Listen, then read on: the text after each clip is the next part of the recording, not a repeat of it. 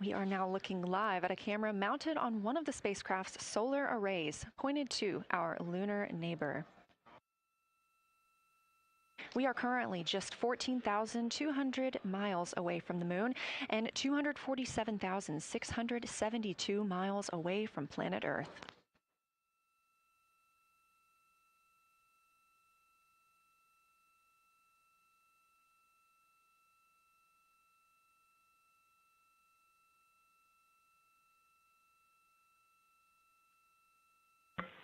Houston, integrity for AGA.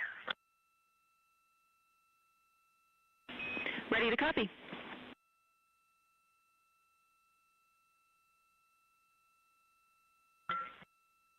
Carbon dioxide 2.3, oxygen, which has the alarm, 26.3, 73.1 degrees, 10.3 psi. And one follow-on question. We understand milestone words will be directly following the conference. Will that take the place of the PAO event, or will the PAO event still take place per the timeline?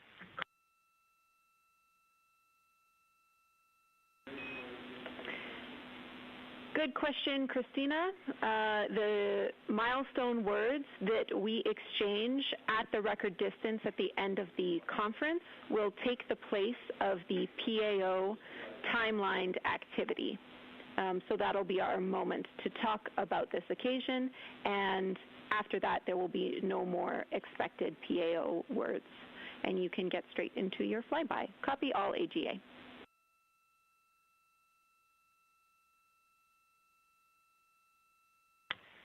Okay, thank you. And final clarification, even though it's taking the place of it, it will all just be on OE1 with HHP camera, no additional video.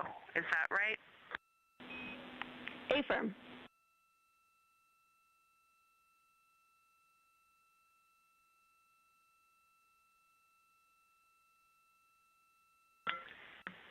Okay, thank you. Yep, some of us had already heard that. Sorry about the second question. We appreciate it. Talk to you soon. No problem.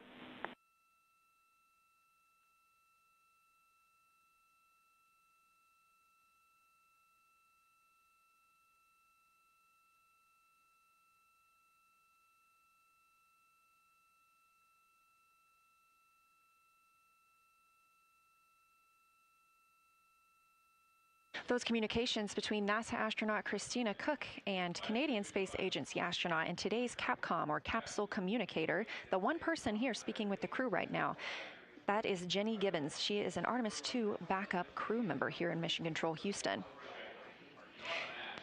We are now 4 days, 18 hours, and 30 minutes into the flight of Orion for Artemis II.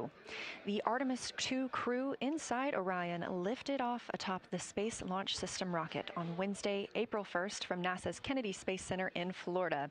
Those 4 crew members are the first to live and work inside the Orion spacecraft, which they have named Integrity, and have been busy conducting meticulously timelined events. It was a beautiful ascent from Kennedy Space Center. One of those early events was the proximity operations demonstration, during which NASA astronaut Victor Glover, the Artemis II pilot, manually flew Orion after having just detached from the interim cryogenic propulsion stage as if they intended to dock. This was practice for future Artemis missions, during which astronauts in Orion will dock with the lunar lander that will take them to the surface of the moon. About 24 hours after launch, 25 hours actually, Orion then conducted TLI, the translunar injection burn. This 5-minute, 50-second burn committed Orion to departing high Earth orbit and set us up for today's flyby. That translunar injection burn also served as the spacecraft's deorbit burn. It slingshots Orion around the moon and sends the crew on a free return trajectory, with splashdown approximately 7:07 p.m. Central on Friday, April 10th. Last night on Flight Day 5, the crew entered the lunar sphere of influence, the point at which the pull of the moon's gravity will become stronger than the pull of Earth's. We've also been getting some great views inside the cabin of the crew members living daily life, from working out to eating, taking photos, and making memories together. But they've also been taking some beautiful views of our home planet and of the moon, and we expect many, many more of those following today's activities.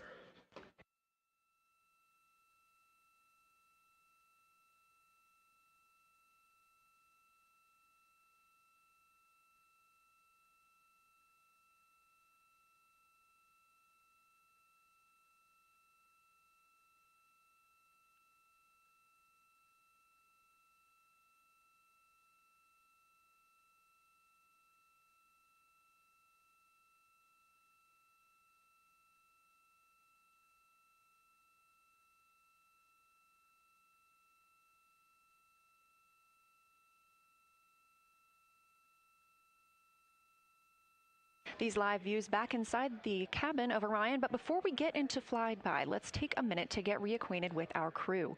Reed Wiseman is the Artemis II commander and a Baltimore native. He's been in space once before. I think there was going to be some families heading into the viewing room today. If they end up showing up, could you just give us a heads up when they're there so we can just wave to them on the camera? Absolutely. And that was the voice of Reed Wiseman. He has been in space once before as a flight engineer. And if they don't come, you could just lie to us and tell us that they're there. That'd be great, thanks. We'll keep that in mind, too. And I'm sure they'll be here. Wiseman also has a great sense of humor. He was aboard the International Space Station from May through November 2014 as part of Expedition 41. This was a 165-day mission during which he and his crewmates completed more than 300 science experiments in areas like human physiology, medicine, science, earth science, and astrophysics. They set a milestone for station science by completing a record 82 research hours in a single week. He also served as chief of NASA's astronaut office from December 2020 to November 2022, and here on Earth he has 2 daughters. The Artemis II pilot is Victor Glover, selected as an astronaut in 2013, when at the time he was serving as a legislative fellow in the United States Senate. His first trip to space was in November 2020, when he launched as a pilot of NASA's SpaceX Crew 1 mission. That was the first operational mission of NASA's Commercial Crew program, which resumed launching American rockets from American soil to the International Space Station since the end of the shuttle program. Victor is a U.S. Navy captain and naval aviator who served as a test pilot, racking up more than 3,500 flight hours in more than 40 different aircraft. He also became the first person to pilot Orion the other day when we saw the Prox Ops demonstration shortly after launch. He and his wife have 4 children. Mission Specialist Christina Cook is a native of Grand Rapids, Michigan. She was selected to the Astronaut Corps in 2013, the same class as Victor Glover. She served as flight engineer on the International Space Station from March 2019 to February 2020.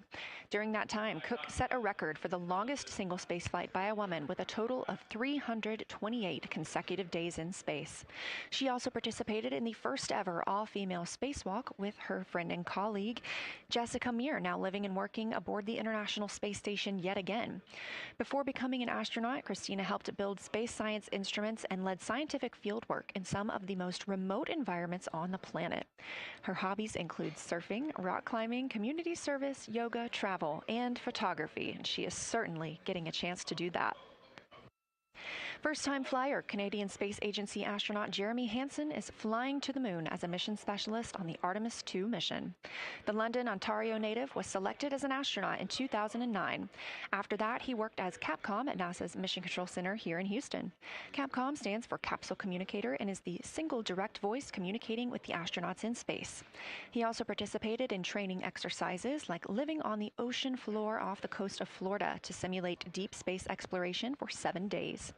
In 2017, he became the first Canadian to lead a NASA astronaut class, and he also enjoys getting out on a sailboat, rock climbing, and mountain biking. And he and his wife have 3 children.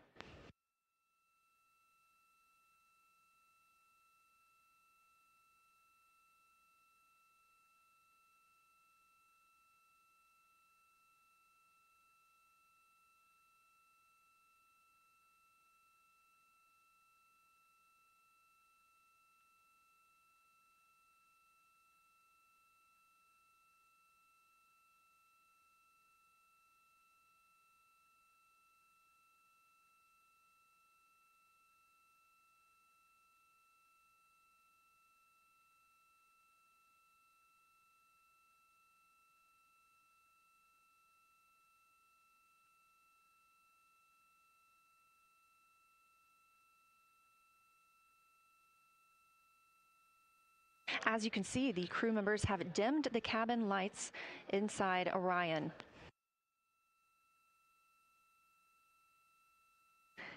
As they prepare for their lunar flyby, they'll be configuring the cabin as they'd like to have it to allow for proper positioning as they move about to and from the windows, taking photos of the moon. Dimming the lights also helps prevent reflections from inside Orion onto the windows.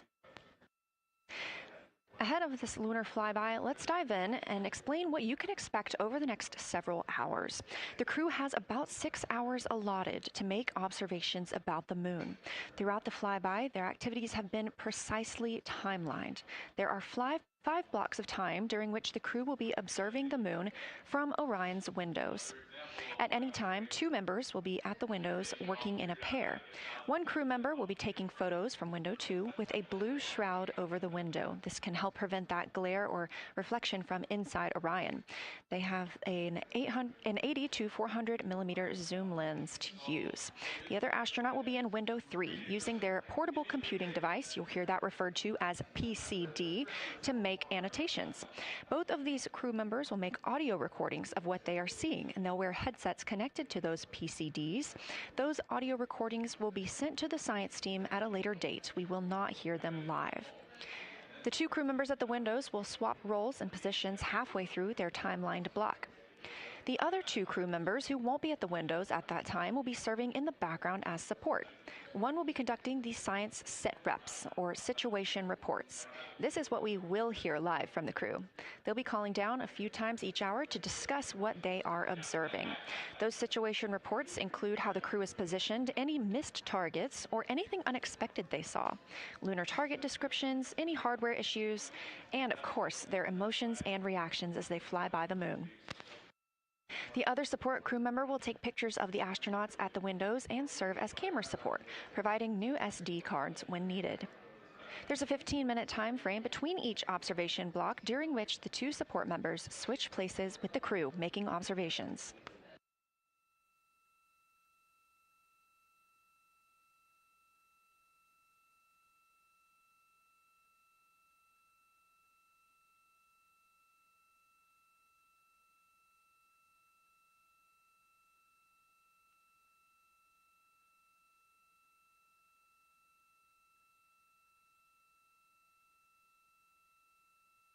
Two views, both coming from Orion. There on the left, the inside of the spacecraft, and on the right, a view of our moon, the destination for today.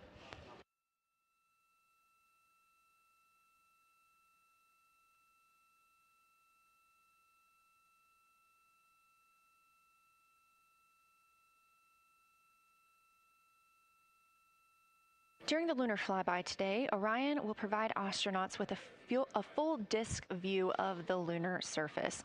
They'll have a higher vantage point, much farther than Apollo's lunar orbits on average. And these astronauts can observe both holes and large-scale geologic features in a single view. And due to our April 1st launch date and current illumination conditions, the Artemis II astronauts have become the first humans to directly observe certain far-side regions of the moon with unaided eyes.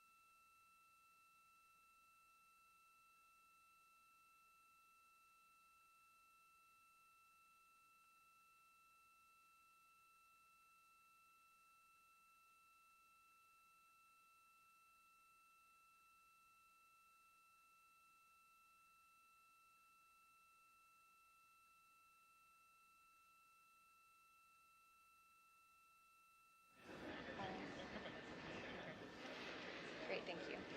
You ready? It's me. That's okay. How do I, is it all?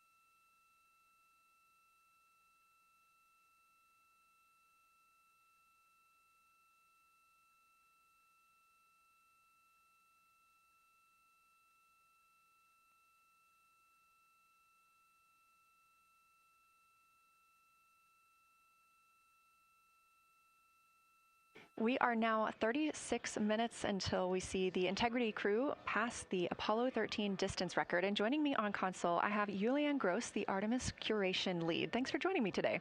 Thanks for having me. I'm very excited to be here. We're very excited to have you. So can you tell me about your role as Artemis curation lead and what that entails? Yeah, so for the overall Artemis campaign, I'm the Artemis lunar sample curation lead. That means I'm helping NASA to return the next set of lunar samples from the lunar surface. And for Artemis II specifically, I'm one of the science theme leads, and specifically I'm responsible, or the voice, for impacts, poles, and landing sites. Fascinating. So what helped us select the targets that the crew is going to be photographing today? So we had a plan coming in where we basically made a list of all the available targets during the April launch window, because before you launch, we wouldn't exactly be sure which targets would be visible. And so once we launched, we then were able to cut down on that list and prioritize our targets.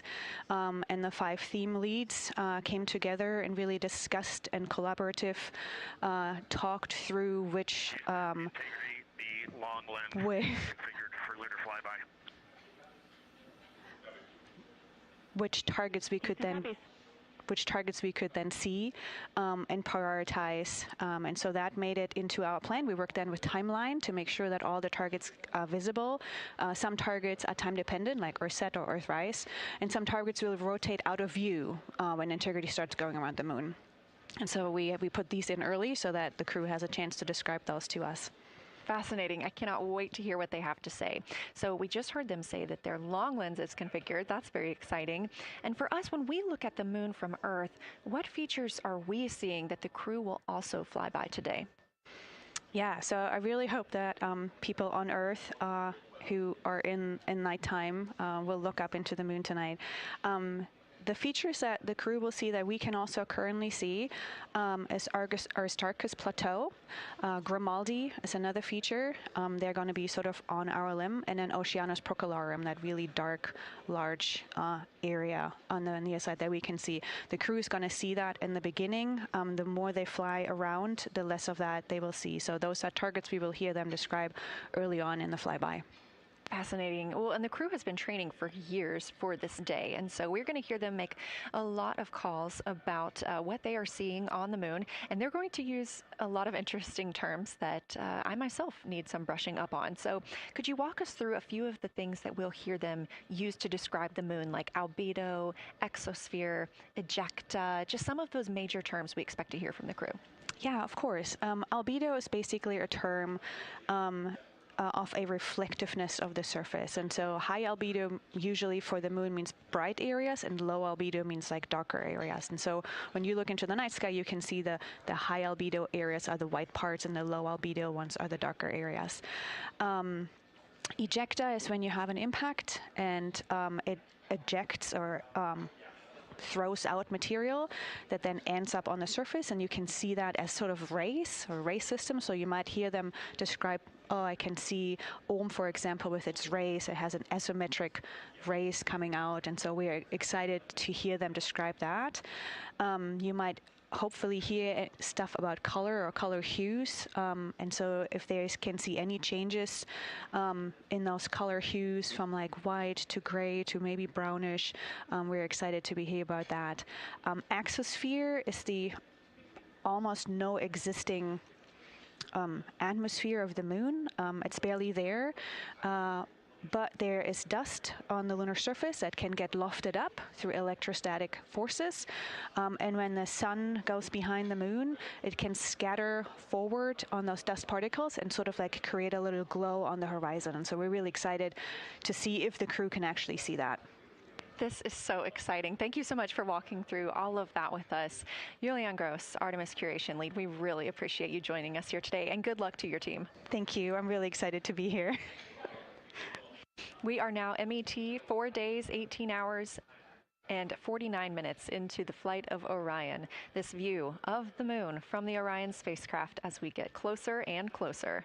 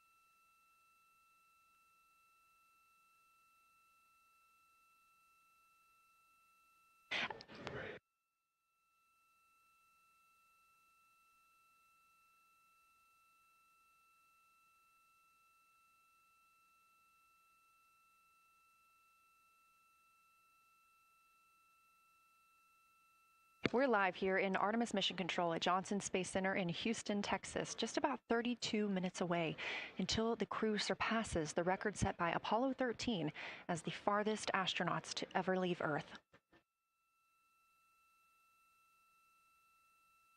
This view coming from a camera mounted on the tip of one of Orion's 4 solar arrays. Each array has a camera on its tip, and so we anticipate getting views throughout the lunar flyby. Of course, except during the point of loss of signal when the spacecraft flies behind the moon.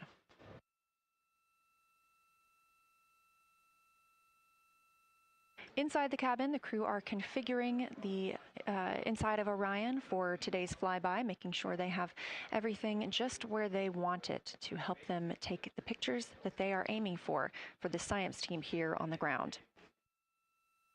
Coming up in just a few minutes, we will have a pre-lunar flyby conference.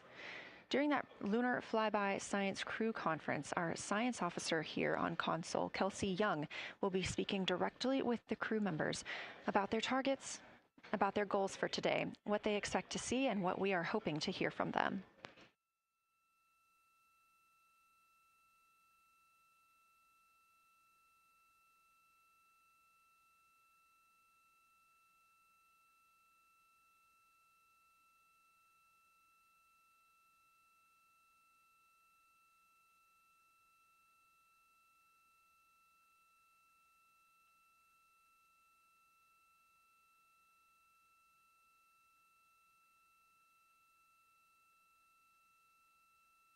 We have a lot of milestones coming up today, so make sure you don't miss them. The first coming up, again, at 1:56 p.m. Eastern Time, the crew will pass the distance from Earth record set by Apollo 13 in 1970. At 2:45 p.m., lunar flyby officially begins. The crew will have that time on their schedules to begin photographing and providing audio recordings of what they are seeing on the moon. At 7:02 p.m., Orion will make its closest approach to the moon, approximately 4,070 miles away. Of course, all of these numbers are going to have to be confirmed following the flyby. These are estimates, and we are working with orbital mechanics.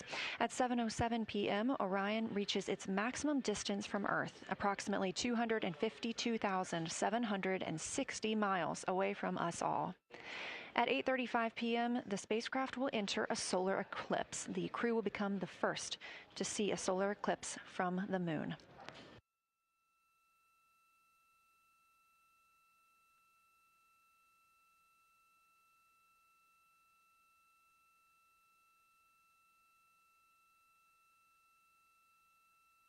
Ahead of the official beginning of flyby today, Kelsey Young, Artemis Science Flight Operations Lead, will be conducting a pre-lunar flyby crew conference. She will give information on camera setup, remind the crew of their intended targets, answer questions from the astronauts, and more. Young will help the crew set their targeting timeline, which counts down the time they have to image each target and what they'll be capturing next. She'll also remind them that the ground team will be calling for science sit reps, also known as situation reports. Those are essentially call-downs to report what they've been observing. They'll continue to do this even through their LOS, their loss of signal, as those communications will come down later on after they reconnect with us on Earth.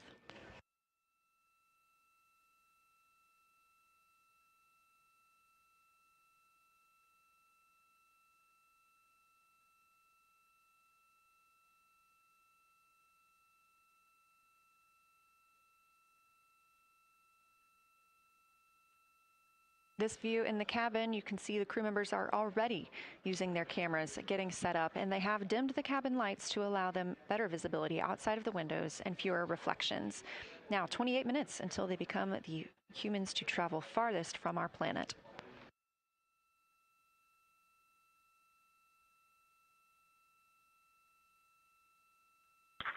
Houston Integrity, we are ready for the conference on your call.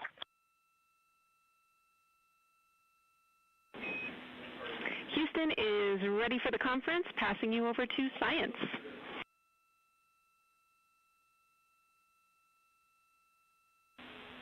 Good morning, crew. This is Science. We couldn't be more excited for a full day of lunar and planetary observations today, the first one in over 54 years. How do you hear me?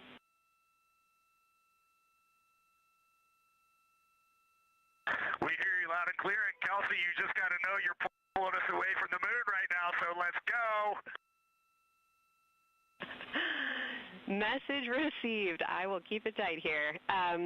I did just want to start with a thank you on behalf of the Lunar Science team and the entire lunar and planetary science community, of which you are absolutely a part, for what you've already done in this mission and what you're going to do today to inspire the next generation of scientists. I have to say Moonjoy is the new term that's already become our team's new motto, so thanks for that. In this conference, we'll cover hardware and config reminders, and then I'll just briefly, as you said, cover today's science plan. I'm assuming you already have your LTPs up. Confirm that, and I'll jump quickly into the cabin config reminders.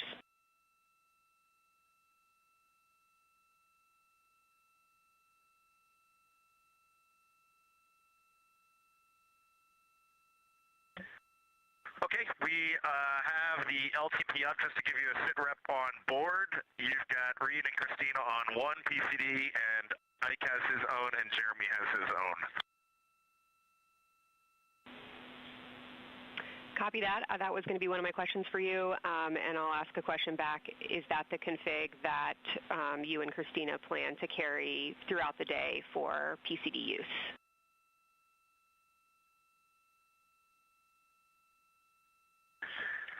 Negative, Kelsey. Our plan for PCD use is we have run the power cables to Windows 2 and 3, and we are going to leave one PCD. The yellow PCD will be in window 2, and the green PCD will be in window 3, and we will do that the whole day. And then the red PCD will be a rover. Understood. Super helpful. Recommend when you guys switch in and out of PCDs to add your initials to your OneNote annotations, just so we can keep track of whose is who.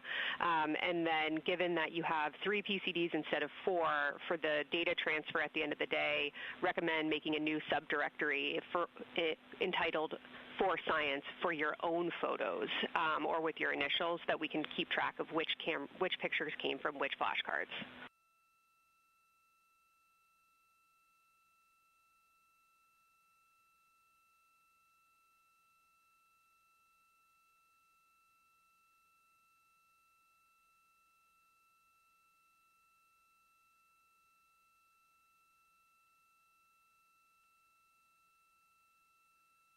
This view.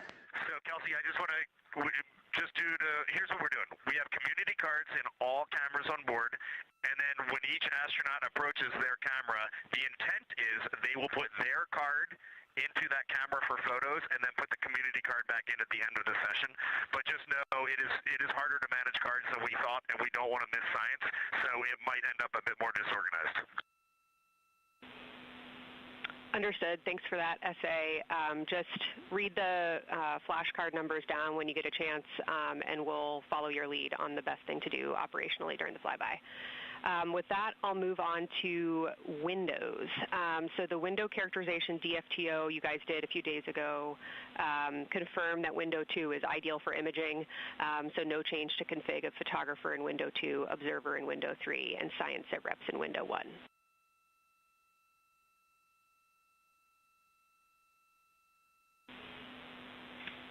Coming up on a handover. Be back. Hang on, Kelsey. The way we have it configured, tell us if this is going to be wrong.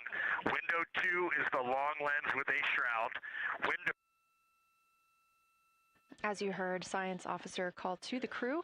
We are now in a handover time period. We will regain communications with the crew very shortly. These are tracked, and we are currently on the Deep Space Network. This is the first time humans have used the Deep Space Network in over 50 years, given that we currently use the Tracking Data Relay satellite systems for the International Space Station.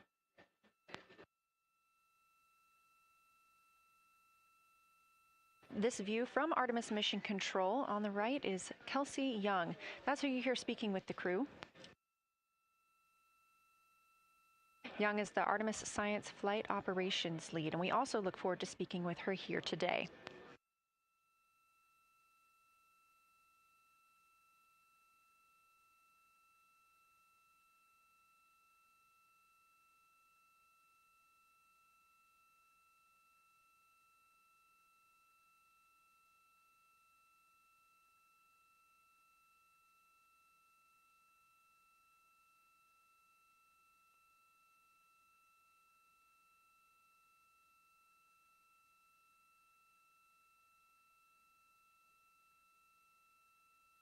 Again, we are just about 22 minutes until we reach the Apollo record. We are in a handover of satellites with the crew aboard Orion.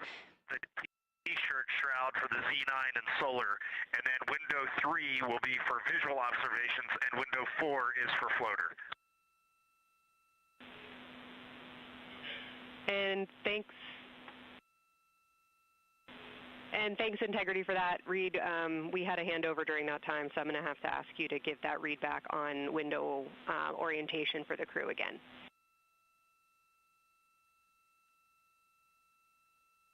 Okay, we are happy to change it, but the way we have it configured right now is window 1 has a T-shirt shroud for the Z9 for solar.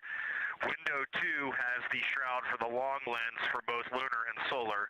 Window 3 is for visual observations. Window 4 is for floater. And then the docking hatch window has had a great view, so we've done a lot of mapping through that as well. All right, copy all, Reed. A note just on the window 1 T-shirt shroud that you can remove that for the lunar observation block if you want to, if you want that extra view for another floater, but defer to you guys on that.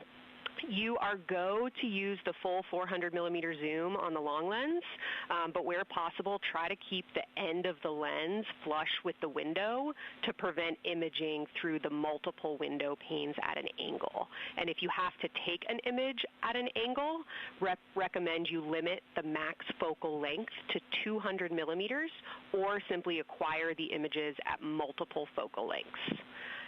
Last imaging update as a result of the DFTO is that if you can take the images out of the left side of window 2 where possible, that is the best half the window. Understand that might not be possible with the shroud. Any other imaging questions from you?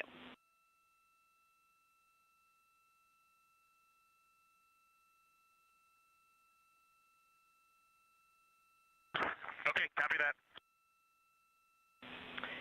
Okay, last couple reminders.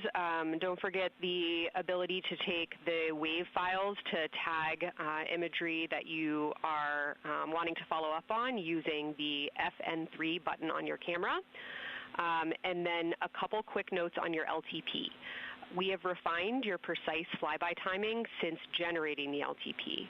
Optimus has the correct timing for the LOS and AOS, but the LTP identifiers for LOS and AOS are roughly 2 minutes later than they will be in reality.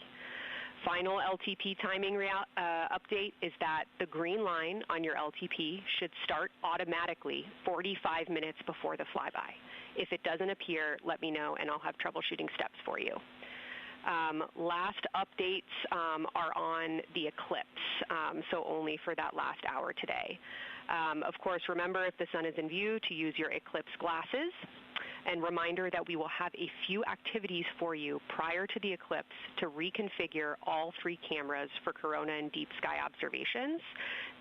These activities, some of which will occur during the forward link LOS, so we wanted to flag it for you now. Any questions before I cover the last 2 reminders?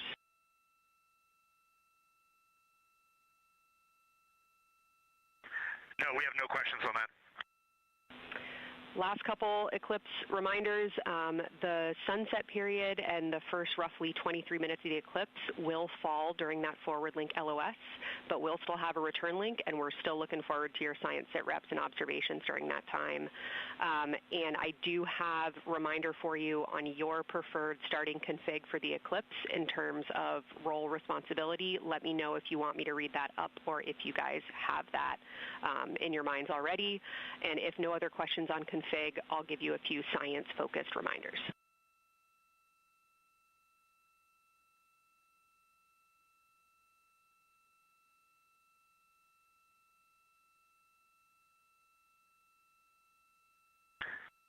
Give us a quick high level, but we see it in Optimus, and I think we got it squared away. But give us your quick Kelsey high level. Okay. A couple changes from the first LTP you studied is that Glushko is the only feature that the same pair will view twice. That's Reed and Jeremy. That's why that's the only target you see that is marked as 1 of 1 and one of two and two of two. So OM and Oriental are in there twice, but they're by different pairs, which is why you don't see them marked accordingly. A note from feedback on your observations so far over the last couple days, a reminder that if you note structure and texture as well as color and albedo, please note any correlation between the two, and also a reminder that negative observations are still valuable science. So a lack of color or a lack of structure associated with color is also valuable. A reminder also that your observations so far indicate it will likely take some time for your eyes to adjust. We especially heard that around your terminator observations and your color observations. So reminder to know that your eye adaptation is going to kind of come in throughout your shift, and let us know when you start to see that nuance. Last reminder is around Earthset and Earthrise. When you're viewing us back here at home, you'll be looking directly at Asia, Africa, and Oceania. So I'm sure people watching from those places here on Earth will want to give you all a wave as you take their picture. Any other questions for me?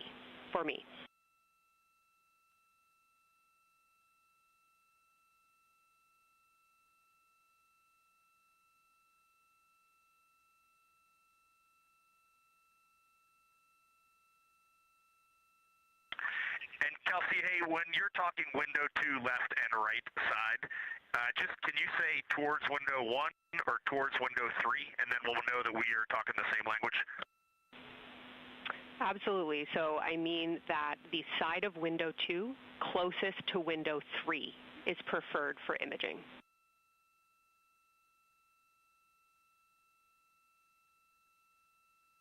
Okay, the side of window 2 closest to window 3 is preferred for recording. Stand by, we'll talk to the crew.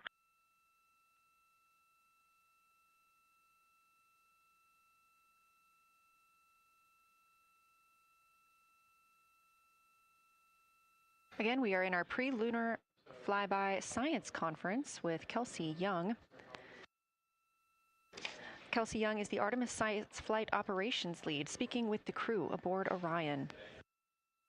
They've been training for this moment for years, and this is their last opportunity to get some further pointers and information. Kelsey, for the T-shirt shroud, what window does the science team think will have the best view? Is it window 1 or window 4? The only time we're strongly recommending use of the window shroud. The T-shirt window shroud for the eclipse viewing. Which window is primary for Z9? Window 1.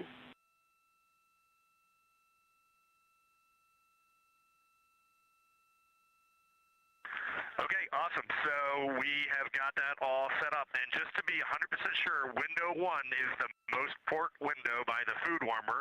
Window 2 is right in front of seat 1. Window 3 is right in front of seat 2. And window 4 is on the starboard side by the side hatch. Do you agree with all that? We agree on the ground. Good readback.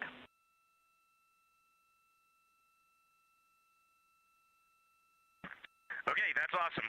Kelsey, we're going to close with happy words. It's just incredible. I wish you were up here to see all the smiling faces, to hear all these terminologies being thrown around, and we are just fired up to get started on this day. Let me pass the mic around if anybody has anything to add. Kelsey, it's so great to hear your voice on the loops. I just want to channel everything that you guys are probably feeling right through my eyes and heart. It is awesome to see the side of the moon. You guys made us excited for this day, and we couldn't appreciate it anymore. And we are ready to hopefully deliver on all the awesome training you guys have provided. I'll just add, Kelsey, it is blowing my mind what you can see with the naked eye on the moon right now. It's just unbelievable. Kelsey, and to the whole Lunar Science team, all of you, all the work you put into this, we're just grateful. Can't wait to get going. And thank you for the tipper, for Carol Crater, and for Integrity. We can see them, and we've imaged them, and can even see with the naked eye. Quite impressive. Thank you so much. Beautiful words, you guys. Thanks so much. And I got video of the science team right now, and they are all absolutely buzzing. Looking forward to today.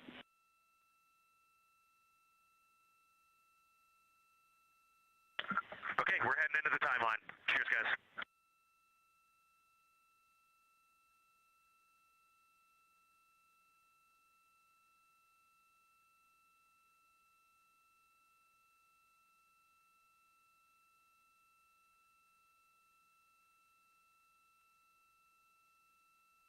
Of the pre-lunar flyby science conference with Dr. Kelsey Young. Young has served as the Artemis Science Flight Operations Lead, getting the crew ready. And we're live in Artemis Mission Control in Houston, but we are not the only room monitoring today's flyby. As you heard Young mention, in this same building and just down the hall, a multidisciplinary lunar science team supports the Artemis II crew in real time, including experts in lunar geology, impact cratering, volcanism, polar science, imaging, and visualization.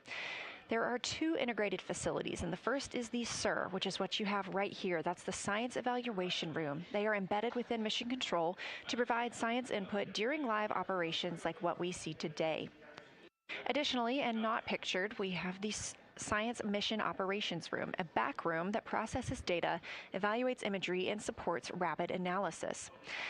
Our science officer on console in Mission Control Houston serves as the primary interface between the science team and the flight controllers, ensuring science priorities are represented during mission execution. Again, today, that's Dr. Kelsey Young, who will be speaking with the crew during the time they're behind the moon. We will be speaking with her once the crew is behind the moon and out of communication with Earth.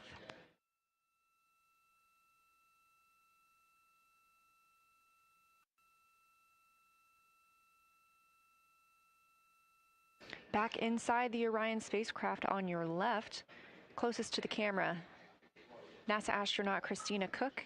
To her left, NASA astronaut Reid Wiseman. To his left, Canadian Space Agency astronaut Jeremy Hansen. And all the way in the back, NASA astronaut Victor Glover, our Artemis II crew.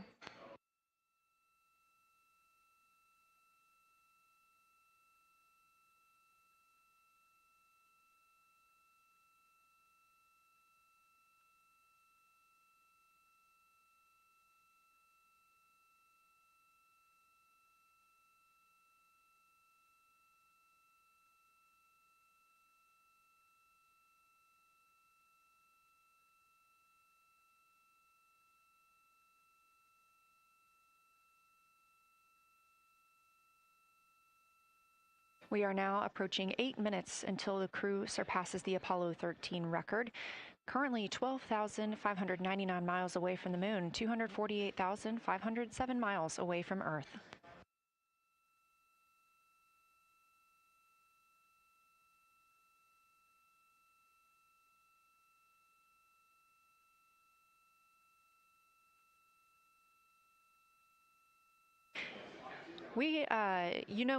You may also hear the Orion spacecraft referred to today as Integrity.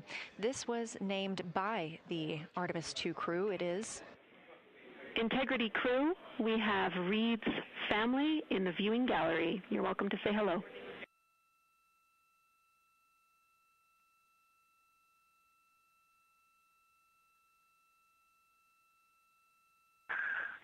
Well, whether you're being serious or you're kidding around, that is awesome to hear. Thanks, Jenny. And hello to Ellie and Katie. I don't know who else is there, but it's great to know that you're in mission control right now, following along. We are having a blast up here, and the view of the moon is absolutely amazing.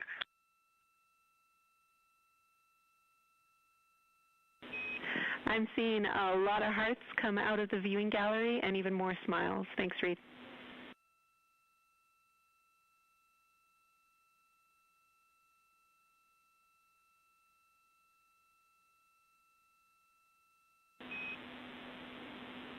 Copy heart, copy bracelet.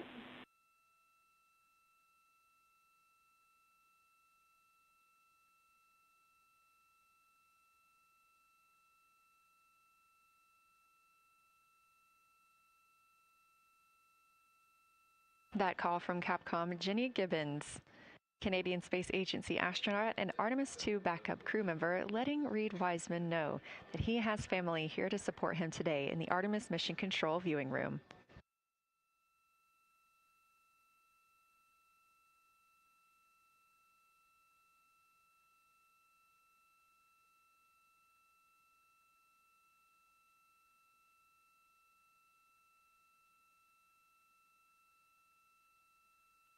As I was mentioning, we have the Orion spacecraft flying today. However, the Artemis crew members named their Orion spacecraft Integrity, so you will hear calls to this entire crew with the name Integrity. They say that the name Integrity embodies the foundation of trust, respect, candor, and humility across the crew and the many engineers, technicians, scientists, planners, and dreamers required for mission success.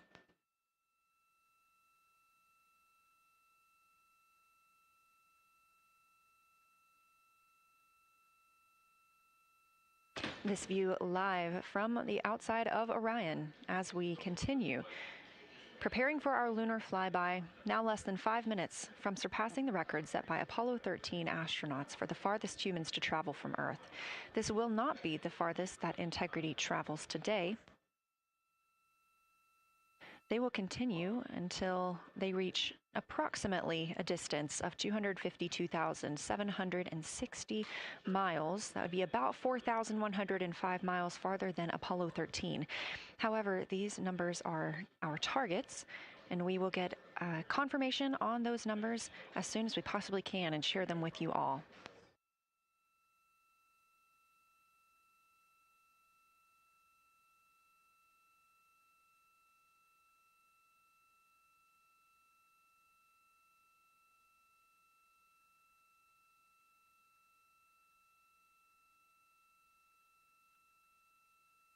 We've talked a little bit about what to expect from the crew, whether that's taking photos or making audio recordings.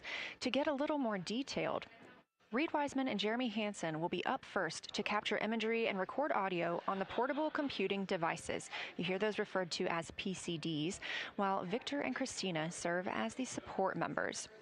The crew will switch windows and roles halfway through their shift, and 1 hour and 5 minutes later, Victor Glover and Christina Cook will be the next crew members at windows 2 and 3 to take photos and make annotations, while Reed and Jeremy take on those support roles. There are 5 viewing blocks, and the crew will swap out with each one. During 2 of the blocks, the 2 support members will also be able to enjoy their midday meal.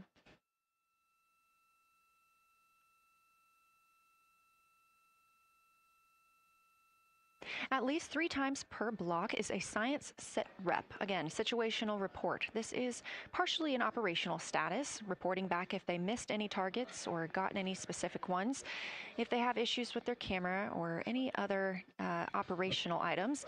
The other part is an actual description of the moon.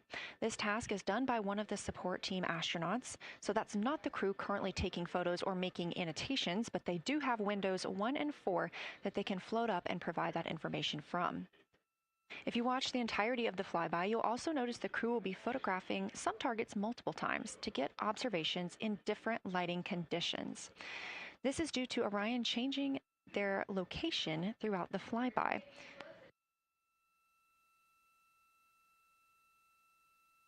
What this crew will be able to capture in a couple of hours of the same targets in different lighting would take orbiters years to do because of solar and spacecraft positioning. This crew has studied the moon extensively, and they're also familiar with what the science team calls the Big 15.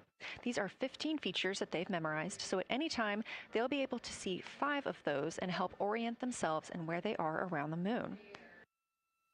Those targets are diverse and complex in their geologic history, and observations of them could help answer some big-picture science questions.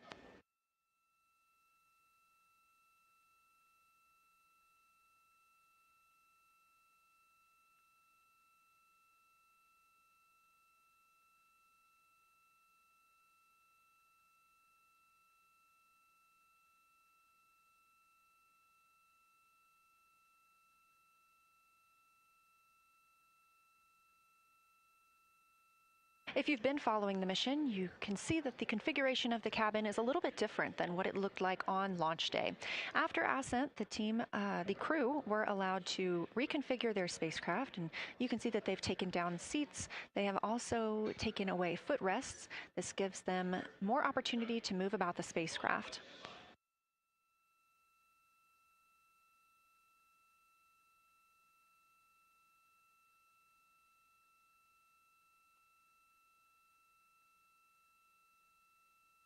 Orion itself has 330 cubic feet of habitable volume. That's about the size of 2 minivans and is 60% more cubic volume than the Apollo spacecraft.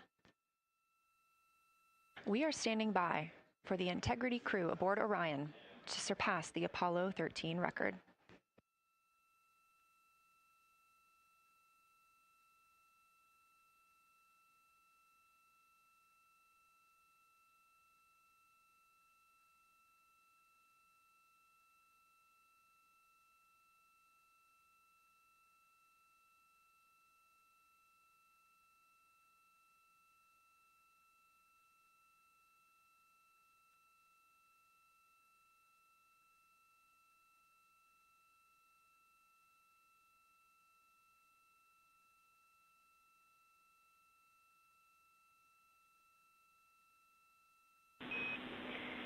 Integrity crew, on April 15, 1970, during the Apollo 13 mission, 3 explorers set the record for the farthest distance humans have ever traveled from our home planet. At that time, over 55 years ago, Lovell, Swigert, and Hayes flew 248,655 statute miles away from Earth. Today, for all humanity, you're pushing beyond that frontier. Integrity, over to you.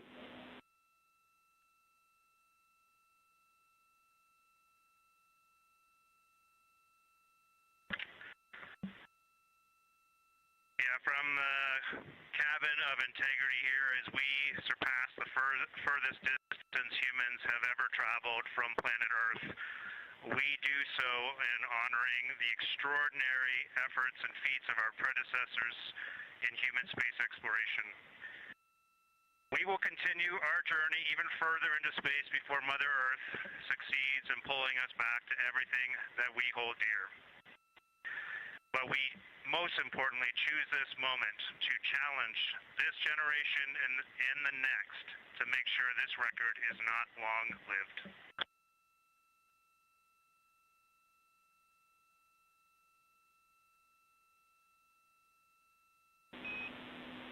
Thank you, Integrity, and congratulations to you and the rest of the Artemis II team.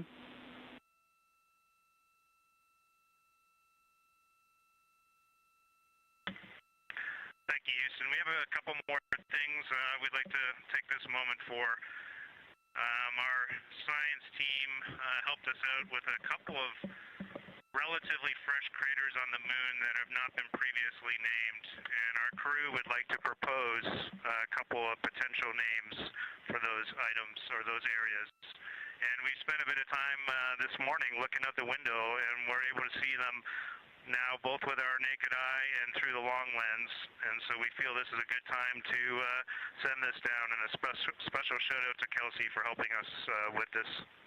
The first one we'd like to suggest is a named crater in honor of our great spacecraft, Integrity. And so if you were to look at Oriental on the far side and then draw a line straight up to Ohm on the far side, relatively in the middle is an unnamed crater, and we would like to suggest it be called Integrity in the future. And the second one, and especially meaningful for this crew, is a number of years ago we started this journey in our close-knit astronaut family, and we lost a loved one. And there's a feature in a really neat place on the moon, and it is on the near side, far side boundary. In fact, it's just on the near side of that boundary, and so at certain times of the moon's transit around Earth, we will be able to see this from Earth. And so we lost a loved one. Her name was Carol, the spouse of Reed, the mother of Katie and Ellie. And if you want to find this one, you look at Glushko, and it's just to the northwest of that, at the same latitude as Ohm, and it's a bright spot on the moon. And we would like to call it Carol, and you spell that C-A-R-R-O-L-L.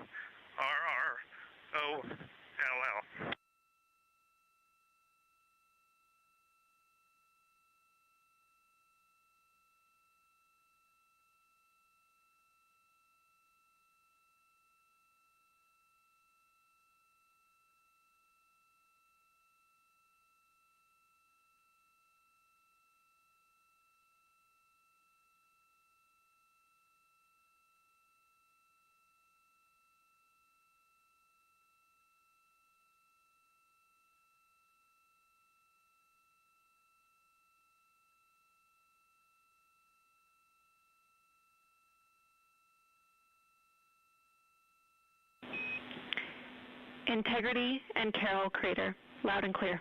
Thank you.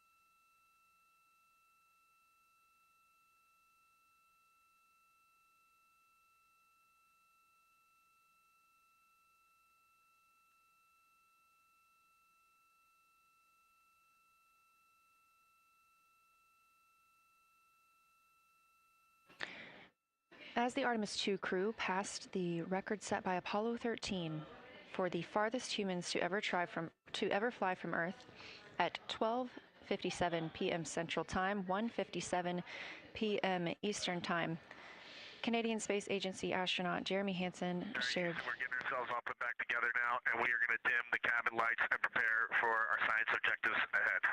Thank you. Sounds good. We're doing the same down here, and you are maneuvering to your observation attitude.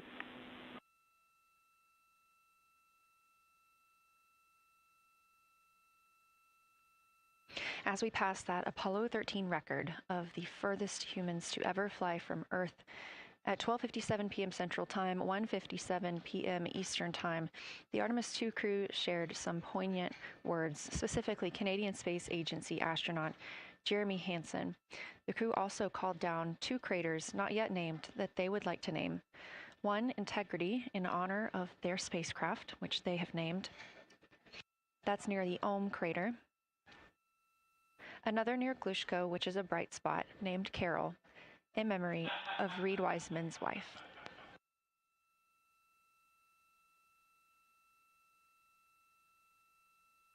There was a moment of silence here in Mission Control Houston. And now the team and the Artemis II crew are ready to begin their lunar flyby.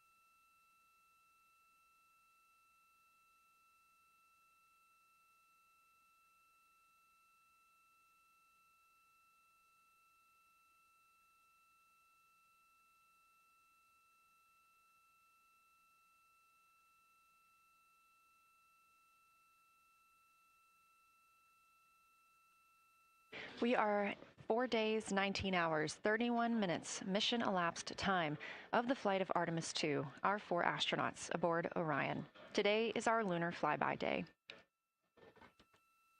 The spacecraft is currently about 12,000 miles away from the moon, and you can keep up with the distance from Orion to the moon and Earth by visiting nasa.gov/track Artemis. Or you can just stay with us here because we're going to be telling you throughout the day. They are currently 248,834 miles away from planet Earth.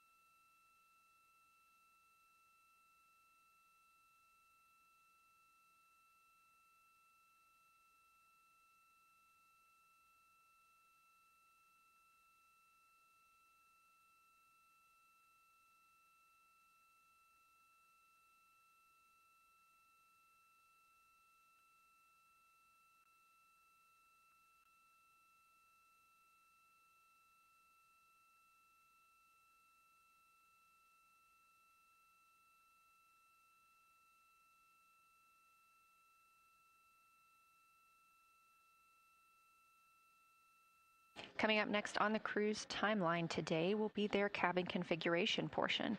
You heard some calls down to Science Officer Dr. Kelsey Young earlier about how they have configured the cabin so far. This is just a little bit more of timelined activity for them if they need to further do so. On flight day 3, the crew had time on their schedule allotted for configuring the spacecraft cabin for how they intended to arrange it today. Of course, they had to take down that configuration for another test yesterday of their Orion Crew Survival System suits.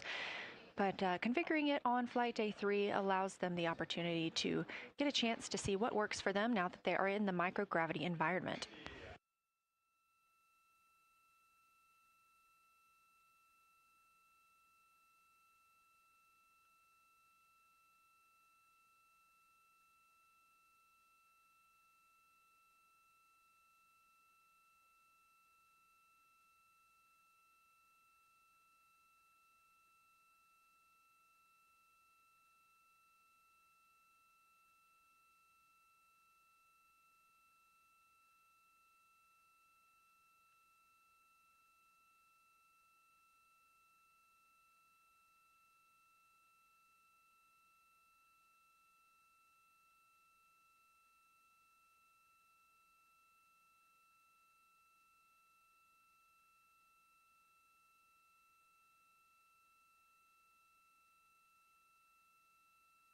Again, the crew is about to begin their cabin configuration portion of their timeline, though they have been working that already, as well as potentially during their post-sleep period this morning.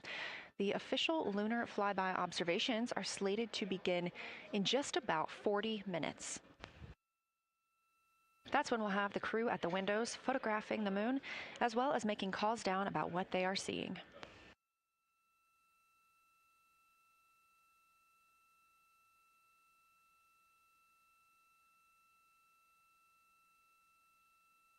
Again, we are live here in Artemis Mission Control for the duration of the flyby. Currently, the Orbit 1 flight control team is on console. This room is staffed 24/7 from the time before the astronauts step foot on the rocket until the time they are splashed down and are safely recovered in the Pacific Ocean on flight day 10.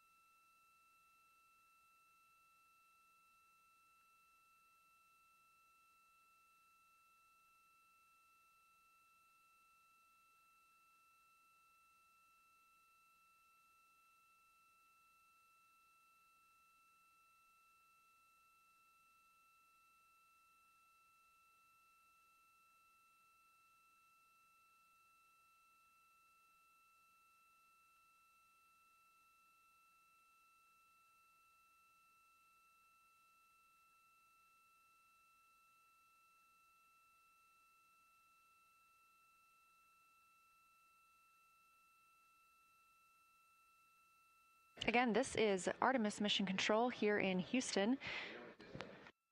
We are now 11,777 miles away from the moon. We did pass the Apollo 13 record of farthest humans away from Earth at 12:57 p.m. Central Time, 1:57 p.m. Eastern Time.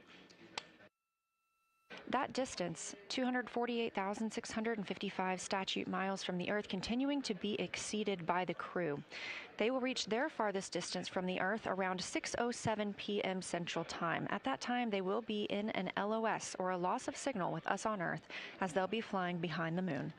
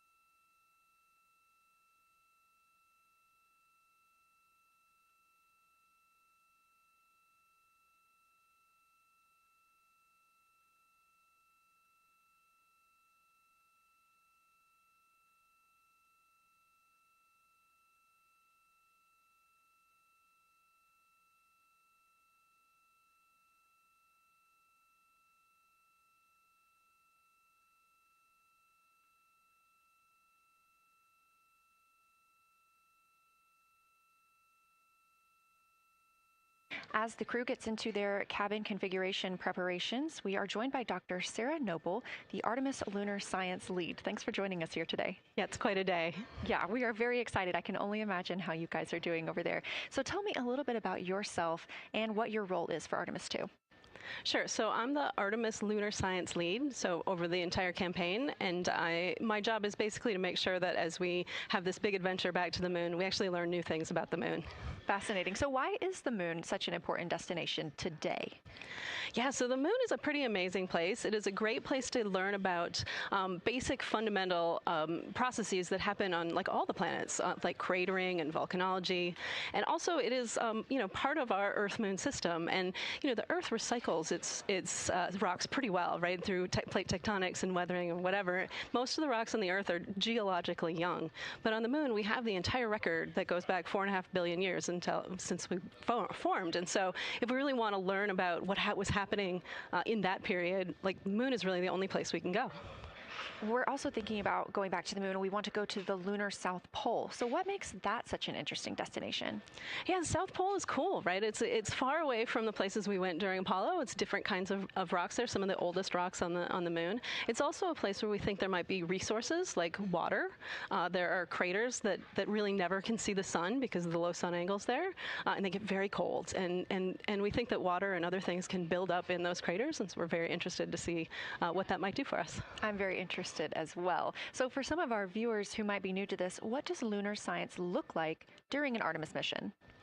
Yeah, it's pretty exciting for us as we have sort of built this from scratch to try to understand how we can best use the crew to support our science. And so, we've developed a system. We've got a team in place. We've got a back room here in this building called the SIR, the Science Evaluation Room. And there's in fact a back room to that back room over in another building here at Johnson Space Center where we've got our teams of scientists working really hard. They're actually speaking to this room through our science officer. This is now the first time we've ever had a science officer in flight control room. So we're pretty excited about that. So we have a really voice out and up to the crew. I know, it's been so exciting to hear Dr. Kelsey Young speaking directly with the crew today, now so close to the moon. And we have a live view here of the science operation, or the science evaluation room. So this is where the majority of your team is today, is that right? Yeah, that's right. This is a big chunk of our scientists. You can see them in there now working hard, trying to get ready for the day. And then again, there's a second room where we have a lot of our data folks, where the data will first come down and they'll sort of sift through the data and get it ready for this team to take. What's the mood like right now in the SIR? It is, I would say, giddy. I think we've worked very hard for this. They have done simulation after simulation. They have worked really hard over the last couple of years to get ready for this moment, and I think everybody's just really excited to see. Even already we've had some descriptions from the crew coming down, and it's so great to see their joy and our joy, our love for the moon come through. Yes, we are in for a real treat today if it's been anything like their observations the past couple of days. So how are the lunar science teams using this test flight to prepare for future missions to the moon? Yeah, absolutely. This is the way that we are building our foundation for the future, from everything from, how do you train a crew to be a geologist, right? And so, working through that, getting them classroom training, field training, building the science team, building these physical rooms that we are in, designing the software that the teams are using, and then, figuring out what happens to that data. They're going to take this data and it's going to come down, and how do we get it out to not only our team, but out to the world and the rest of the science community? Yeah, that's a great point, because when you hear these crew members talk, you would never know that they're not geologists. Your team has trained them so well. They have been very good students. Who can blame them? It's a pretty great topic. One more question for you. How does the science that we're doing on Artemis help support long-term exploration, and including our sustained presence on the moon? Yeah, you know what? We have a saying in the Science Mission Directorate that science enables exploration and exploration enables science, right? So you need the scientists, because we are the ones who are the experts in, landing site and doing analysis of landing site and making sure we can find a good place to land, to understanding the properties of the soil so we can, design our systems to manage that, understanding the radiation environment, keeping our astronauts safe, all of these things, right? But, in return, you provide us with opportunities where now we're going to be able to collect this data and collect samples and deploy our instruments and all of that. So it's a symbiotic relationship. That makes perfect sense. Well, Dr. Sarah Noble, Artemis Lunar Science Lead, thank you so much for joining us here today. Best of luck to you and your team, and I hope that you get to enjoy today too. Thank you so much. We are now getting closer and closer to our lunar neighbor. This live view coming from the Orion spacecraft and a camera mounted on one of its solar array wings.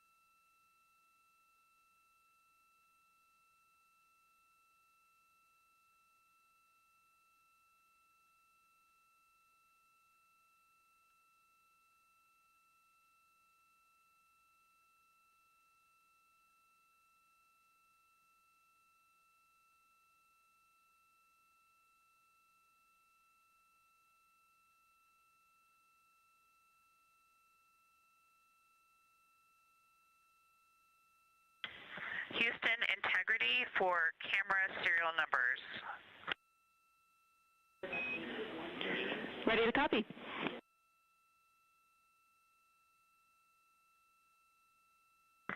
Hey Jenny, these are card numbers for the various positions. For the long lens on the D5, we will have individual cards. Victor's 1008, Jeremy 1019, Reed 1012, myself 1015. For the Z9, we will have one card that is dedicated for today, serial number 1007. For the cabin camera D5, we will have one dedicated card for today, serial number 1022.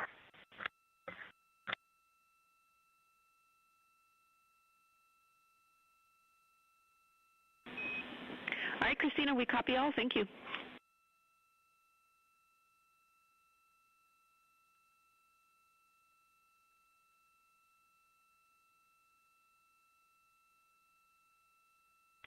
We just realized that we have Earth out window 1 and Moon out window 2, and Earth out window 4 and Moon out window 3, and it gives you the best idea of scale we have had yet. The Moon is about 3 to 4 times the size of the Earth, and it is almost full, and the Earth is just a small crescent out there.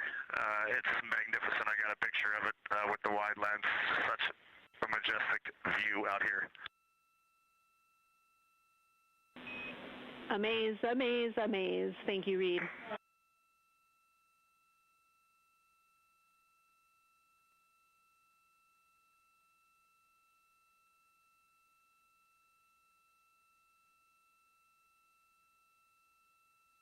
Those are some of the communications we're excited most about today. Commander Reed Wiseman calling down their view right now. Obviously a little bit different than what we can see from the solar array camera. They are looking through the windows of the Orion spacecraft, able to see at the same time Earth and the Moon. You also heard NASA astronaut Christina Cook calling down some of the cameras that they will be using today. The crew is in that cabin configuration portion, and we expect the lunar flyby observation period to start in just about 20 minutes.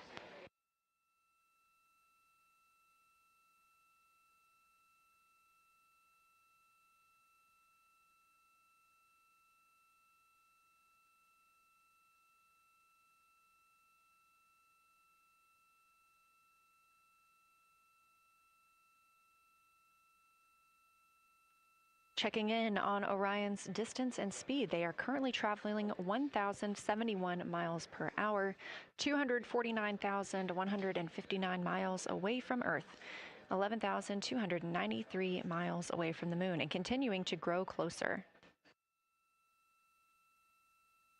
At closest approach to the Moon today, the spacecraft will be just about 4,070 miles away from the lunar surface. This will be during our loss of signal with the crew as they travel behind the Moon, and we will await their return to get the official number for you for how close they come to our lunar neighbor.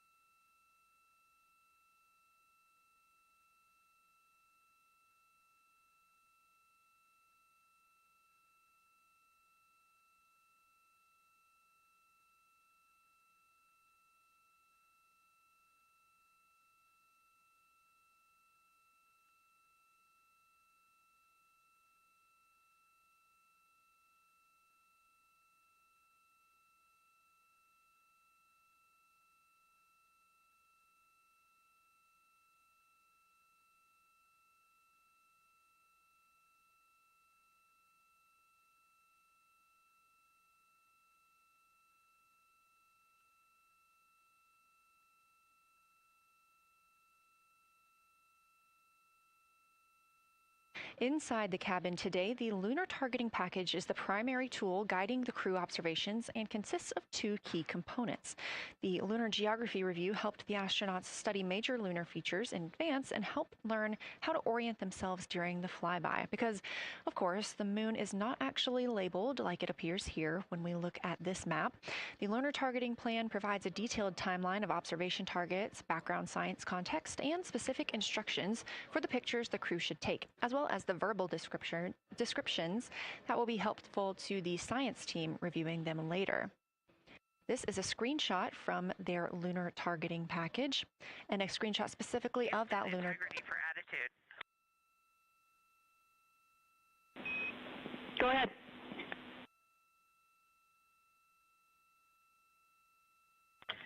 Hey, Jenny. Understanding we are in final attitude now for the lunar flyby, would it be possible to pitch the vehicle down 5 degrees? That would allow us to get the D5 long lens flush and have the least amount of window distortion. We're checking. That call from Christina Cook, NASA astronaut and mission specialist on Artemis II. Copy. The Orion spacecraft is positioned in a specific attitude to allow the crew to best see the moon outside of their windows today for this imaging opportunity. That call was a request for a potential attitude shift just slightly, another 5 degrees, to give them a better view and to give them a better opportunity to use their long lens camera. They'll also be using that lunar targeting package we were discussing. I am following along with that real time, so I'll be able to share with you exactly what targets the crew is looking at and when. They also trained with a lunar science passport. It's a little reference guide used on Earth to reinforce recognition of key lunar features. It is not on the flight, but it was a significant study tool for the crew to get them ready for launch. The apparent size of the moon will change throughout the flyby, and it'll appear roughly like a basketball held at arm's length at the crew's closest approach. That reinforces the need for careful planning and practiced observation techniques.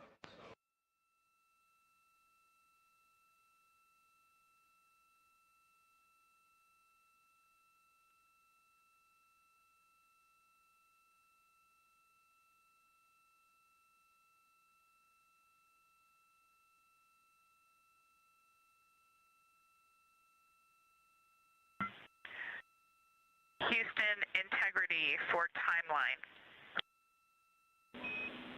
Go ahead.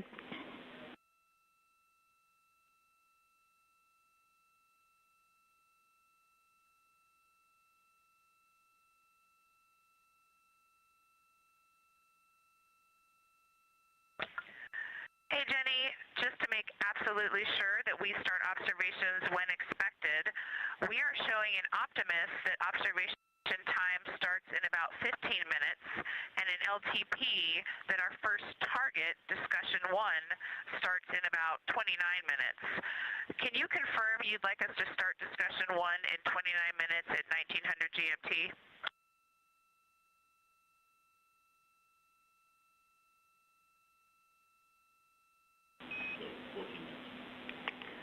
Christina, we are tracking that discussion 1 should start at 18:45. That's 15 minutes from now.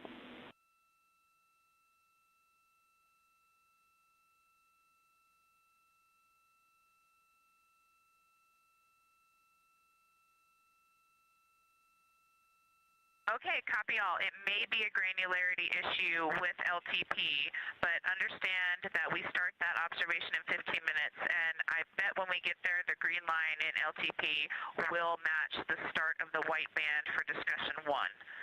I think it's just a matter of the labeling and the granularity. Thanks for confirming. Copy, and we'll look into that a little bit more on our side as well.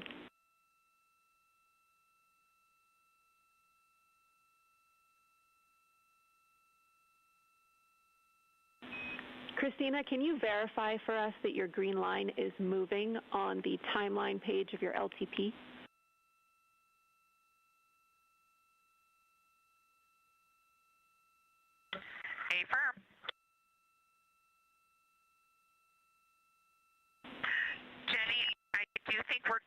looking closer, I see the labels are just not aligned with start or end times of the white visible bands.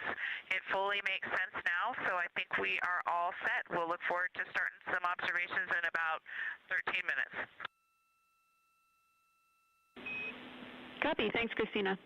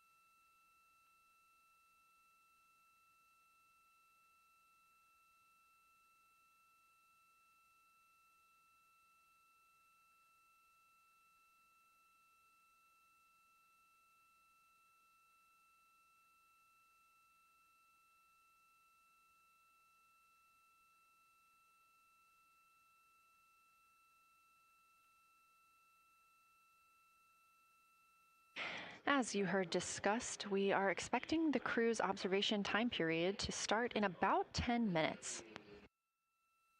First, they'll be conducting a warm-up, warming up to their science observations of the moon.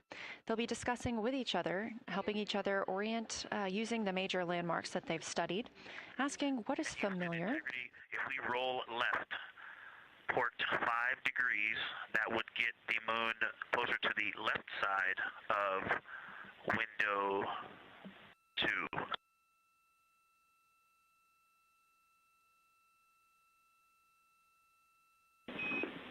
Copy, Victor. We'd like to know if it's pitch and roll or one or the other.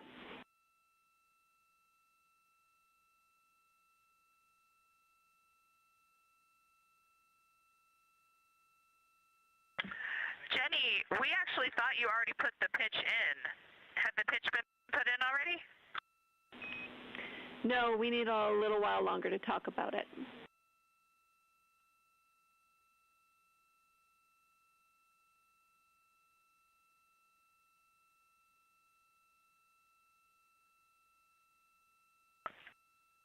So, Jenny, I guess what's happening is just as our orbit's changing, where it is in the window is changing, so maybe these fancy little adjustments aren't worth it. It's going to continue to move in the window. Or is the spacecraft going to keep the moon at the same point of the window if we adjust the attitude? I assume the previous.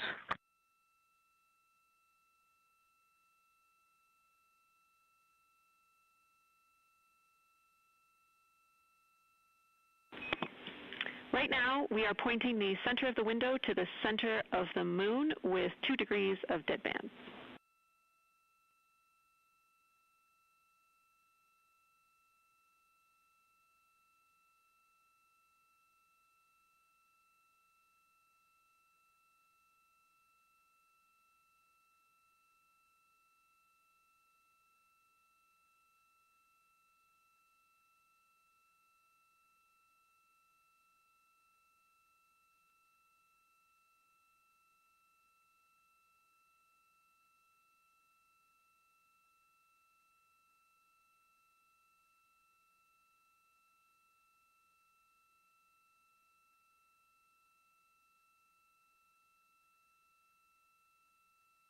The conversation you hear happening now between the astronauts aboard Orion and Artemis Mission Control here at Johnson Space Center in Houston, Texas. They are in the center of your screen, seated at the CAPCOM, or Capsule Communicator Console. That's Jenny Gibbons, Canadian Space Agency astronaut, and Artemis II backup. She was also the lead Capcom for Expedition 63 aboard the International Space Station.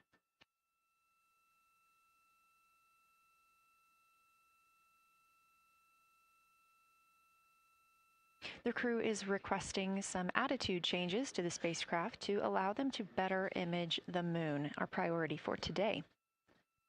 Of course, those have to be discussed on the ground before they are put into work aboard the spacecraft, so the team is taking some time to do so. You also heard Gibbons reference that we are in two deadbands. Deadbands are essentially keeping us in the lane in which we're traveling. If you're familiar with lane assist in your car, very similar in this case.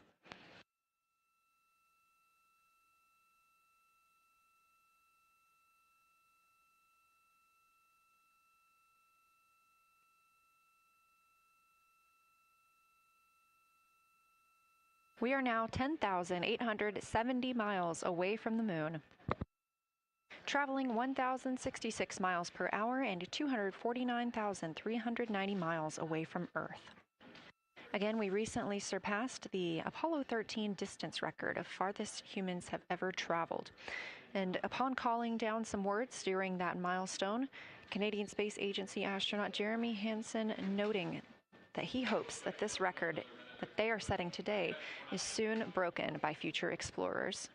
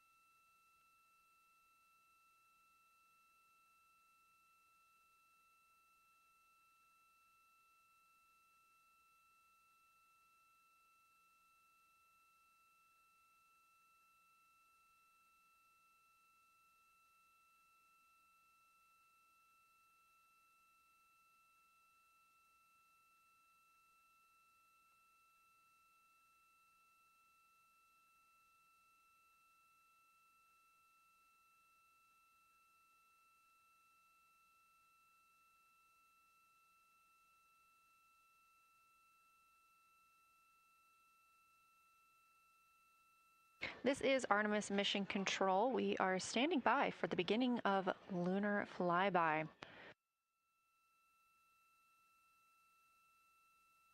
Expecting that to start in just a few minutes when the crew will begin a warm-up discussion, preparing for the day. They will be capturing images along while discussing what they find familiar about the moon and what looks unexpected to them.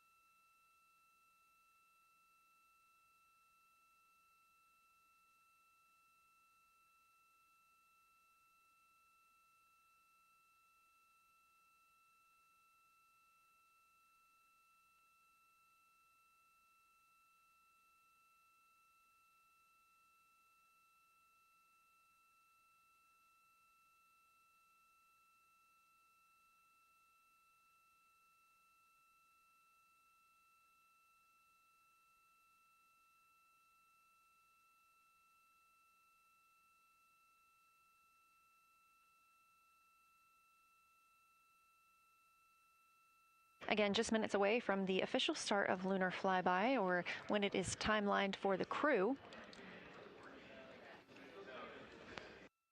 We are currently 10,726 miles away from the moon. This view on the left side of your screen coming from the camera on one of Orion's solar arrays.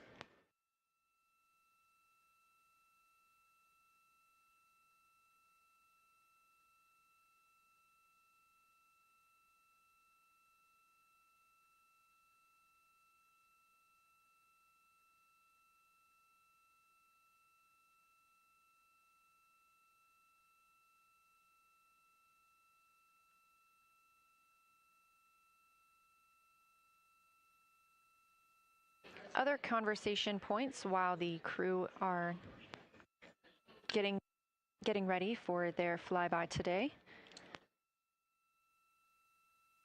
They'll be looking to orient themselves using major landmarks and annotating their observations along with their discussion.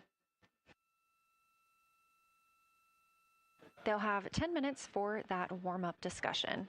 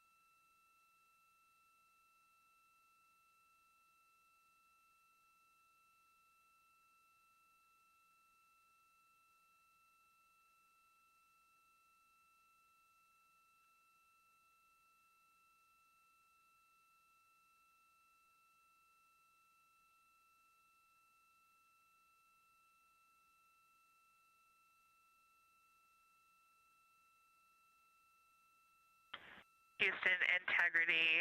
We have two folks at the window deep in discussion talking about all of the awesome features that they're seeing.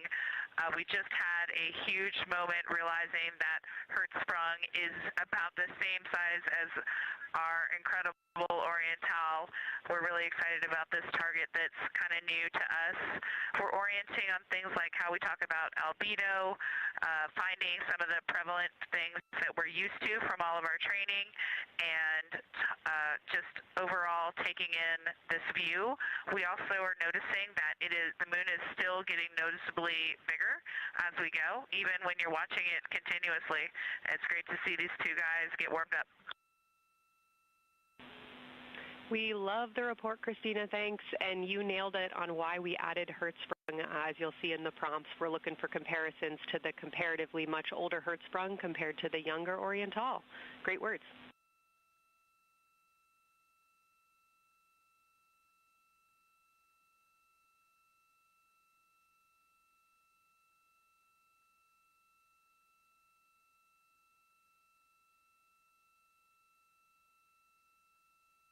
This is Artemis Mission Control. That was the voice of Dr. Kelsey Young speaking with the astronauts aboard Orion as they begin their observation period and lunar flyby. NASA astronaut Christina Cook reporting their view of Hertzsprung Basin. The team here is looking for centered images of the basin at a full zoom, and they're hoping that the astronauts can image and describe the inner and outer rings. This is considered a degraded basin with a floor, rings, and ejecta compared to a younger Oriental basin.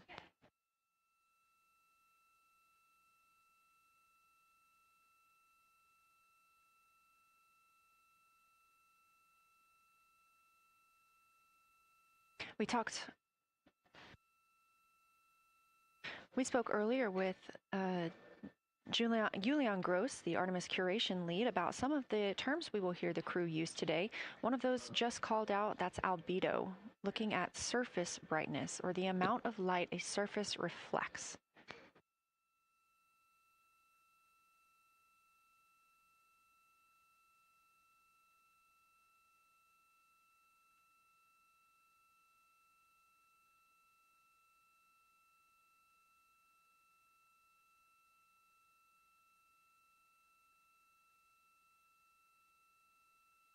A few more terms that we hope to hear today during the crew's sit-reps or situation reports include embaying. This refers to one feature that surrounds another. That usually is a higher relief feature. Houston Integrity, one report from the crew at the windows. We can actually see the moon and Earth at the same time right now. It's interesting because the Earth looks way brighter, so the Earth itself seems to have a much higher albedo than the moon. We think this is independent of our eyes focusing because, of course, the Earth is much smaller than the moon in our view, so you could think that your eyes focus for the darker sky, and that it means that it only has apparent brightness more than the moon, but since we're seeing both in the same view, we do think that this can be inferred as the Earth as a whole has a higher albedo.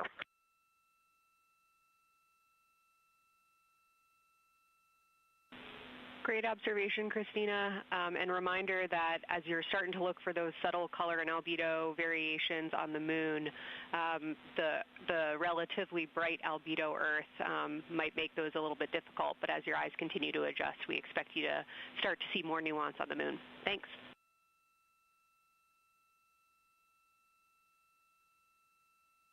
Great call. Thanks for the reminder. We're all going to be experts in lunar terminology by the end of the day. Another one we expect to hear is mare. These are dark regions paved or filled by volcanic deposits. You also can hear them called seas, oceans, lakes, or marshes, or other bodies of water.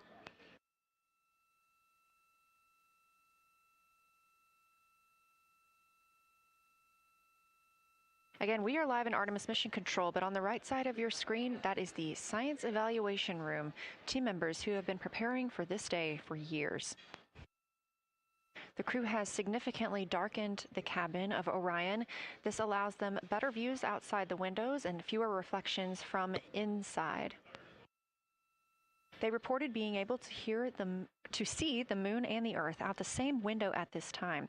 We are really hopeful to get those photos. Right now, this view on the left side of your screen coming from a camera mounted on one of the solar array wings on Orion outside the spacecraft. The crew is equipped with 80 to 400 millimeter zoom lenses.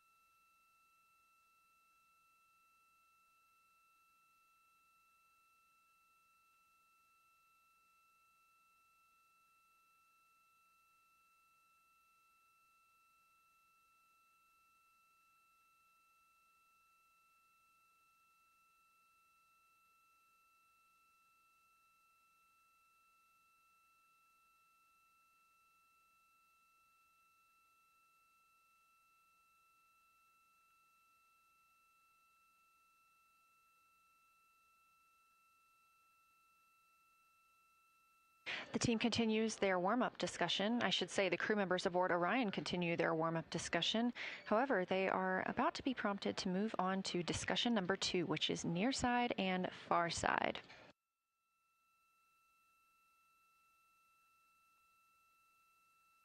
Some of the things that they are looking to capture, the ground has prompted them to photograph anything that stands out to them and to compare the near side versus the far side mare in color, albedo, topography, and texture.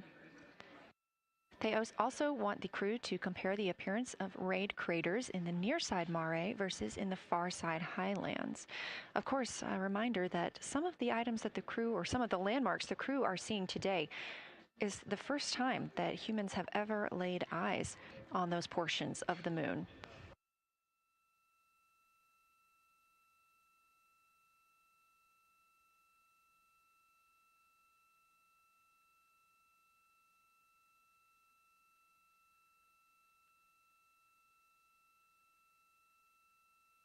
In the targeting package, there are a few reminders of the crew.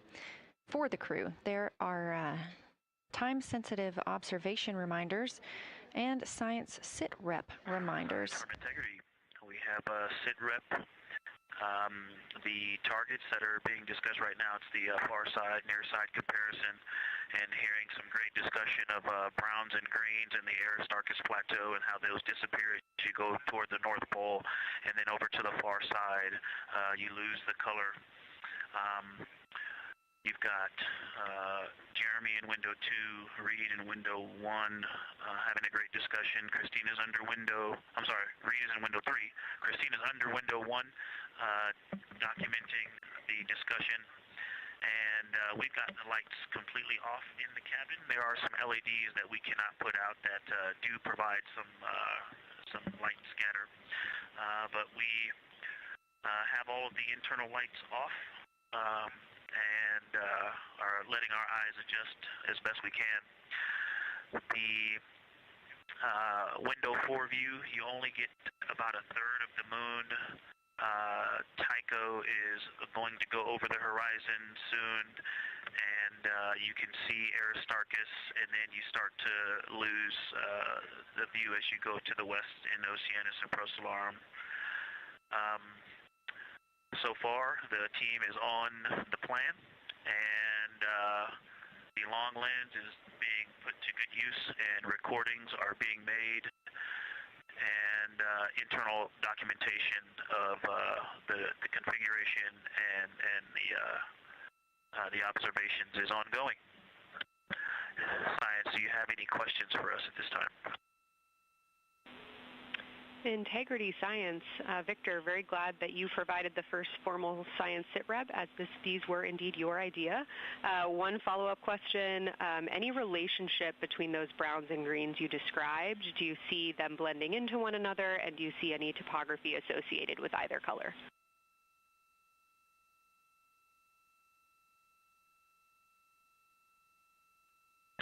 I don't want to bother the window team. I just heard that, overheard that, and so I'm sorry I don't have that detail yet. I will eavesdrop and see if I can pick that up. I will try to answer that at some point. I also heard a comparison of the albedo in Aristarchus, that crater, the very high albedo spot. You can see it on the near side. There is a feature called, I believe, Burgess alpha that is equally or maybe higher albedo.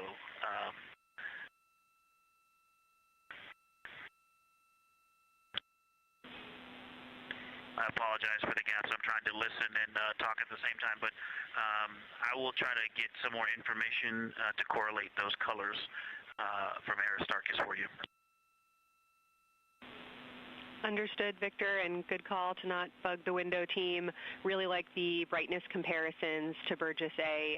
Really helpful for the science team. Keep them coming. Thanks.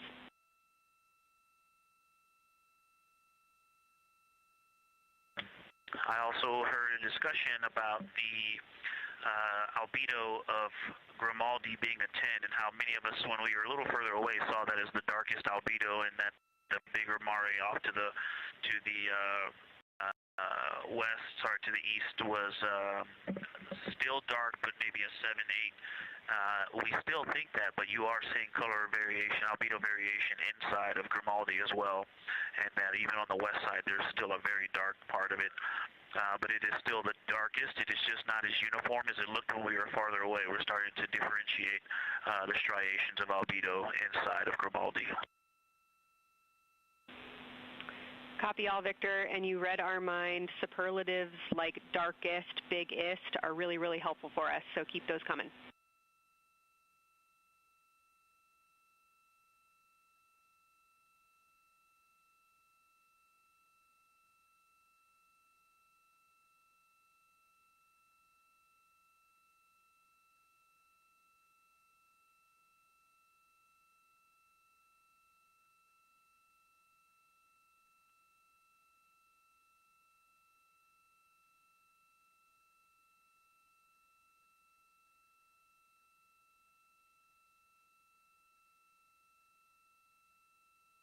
As we were just mentioning, the crew is slated to perform these science sit reps. They are prompted to do so by an icon in their lunar targeting plan. That one coming down from NASA astronaut and pilot of Artemis II, Victor Glover.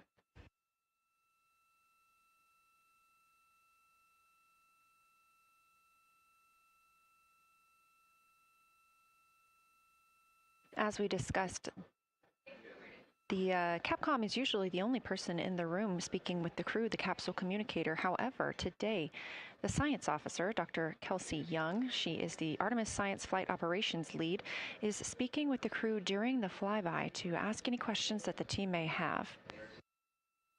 To her right is Trevor Graff. He is one of 3 science officers. Those would be Kelsey Young, Trevor Graff, and Angela Garcia, who will also join us later for an interview.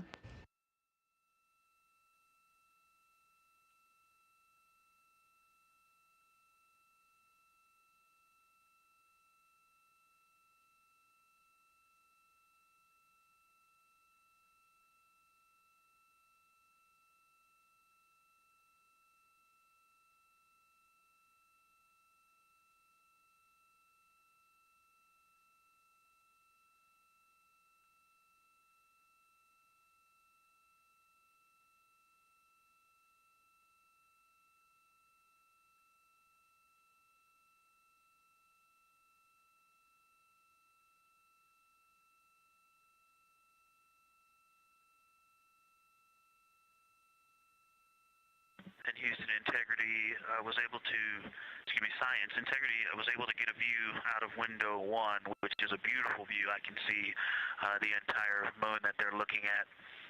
We left the T-shirt up there, so I was kind of peeking through the opening in the makeshift shroud there. And once I was able to get 2 eyes on it, what jumped out at me was Vavilov. It's just peeking out of the Terminator.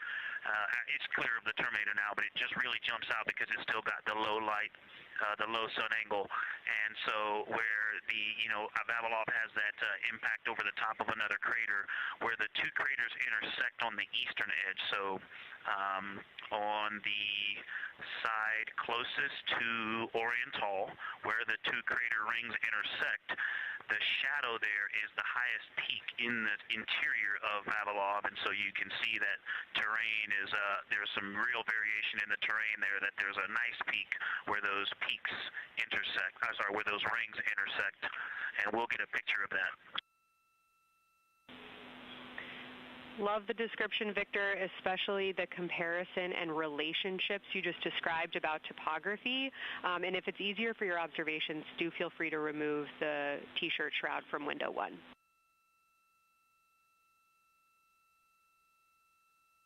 Yeah, absolutely, we will do. Thank you.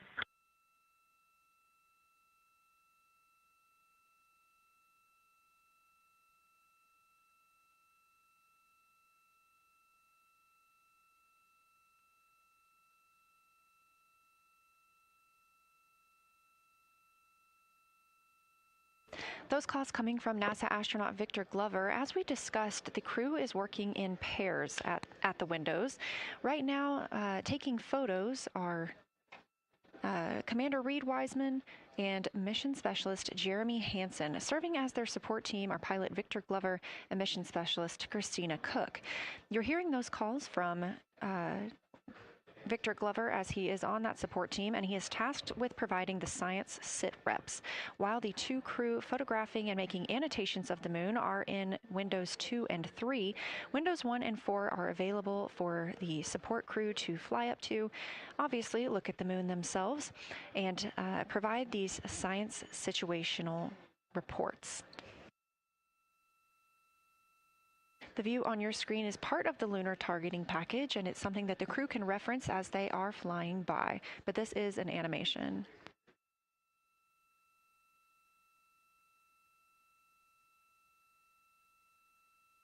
You also heard Glover mention Oriental. Oriental is a major feature that the team is interested in today, and it's known as the Grand Canyon of the Moon. Until this mission, the Oriental Basin had never been seen in sunlight by human eyes. Oriental Basin and its surrounding ejecta could fit within a straight line distance from NASA's Johnson Space Center, where we are at today, to Kennedy Space Center.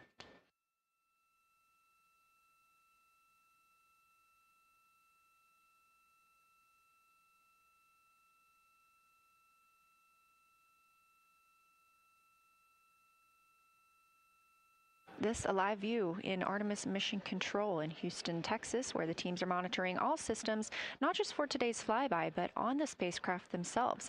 Again, this is a test flight, our very first flight of humans on the Orion spacecraft.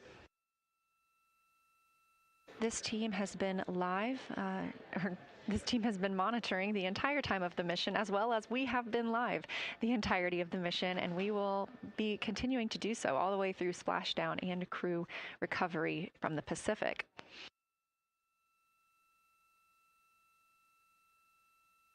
This is a visualization from ARROW, the Artemis Real-Time Orbit website that you can also access at any time by visiting nasa.gov/trackartemis, showing us that we are now under 10,000 miles from the moon, 9,948 to be specific, and continuing to count down.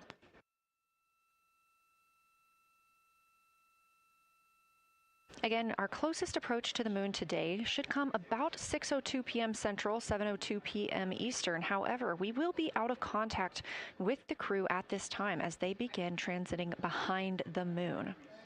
At that time of closest approach, the distance from Orion to the lunar surface will be about 4,070 miles. Of course, these are estimates at this time, and we'll be sure to provide you with the official numbers once that closest approach has been reached.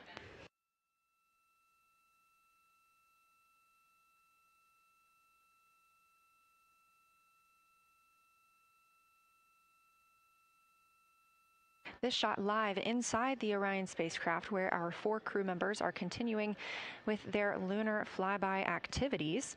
They have just begun those activities really about 20 minutes ago, so we've got several hours of moon view opportunities. This is still a live view inside that capsule. However, you can see just how dark they have turned down the lights. Actually, they've turned them all the way off. There are a few LEDs that they cannot power off, but turning down these lights gives them better views outside of the spacecraft's windows while they photograph the moon. This also prevents any reflections from inside the spacecraft bouncing up on the windows and interfering with their photography.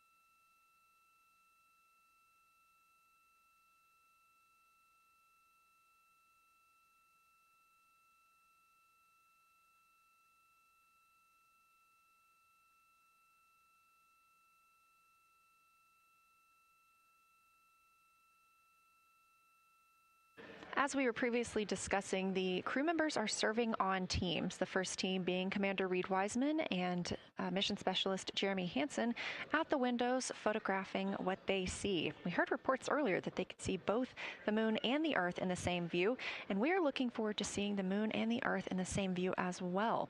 That Earth set coming up in just a few hours. While Wiseman and Hansen are at the windows photographing, Glover and Cook are serving as support crew. They are able to assist with cameras. They are also providing those situation reports, letting us know how the team is working inside the spacecraft, what they're seeing, and how they're feeling about it. Those first blocks of teams will last about an hour, and the crew members are approaching the halfway point into their first observation block. A reminder, we have 5 of those blocks today. So they're approaching this halfway point, during which the crew at the window will switch roles. One will begin taking pictures, and the other will be making annotations on their PCD, that's portable computing device. Both of those crew members at the windows are recording audio of what they see. They are putting on headsets and recording audio into their portable computing devices. Obviously, we are not hearing this right now. This is going to be sent down to the science team, and they will be able to analyze that at a later time. What we are hearing, though, and will continue to hear, are those science sit reps a few times every block. Once this block is complete, about 40 minutes from now, we will have the teams switch. That means pilot Victor Glover and Science integrity, looking out of window 1. I think I may have misreported earlier saying that it was Tycho going over the horizon. That was Copernicus I was referring to.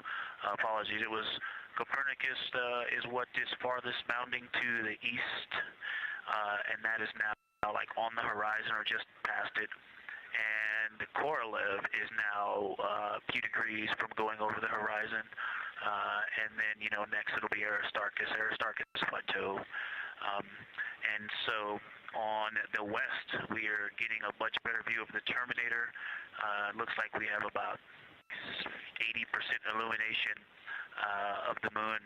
And Vavilov and 1 Vavilov diameter to the west is where the Terminator is right now. And so other features are starting to peek out there. The center of the illuminated part of the moon is, to the lower part is Oriental. And just around Oriental, a lot of light structure is starting to show up. A lot of high albedo, similar to the feature, I cannot remember, Burgess Alpha and Aristarchus type high albedo in the ring. So when you look at the interior ring and the external ring, it's almost as if the edges are starting to dry up and turn white. If it was something that was wet and got dry, the edges would be the part to dry first.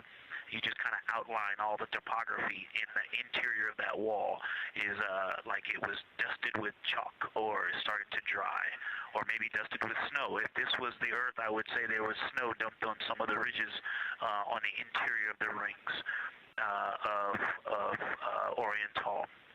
Also, an interesting part of the discussion that I heard between Reed and Jeremy is that from Glushko to Grimaldi, there are 2 dark features there that look like commas, but in the wrong direction. But there's also a lot of interestingness, just a lot of geometry and squiggles and dots and lines that are starting to stand out as more small features come into view. And there also is a lot of variation in albedo.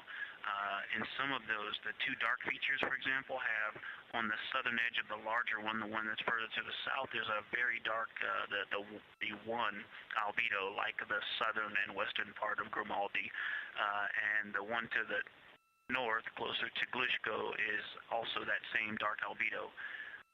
And then around them, there are some very high albedo spots just to the north of the southern one, and just to the west of the smaller one to the north. Very high albedo, almost approaching the 10, a 9 or a 10, like Aristarchus. and lots of little bright spots are just starting to pop up on in this view.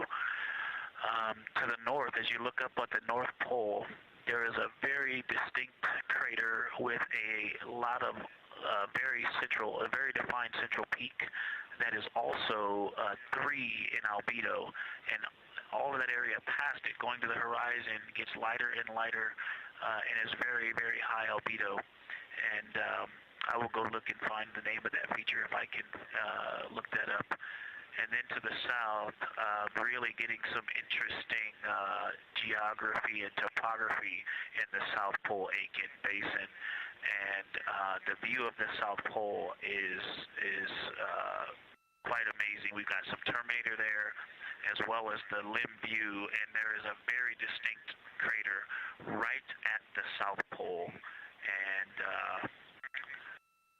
I'm going to go look up, I don't believe that is Aiken, but I'm going to go look up the name of that one because it's also giving a lot of good topography due to the shadows that I'm seeing. But that's, I was trying to bound the view that I'm seeing for you, and I got distracted by all of these interesting albedo variations that are popping up in the interior. But that's the view that we see just a Vavilov diameter to the west beyond is where the Terminator is.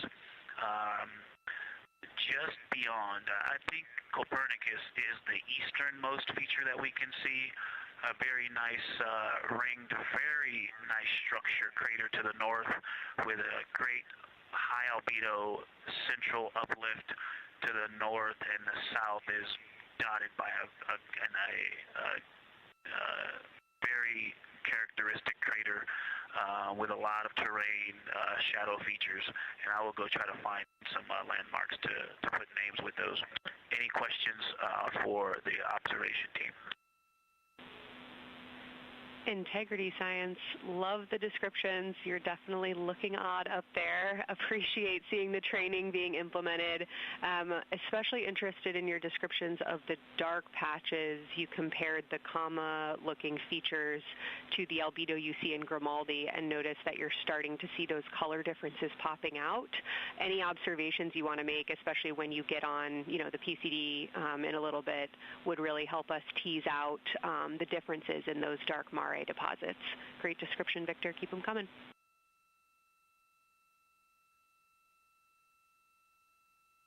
Absolutely will do, and I know you've got descriptions on both of the window observers right now as well. Keep them coming.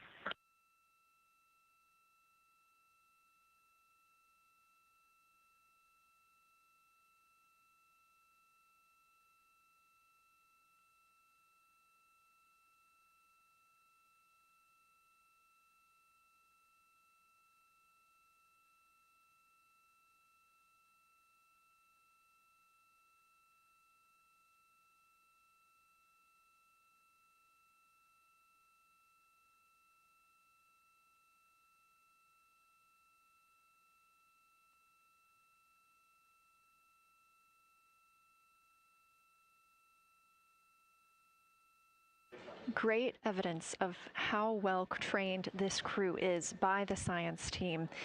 NASA astronaut and pilot of the Artemis II mission, Victor Glover, calling down a situation report, noting several different features on the moon and such descriptions, even saying that it looks like snow on some of the peaks. Obviously, we do not expect that to be snow, but referencing that as some of the lighting on how it looks to the Artemis II crew from their current position.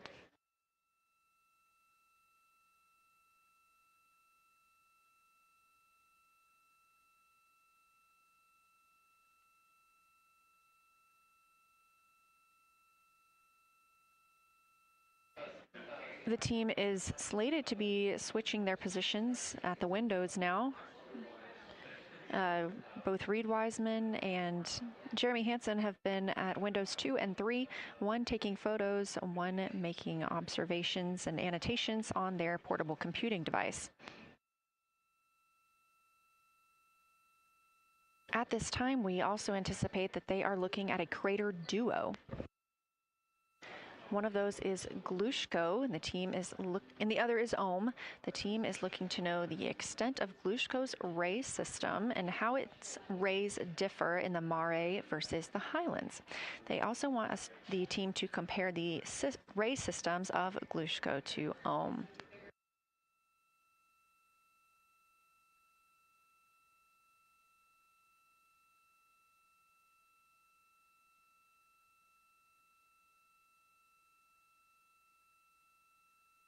Ohm is considered a young crater. And if you've ever seen a photo of the Richat structure, it's also known as the Eye of the Sahara. It's 40 kilometers in diameter, and that could fit within Ohm's interior.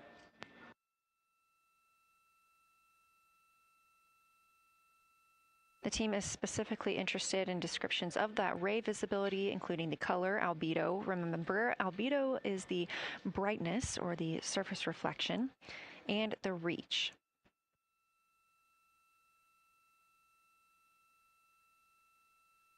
Again, I am using the same lunar targeting package that the crew is referencing on board right now. This helps keep them on time as well as prompt them for when they need to make a call down to the science team and report what they're saying. It also gives them reminders of when they need to swap positions at the windows.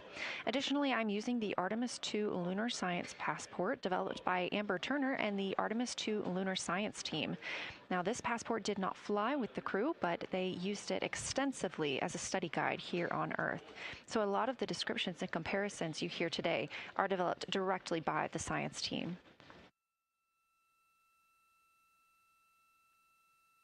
We are now 4 days, 20 hours, and 43 minutes. Science, integrity, that crater to the north, that is, it's like we've got one in the north that looks like just a textbook crater, and one on the South Pole as well.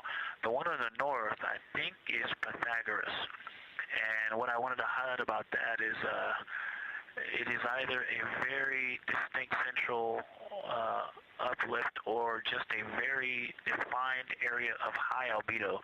If a majority of the crater, especially the floor of the crater, is, say, an albedo of 5, this center, and gosh, only a tenth of the diameter of Pythagoras is an albedo of 2, maybe 3, but it is very bright and it stands out.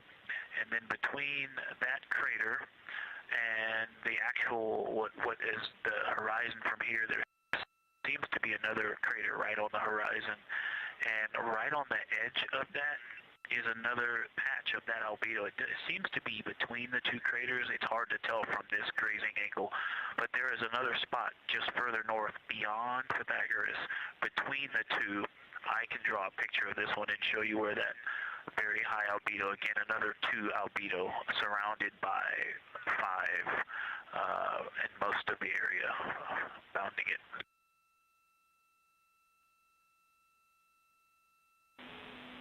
Integrity science, thanks for that. We agree with the Pythagoras assessment. And as a follow-up to your previous report, the SIR had questions about topography comparisons between the North Pole and the South Pole of the Moon, if you're willing to provide words on that.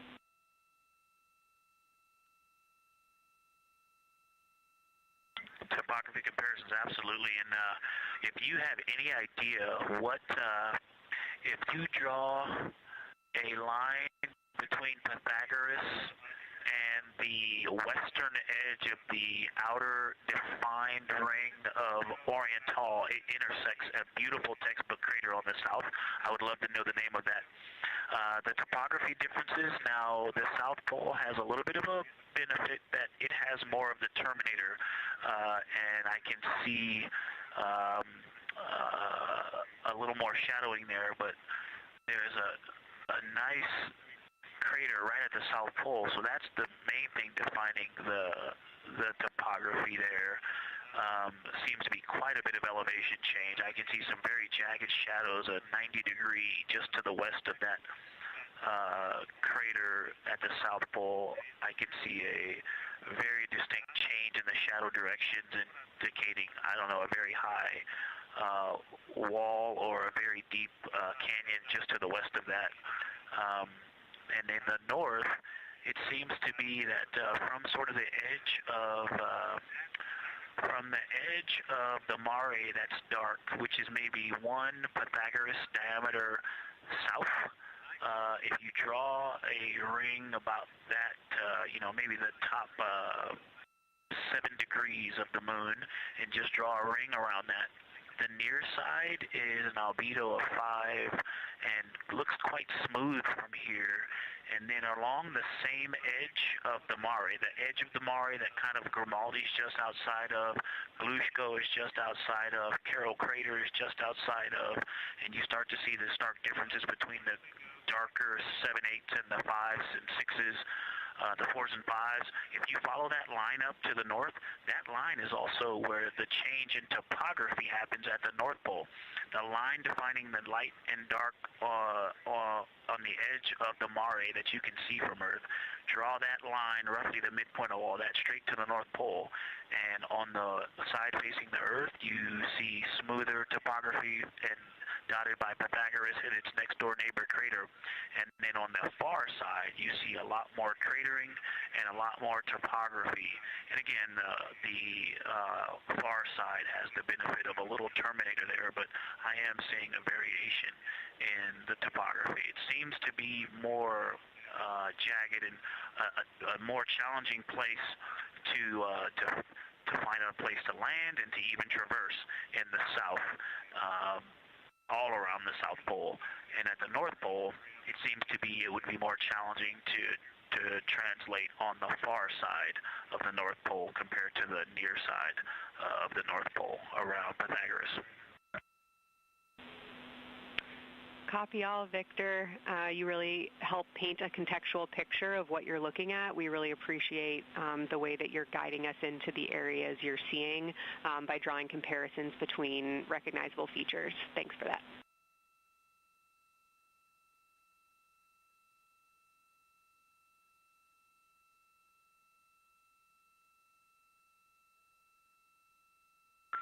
And Kelsey, another little science sit rep moment, something I just heard from the window team is the more I look at the moon, the browner and browner it looks. I thought that was an interesting observation. The 2 observers have been on timeline, no hardware issues. They did start to talk a little bit about another feature that you'll hear more about on the recordings that they call the handprint. That was at the end of their Glushko and before they moved into their current target. They thought that was worth chatting a little bit more about. And they're preparing to switch after this. Houston copies and concurs.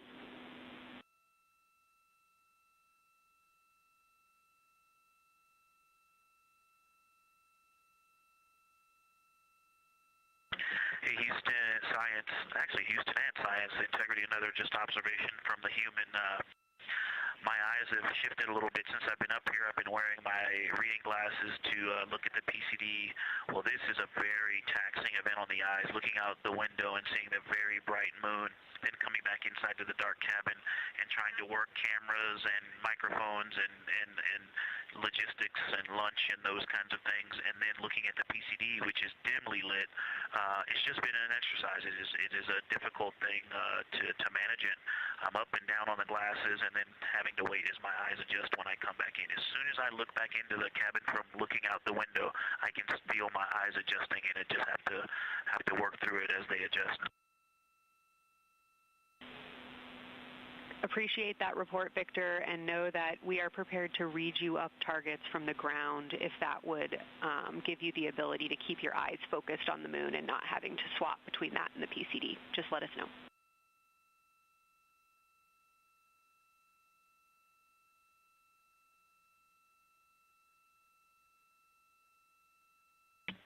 Yeah, we appreciate that, Science, and we will also do that for the window teams, and we'll back each other up that way as well. But we appreciate that. We may take you up on that. Thanks.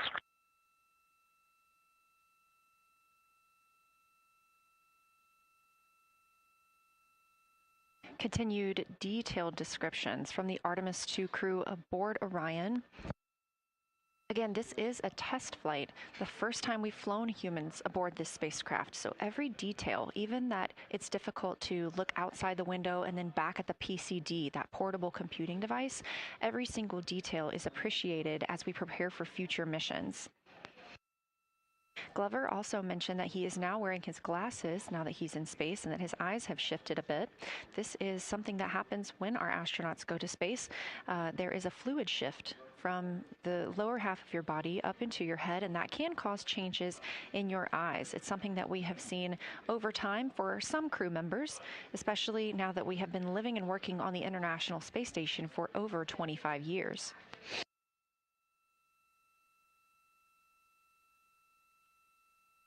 Again, it's clear that these Artemis II astronauts have undergone extensive lunar science training, including classroom instruction, fieldwork, and high-fidelity simulations.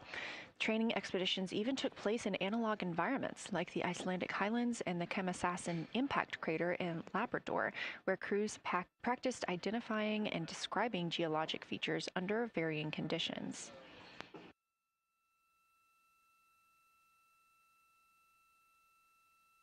Additionally, here at Johnson Space Center, Orion mock-ups were used to rehearse crew choreography, including three-dimensional space management with an inflatable moon globe to simulate the flyby.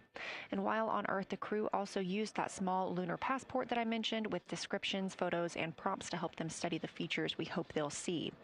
Now, this is a view from their lunar targeting package at this time, helping them determine what they're seeing on the moon, as well as on the left, keep up with what their next target will be.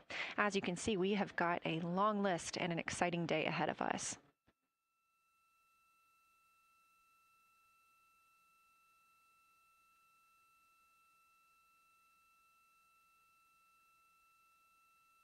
It's now been 4 days, 20 hours, and 53 minutes since Orion launched atop the Space Launch System rocket from Kennedy Space Center in Florida with our 4 crew members aboard. NASA astronauts Reed Wiseman, Victor Glover, and Christina Cook, and Canadian Space Agency astronaut Jeremy Hansen.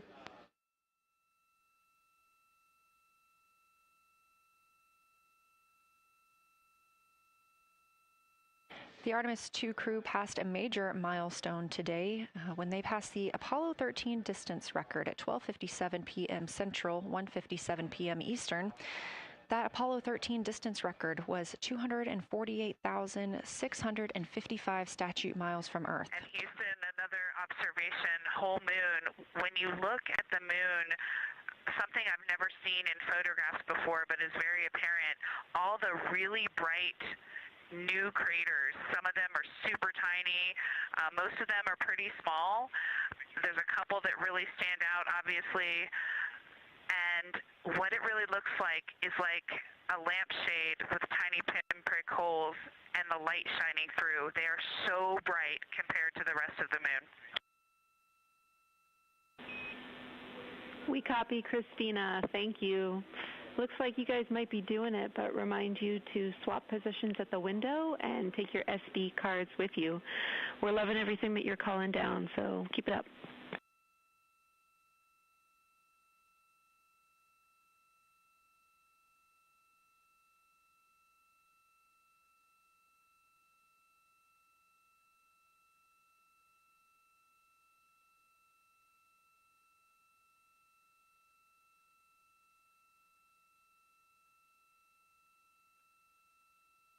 Again, Orion previously surpassed that the Apollo 13 greatest distance from Earth by humans. That was 248,655 statute miles from Earth, and Orion now 250,294 miles away from our home planet. The spacecraft is 9,033 miles away from the moon and growing ever closer. At its closest approach, it'll be about 4,070 miles away, and we will make sure we confirm what that distance ends up being. This is an approximation and an estimate ahead of that moment. We're anticipating them to make that closest approach at 6:02 p.m. Central, 7:02 Eastern, when they are in a loss of signal, transiting behind the moon. They will be the first humans in over 50 years to fly behind the moon and lose contact with Earth. We will regain that contact about 40 minutes later as they reconnect to the deep space network, emerging from behind the moon, and we will look forward to seeing an Earthrise.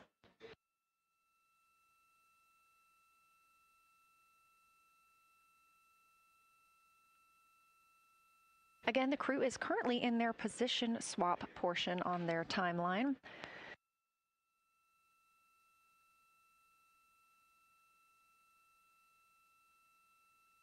This allows crew members the opportunity and the experience of all roles necessary during today's flyby. Right now, those two crew members at the window have swap positions.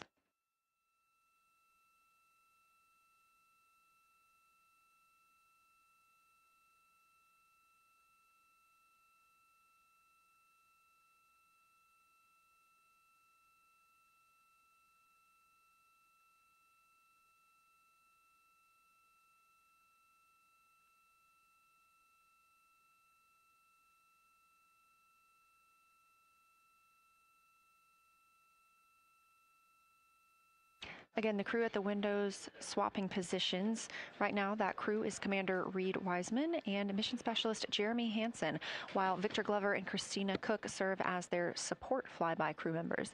That's why you are hearing Victor and Christina during those science situation reports. Those voices will change in about 30 minutes when they take a turn, taking photos and making annotations while at the window.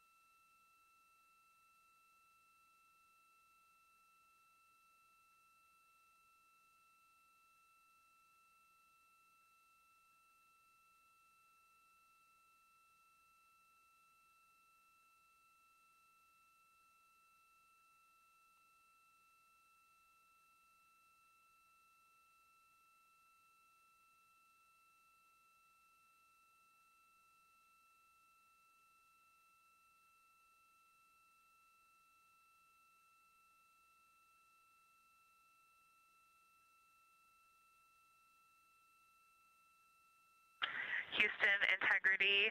I wanted to provide an observation or a little bit of descriptive nature on something that we saw on the first day we had good moon views. This was when we saw more of the near side, and the ground helped me out with identifying Mare Imbrium. Mare Imbrium, when you have the western limb also in view, looks completely different than the normal view we have of the near side. It is the most striking feature of the western limb view that we had. And the mountain chains that form its eastern side are very prominent, but they actually stand out more than I'm used to seeing even on the western side, and the whole thing just feels like a big bump. It actually looks like a large healing wound with a high albedo forming the mountain chain around the impact basin.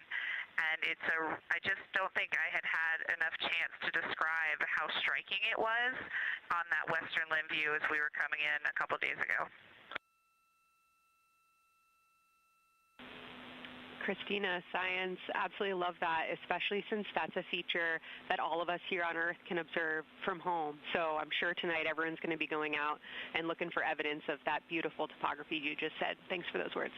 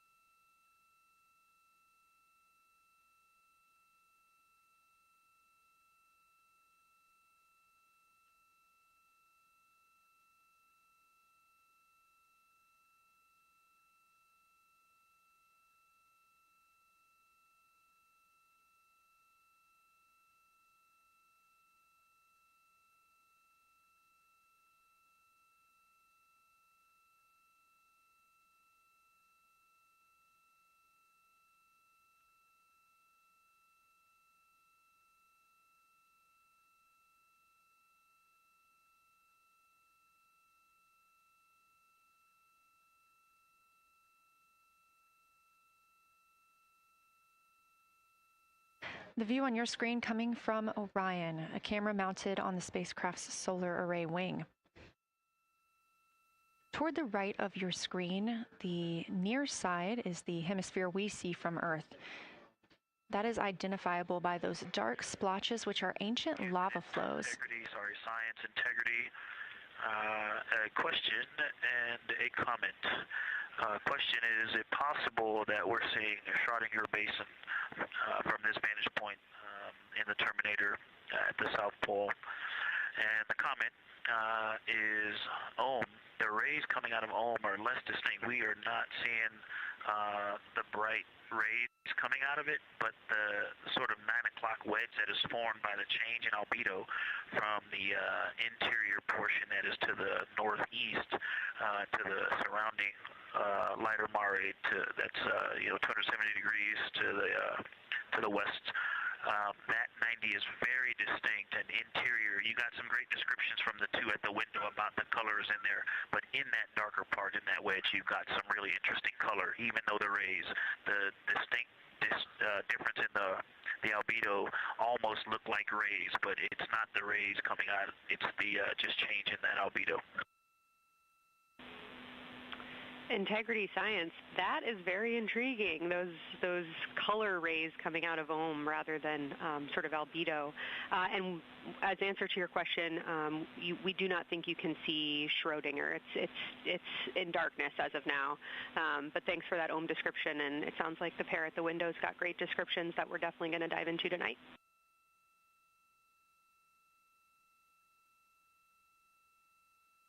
Okay. If you could help me, I would still love to know what it is. There's a very nice crater. You're going to likely have a lot of pictures of it. What would be right in the Terminator at the South Pole or close to the South Pole where it's intersecting the Terminator right now? Yeah, Victor, we're assuming you're talking about, kind of if you're looking at the Terminator, it's basically like 70% down from the North Pole. Is that where you're looking?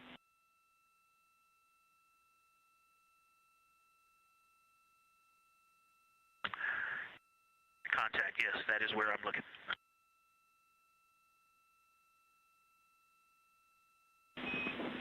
Integrity Houston, that is an enabled caution for wastewater dump required. We have hit our limit. As expected, no crew action.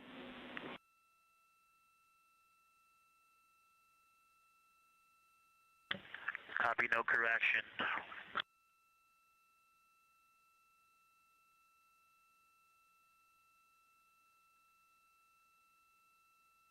You are.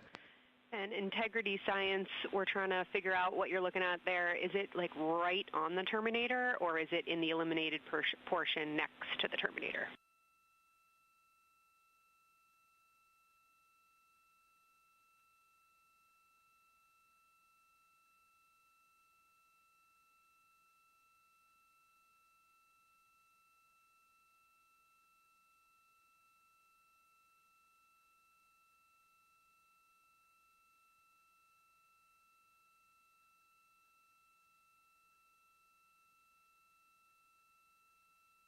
While we wait for a response from the crew, the Terminator is that difference between day and night, or brightness and darkness, that you see on the moon.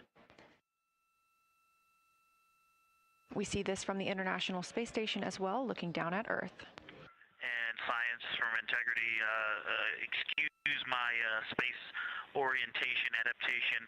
If you draw a line between Glushko through the center of Oriental, and then another line from Glushko through the southern tangent of Oriental, that line would almost perfectly intersect tangentially the crater that I'm talking about, and it is on the Terminator.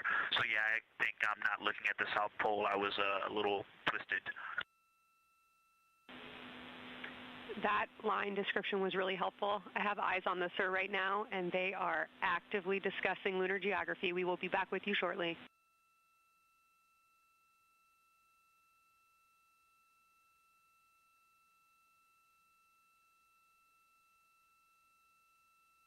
You're hearing a couple of voices today in Mission Control Houston. One of those is Dr. Kelsey Young. Integrity Science, we believe that's Zeeman Crater.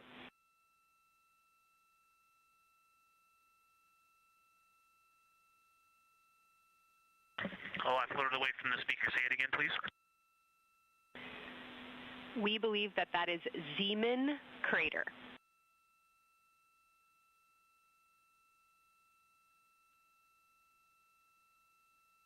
Zeeman. Okay, and can you say the first letter? I may be pronouncing that wrong. What's the first letter of that word? Zulu. It's Z-E-E-M-A-N.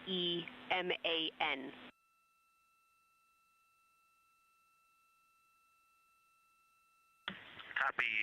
Thank you for that. Yes, we've got a great view of that. And when I went back to the window just now, the view has completely changed. Our trajectory is taking us to a new view, and I'm looking more into Vavilov. I've got a nice, great view into Vavilov. I'm actually away from the window right now, so I'm going to go try to give you some bounding words on the view that we're seeing. But I've got to get back to a window in a minute. Understood, Victor. You're defining new views of the moon in more ways than one.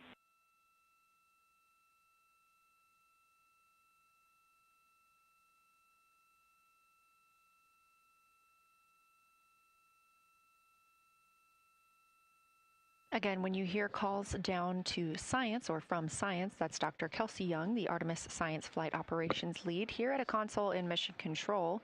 You also hear communications with the crew from Canadian Space Agency astronaut Jenny Gibbons. She is the Capcom for today. She is a backup Artemis II crew member. Those calls from pilot Victor Glover asking about a feature he was seeing, specifically a crater on the moon. Meanwhile, the team here in the science evaluation room was actively working together to determine which feature he was describing.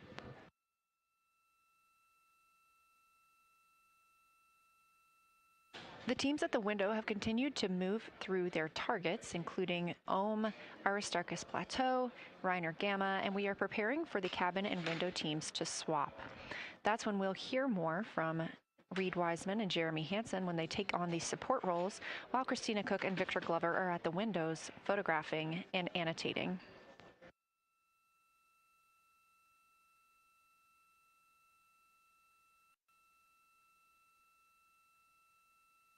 As we briefly mentioned, if you look towards the right side of the moon, essentially,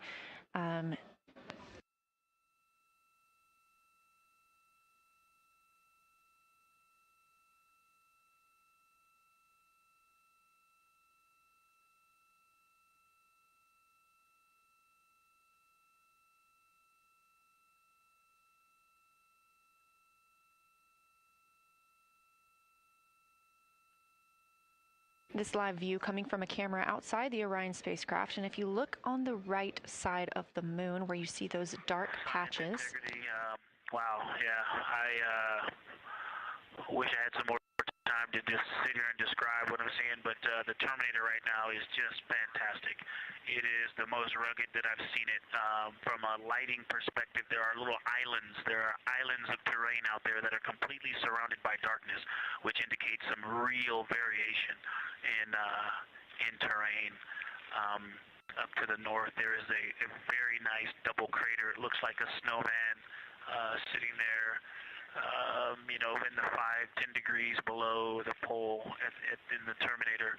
And then on the southern edge, there's almost like a hole. Looks like a hole, and it's the diameter of Vavilov size, just blackness, and then a wall of bright, and then it goes back to the black beyond the Terminator. So there's it looks like there's just a gigantic hole right there, 1 Vavilov diameter east of the Terminator. And as you go south, the Terminator is not a nice smooth arc. It's just jagged. There's almost a 110-degree turn in the shadow as opposed to the nice smooth arc, again indicating some really interesting variations. And I'm sure we'll get some photos of that. And then one of the craters further to the south of Vavilov, maybe halfway down to the South Pole, is not only looks like just a deep hole, and then there's like 2 island rays pointing off to the west and north that indicate very high ridges and very deep canyons coming up out of that crater. So again, just some really interesting visual illusions going on with the shadows there. Like I said, there look to be islands out beyond the terminator because some of the things, gosh, maybe even a Vavilov diameter into the terminator are catching sunlight on the peaks up to the north and to the south. It's very, very interesting to see. Integrity Science, oh my gosh, that was an amazing picture you just painted. I glanced over at the SIR video and I literally saw fist pumps in the air.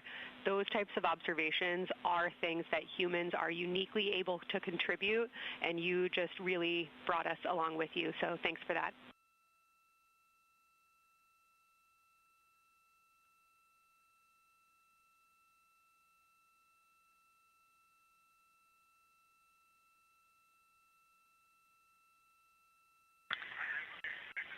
That's awesome, Kelsey. Did you get a sit rep updating you on a slight change in logistics for PCD use? Christina, this is Houston. We did not, but we will take it now.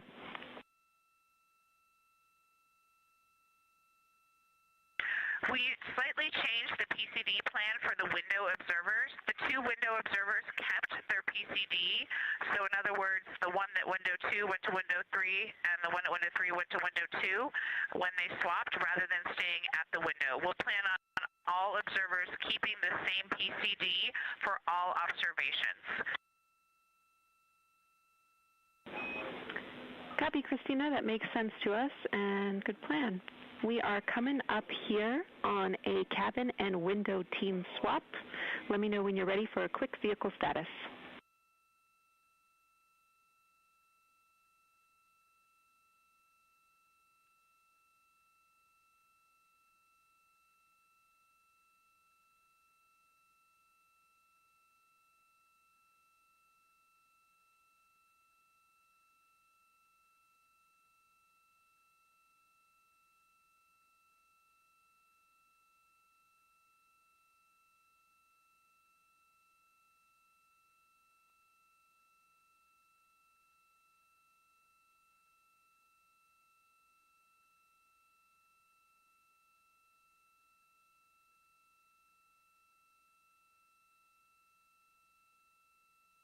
As you heard, Science. Houston, go for the vehicle system update.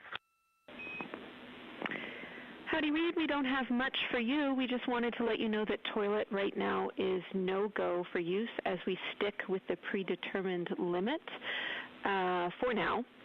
All crew members, please use CCUs. Otherwise, Orion is looking very good. And you have 15 minutes in this handover time where we expect Victor and Christina to switch to the windows and you and Jeremy to be in the cabin assisting. Let us know if you have any questions.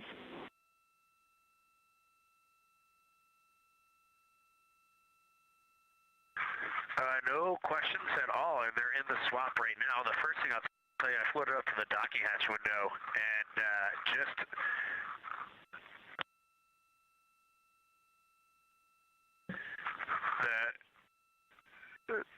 what I'm going to call the Mari around Oriental just looks so different out the docking hatch right now. It's quite a bit darker. It's the same darkness, if not a little darker than Grimaldi, but it's cool after just being in the 400 mil for the last half hour, looking up close. I got pictures of everything Ike was just describing on the Terminator. It really is a fascinating Terminator, and then Oriental just looks so dynamic right now. It's very three-dimensional out the docking hatch compared to what I was just looking at through the 400 mil.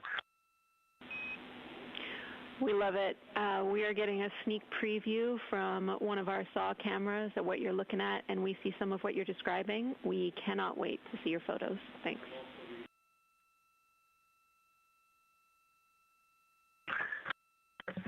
Yeah, Jenny, I wish you had some longer lenses on the solar array so you could see the whole moon, but man, it is, or the up-close moon, not the whole moon, but it is just fascinating here. It's so cool.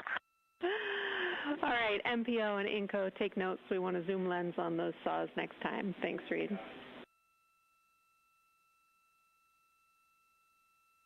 Affirmative.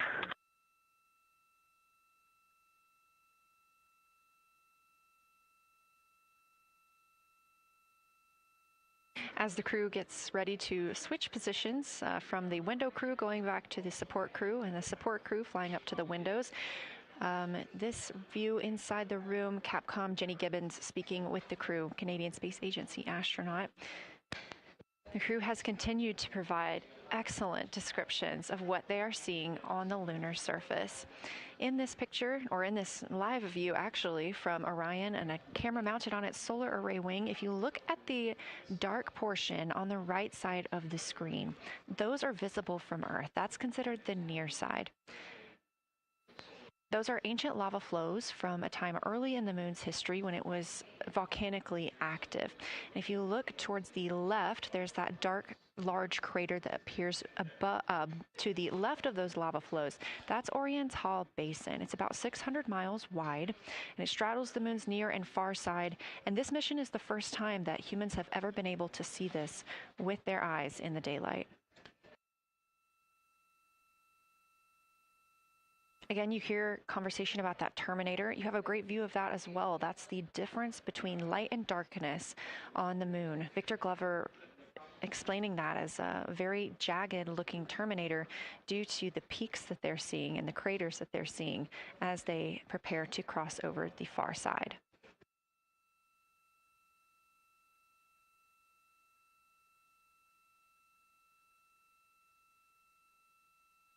You also heard science officer, the Dr. Kelsey Young, Artemis Science Flight Operations lead, sharing with Victor Glover that his responses are truly something that only human eyes can discern or provide.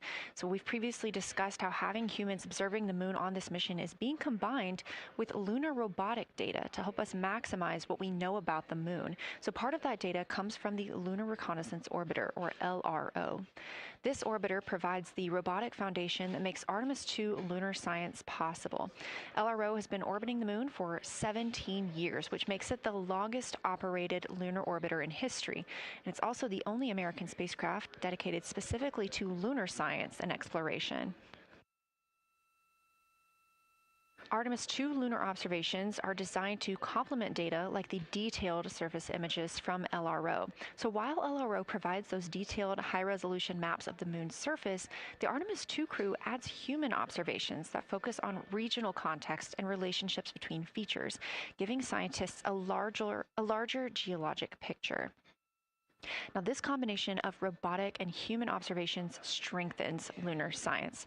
LRO delivers precise and repeatable measurements over long periods of time, while the Artemis II crew contributes real-time visual descriptions and context that robotic instruments alone cannot provide.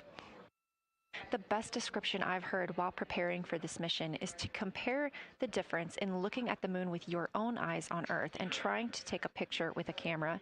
The camera truly never does it justice, and it's much easier to describe and perceive what you're seeing with your own eyes than to take a photo. These Artemis II astronauts can rapidly scan wide areas and adjust their focus in real time, as well as describe relationships between features.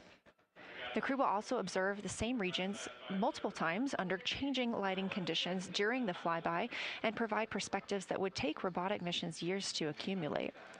During the Artemis II mission, LRO is also attempting to observe some of the same lunar features that the astronauts are studying. Collecting this data simultaneously highlights how different instruments and human eyes provide complementary information about the moon. This LRO data plays a direct role in preparing for future Artemis missions.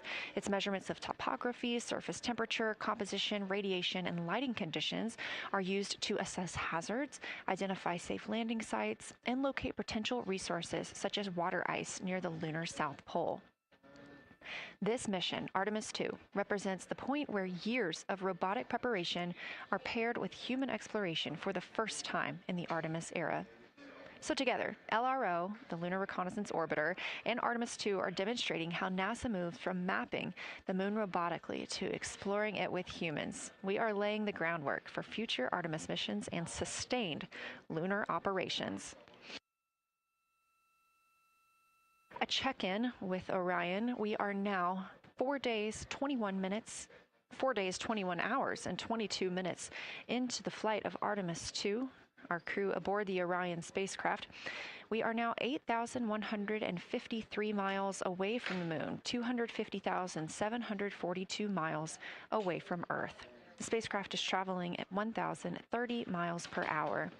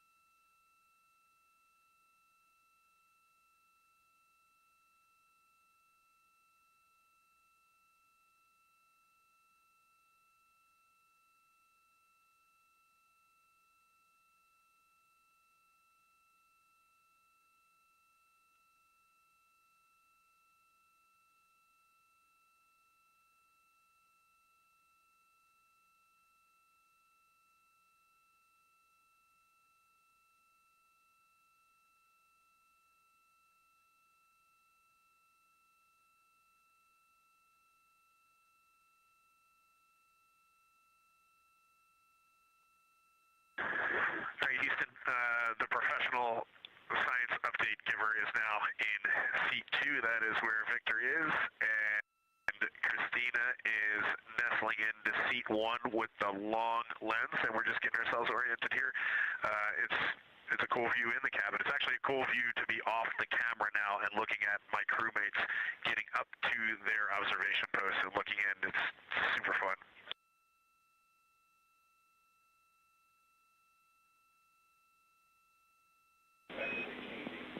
Copy all, Reed. We like it.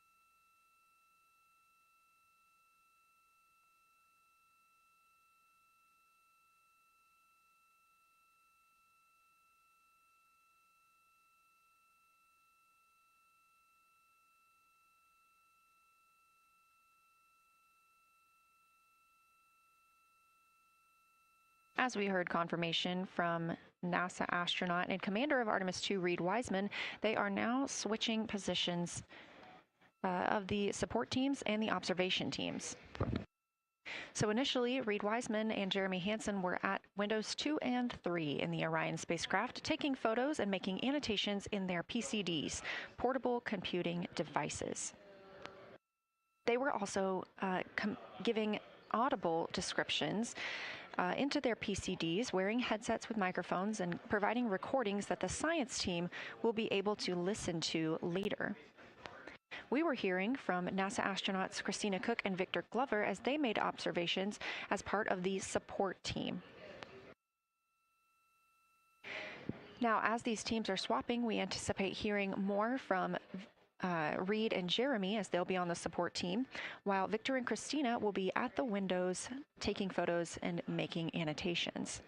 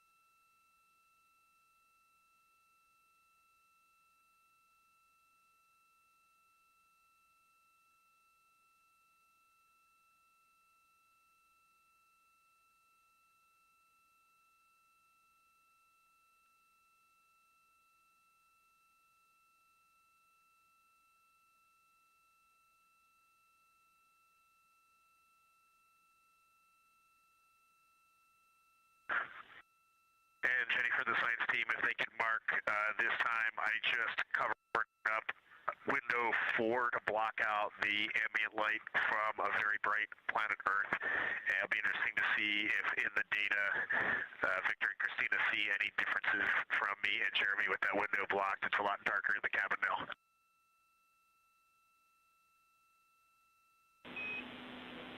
Copy, Reed. We're taking note, and we'd be curious too.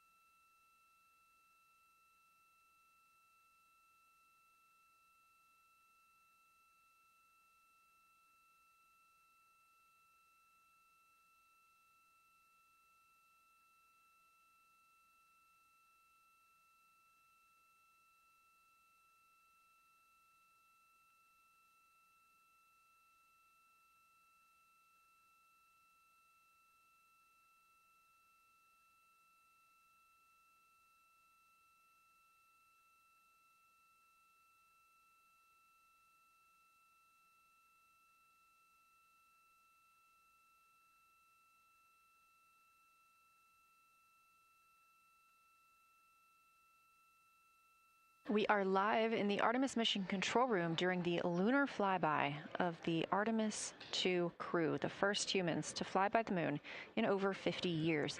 Orion launched 4 days, 21 hours, and 30 minutes ago atop the SLS rocket, Space Launch System rocket from Kennedy Space Center in Florida.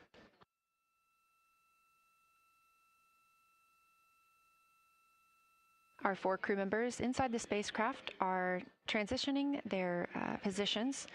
The cabin and window teams have swapped. Currently at the window, we have Victor Glover and Christina Cook, NASA astronauts, and serving as support, Reed Wiseman and Jeremy Hansen.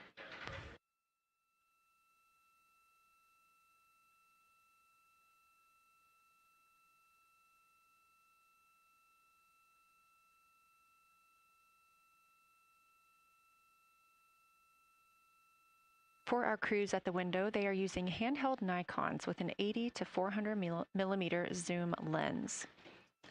There are also GoPros on each of the solar arrays on Orion, and that's where this view is coming from right now.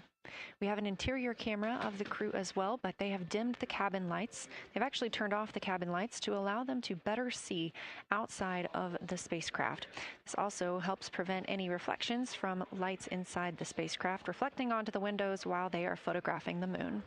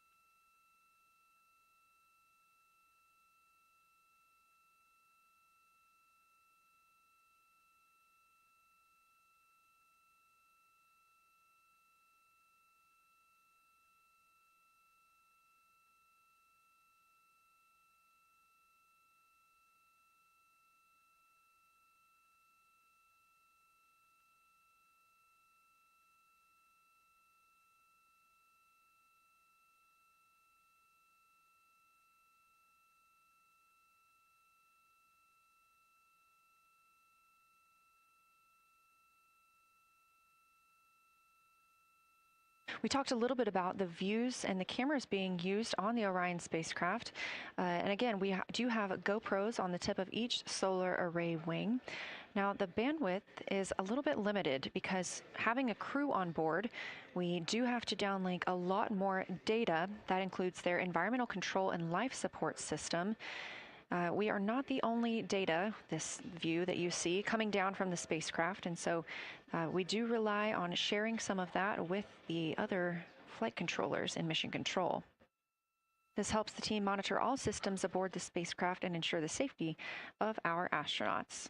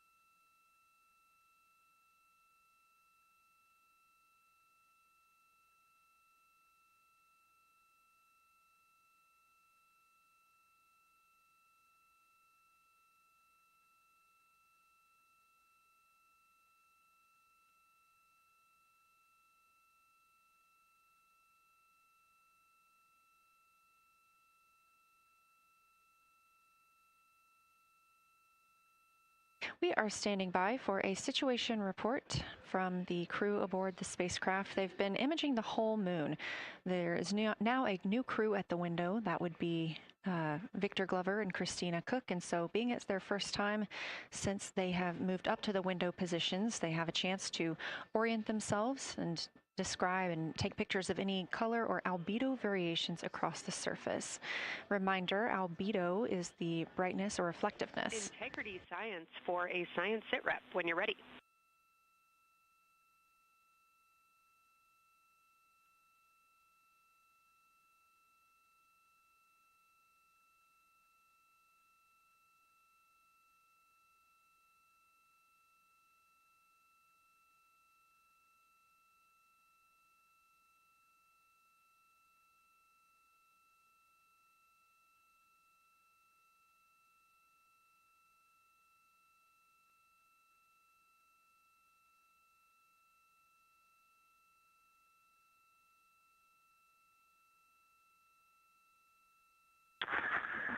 Houston Integrity, we have no external view of the moon right now for the floating crew members, so my only science sit rep is that we have Victor in window 3 doing observations and Christina in window 2 with the long lens.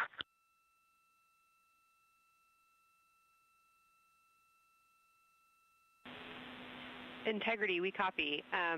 Are the shrouds still on windows 1 and 4? And if so, would you consider trying to get a view through one of those windows?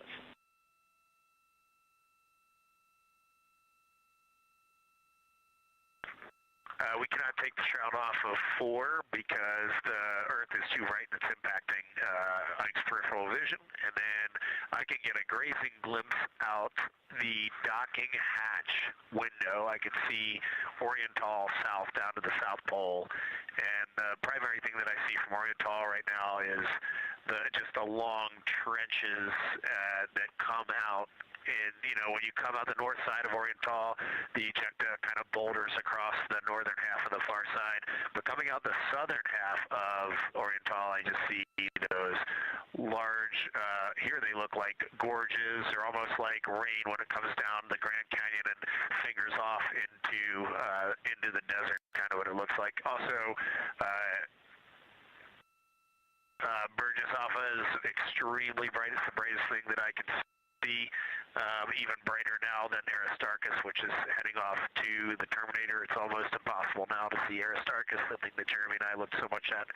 I can just barely see the crater rays from Ohm, and I would say for albedo right now, I would go back to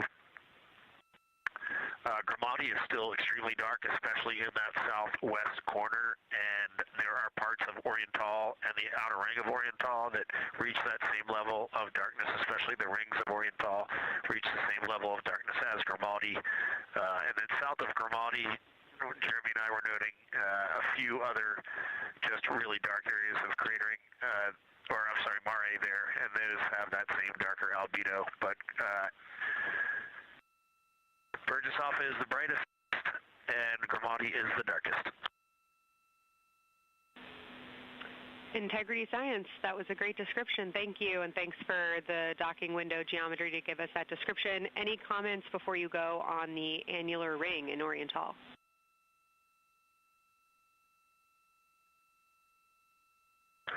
The annular ring, which I think everybody kind of describes as like a pair of lips or a kiss on the far side of the moon from here, is very circular in nature. The northern part of it is wider, darker. The southern part is much lighter. It is very neat looking, and but it is far more circular than I remember it looking in our training. The darkness of the northern side of the annular ring is the same darkness from here out this docking hatch window as the center mare in Oriental. Not quite as dark as Grimaldi, but it is probably only because dust and lunar regolith has kind of impacted over time. Reed, that's exactly what we were looking for. Thanks so much. You have heart hands coming out of the SIR.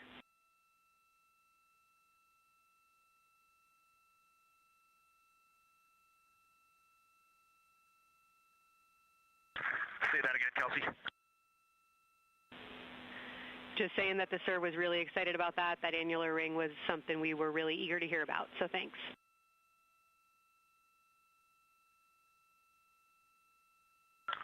Yep, you bet. And now Victor and Christina are moving on to Oriental. I got them situated over there a little bit late.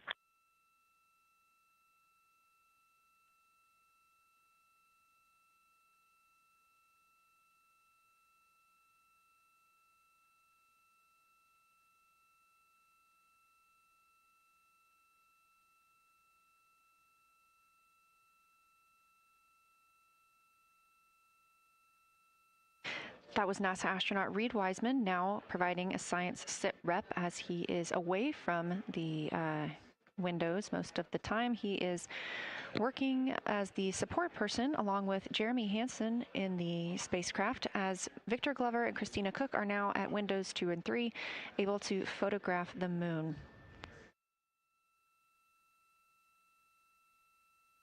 Christina and Victor are also providing recorded information to their portable computing devices, that's their PCDs, and the science team will have access to that at a later time. They will then review it and compile all of this data to help further our understanding of the moon.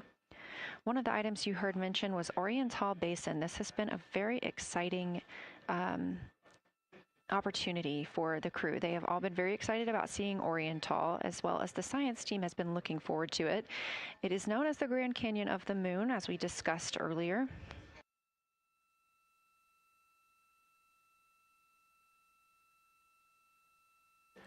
From the pictures, the science team is hoping that the crew will take centered images of the entire basin and surrounding craters in a single frame, but also use those 80 to 400 millimeter zoom lenses to create a mosaic entire basin.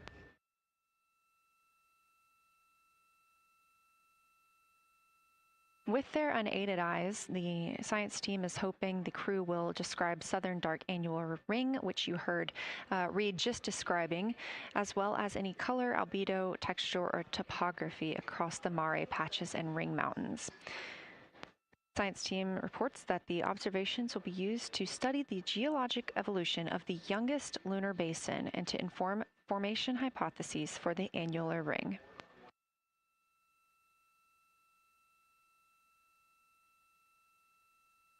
And again, another fun fact about Oriental is the diameter is the same distance between Johnson Space Center, where we are today, and Kennedy Space Center, where the crew launched on April 1st.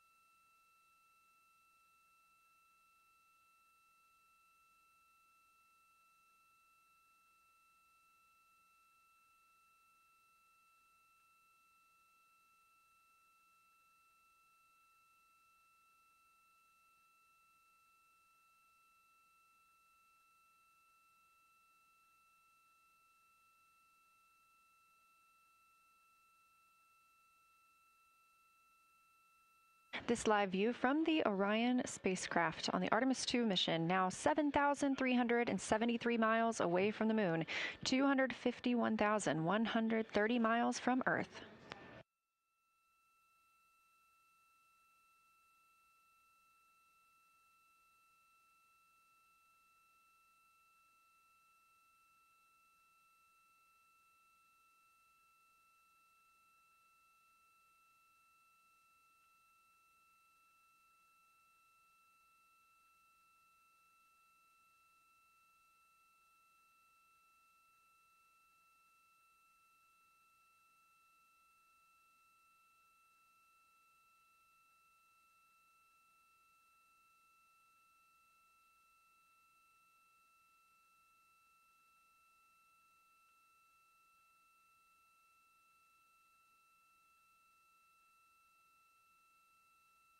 Again, the Artemis II crew passed the Apollo 13 record of the humans farthest from the Earth today at 12:57 p.m. Central Time, 1:57 p.m. Eastern Time.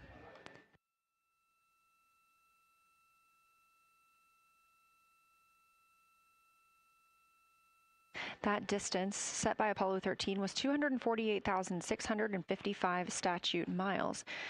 We have clearly passed that, and we expect to pass that by about 4,105 miles. That will be when the spacecraft reaches its farthest distance from the Earth. It could be around 252,760 miles, but again, these are approximations and our targets, and we will make sure to report back the final numbers once we have them.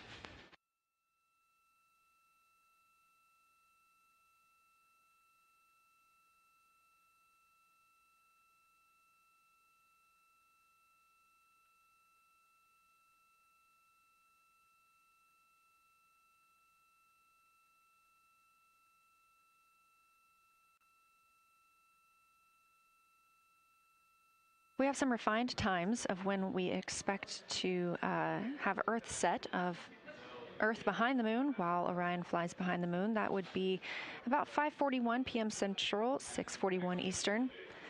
The spacecraft would make its closest approach to the moon at 6 o'clock Central, 7 Eastern, and that would be about 4,066 miles. And then at 6:02 p.m. Central, and the spacecraft will reach its farthest distance from the Earth. We anticipate that'll be about 252,755 miles, which would be 4,111 miles farther than Apollo 13. We would see Earthrise again at 6:21 p.m. Central Time, and a few minutes later, regain communications with the crew.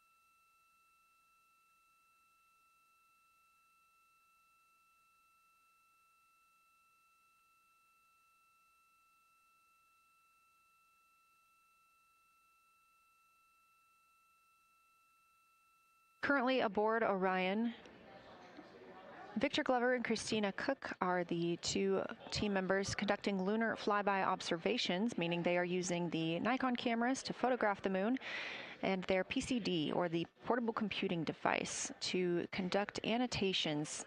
They are both recording information that will be downlinked to the science crew, and tomorrow morning the science team will have a conference with the team while the information is so fresh. They'll be speaking with the crew about their observations and their data collection.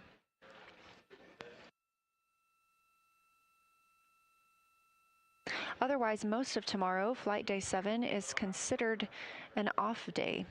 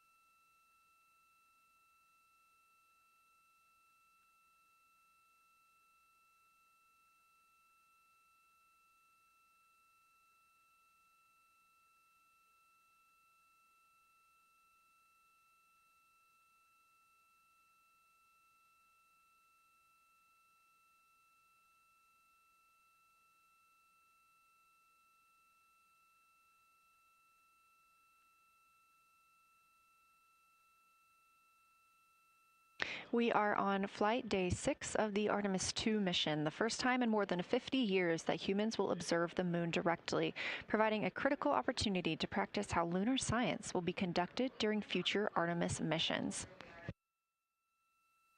If you're just joining us, the crew is well into their lunar flyby observations, and we anticipate that we will hear from them soon. A few times every hour, they are slated to call down with science sit reps or situation reports. We most recently had one from Commander Reed Wiseman. He and Jeremy Hansen, mission specialist, were first at the windows today to photograph and make annotations of what they were seeing. Therefore, we heard more from Victor Glover and Christina Cook earlier in the day during those first blocks. But now that Reed Wiseman and Jeremy Hansen are on the support side, they are the ones calling down what they are seeing from windows 1 and 4. Earlier, we heard that the Earth is so bright in window 4, they have had to temporarily cover it with a t-shirt.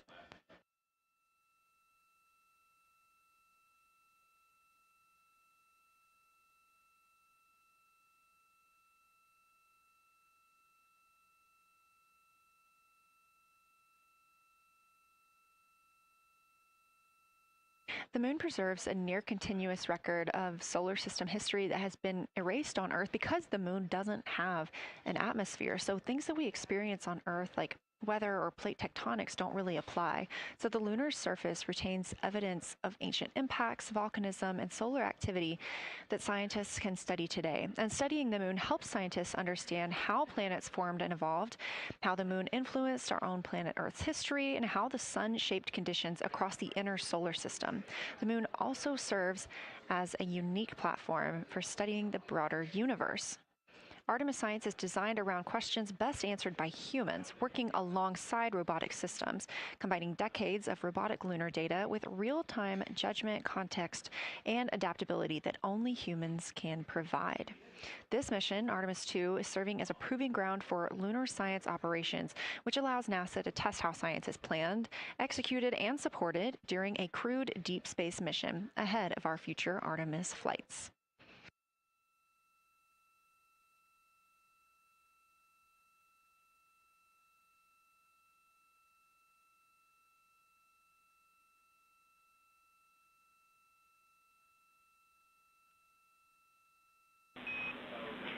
Integrity, time for a window team position swap. So Victor and Christina, please switch places if you've not done so already, and remember your SD card for the camera.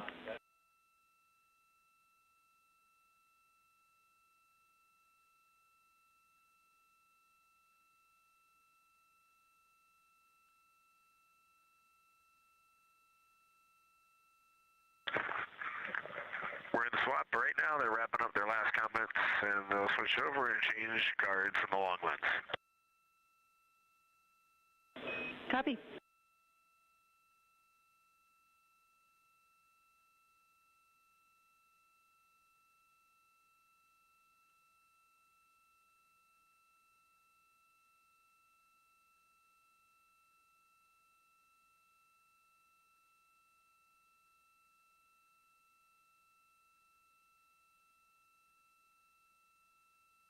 As you heard in that call, it is now time for the team members at the window to swap positions. That means Victor Glover and Christina Cook will be switching roles. One of them has been photographing the moon with a Nikon with an 80 to 400 millimeter zoom lens, while the other was making annotations on their portable computing device. And both are recording audio that the science team will be able to listen to.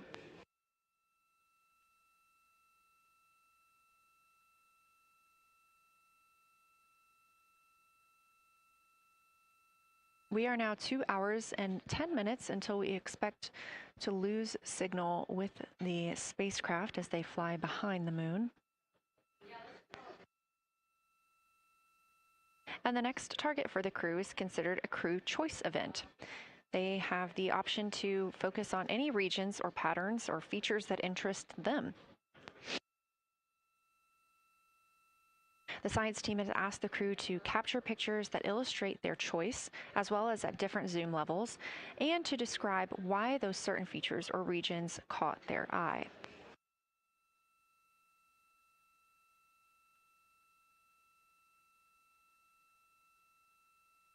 Those recordings are part of what are being saved on their PCDs, portable computing device, that will be sent to the science team for analysis.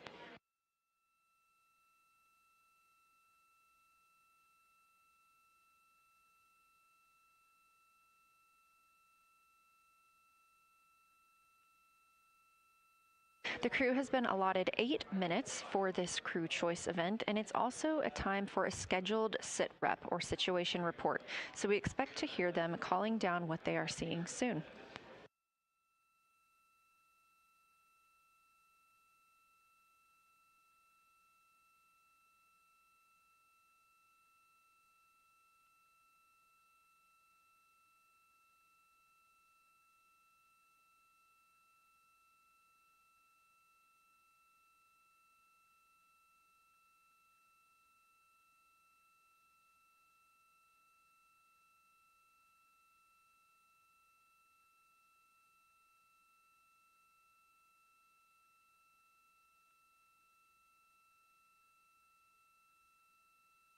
Something that the crew or that the science team has used to help prepare the crew is a cue card.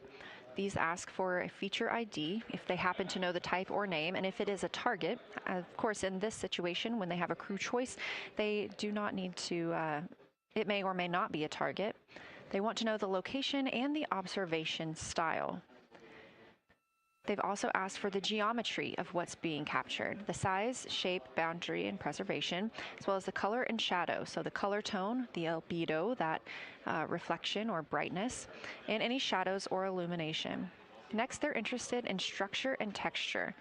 That includes slopes, structures, and textures, of course, and geologic relations, like association to other features, any contact to those features, and of course, their thoughts, impressions, or interpretations.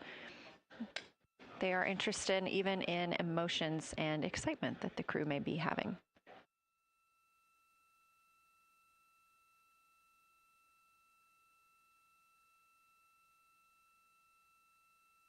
This flyby day has been practiced in many ways, even in sims here in Mission Control Houston. The team also conducted some field work, learning how to look for specific geologic features.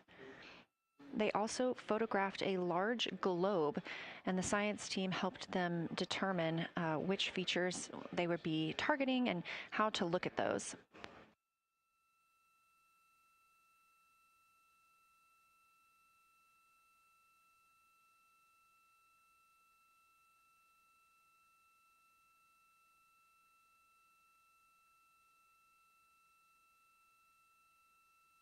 We have a few more minutes that the crew would be photographing their crew choice. Again, this is NASA astronauts Victor Glover and Christina Cook at the windows. They will then move on to another discussion portion. This is for the far side albedo, that reflectiveness, and color that they are seeing. We heard earlier about some browns seen on the moon, which is very interesting, especially here from Earth, where we are just seeing whites, grays, and maybe even black at some points. When they get into that discussion for far side albedo in a few minutes, the theme is looking to know how that color and albedo is, what those variations look like across the far side.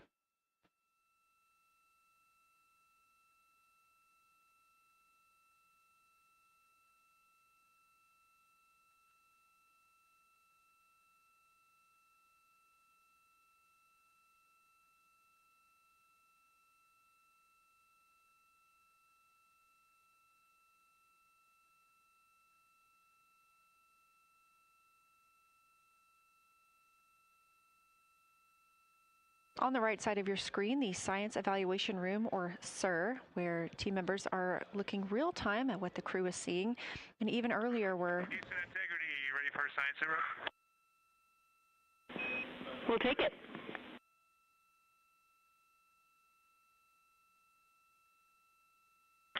Okay, the crew has swapped positions. They're in their crew choice. element. I've been listening to both of them for a little bit, and they're really enjoying. They both decided to pick the Terminator, and they're spending a lot of time looking at the Terminator, just talking about the resolution that they can see, the depth of the craters, and the various interesting and unique excavations that they can see. So Victor is on the long lens, and Christina is just looking out the window, and I'm sneaking a peek in T-shirt window. It looks like, I don't have the best angle here, but it looks like Aristarchus is on the limb of the moon now. It's amazing how quickly it changes as we speed around the far side of the moon, stuff that's leaving our field of view, and now we have a lot of the dark side of the moon that, you know, it's missing for us right now, but it would be in view if it was lit at all. Jeremy, Science, thanks for that sit rep. Do have a question. A few times we've heard you and the other crew describe change during the course of your flyby. Would be interested in future descriptions of more verbosity about how it's changing. Thanks for the great sit rep.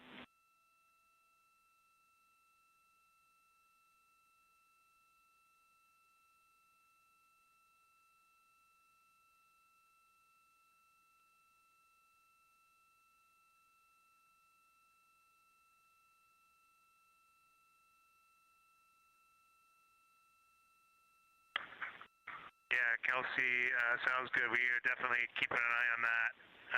My eyes have just not readjusted. The moon is so bright when you come back to the window. I was just in the interior of the cabin. I've come back to T-shirt window, and it's just overwhelming brightness, and my viewing angle is a bit challenging, so I won't be able to give you great observations from this window. But I will talk about something that I was talking a lot about in my recordings earlier, which was we've been talking about some shades, and so we have obviously the dark and the light gray, and then we've talked about naming some colors, a brownish hue and a greenish hue. And I'll tell you, like right now, Aristarchus, the plateau is hard for me to see from this window, but that had greenish hues to me and was very unique. I didn't see anything like that anywhere else on this side of the moon. And then I see a lot of these, what I would call brownish hue areas. There's a number of them.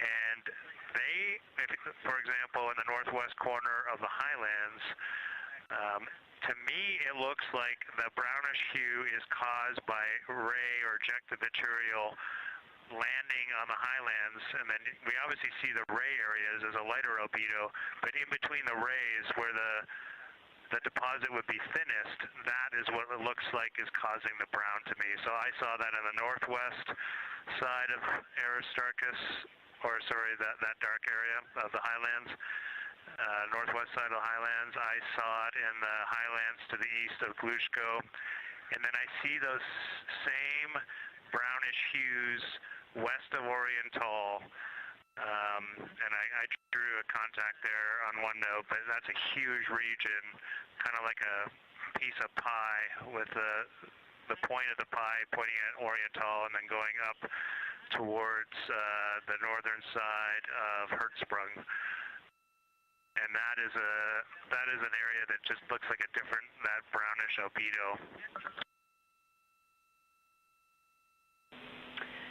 That was fantastic, Jeremy. We had heard rumors of the green and brown hues, and so you really read my mind on asking about those. Understand they likely didn't have any contact with each other the way that you described them, but please correct me if I misunderstood that.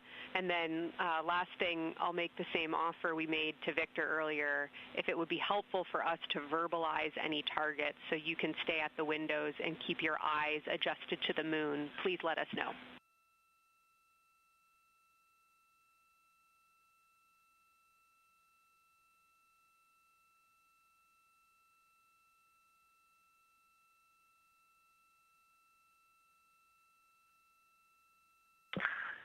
If you got something you want us to look at, Kelsey, you can send it on up.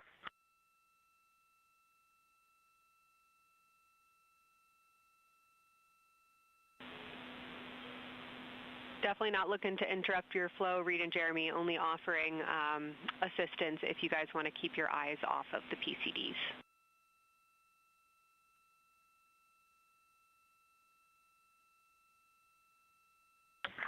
Oh, I see what you're saying. Okay.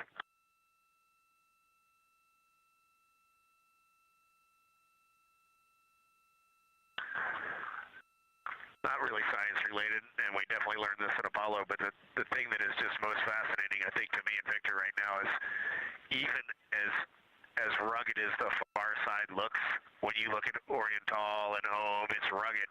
But man, when you look at the Terminator, it is just like impossibly rugged, and it reminds you that the whole far side is that way, and just the Terminator is really bringing out the shadows and the hills and the valleys, and it is just, it's unbelievable. It's like no surface of the Terminator is not marked by meteor impact, and it's just, it is very impressive to look at that, and you realize that that is true across the whole far side. You just can't see it due to sun illumination right now.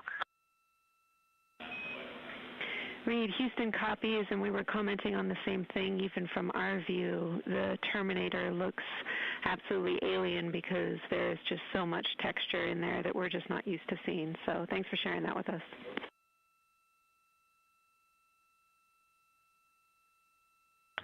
There's also, I don't know the name of it, coming out the south-southwest of Oriental, right on the southern Terminator, is just a massive crater.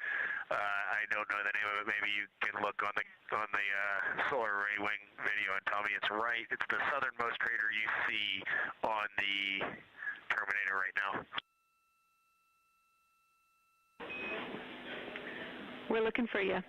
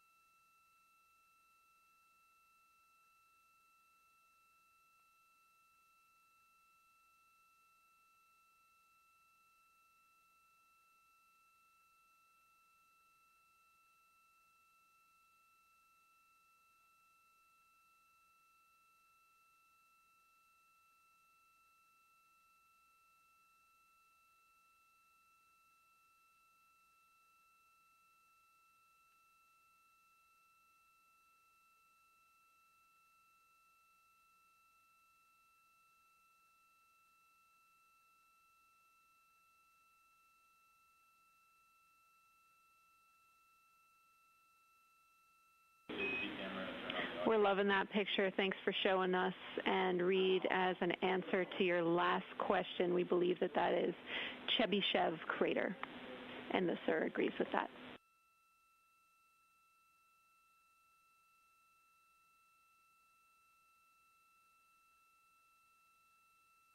Okay, that picture I was just showing you is an 8X iPhone out the docking hatch for the high grazing angle. It's just amazing. We love it. Thank you.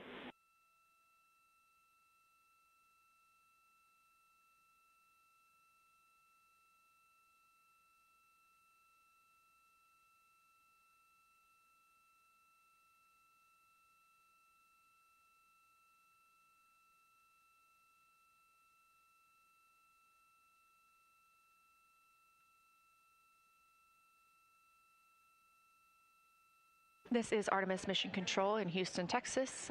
Mission elapsed time, 4 days, 22 hours, 12 minutes into the flight of Orion.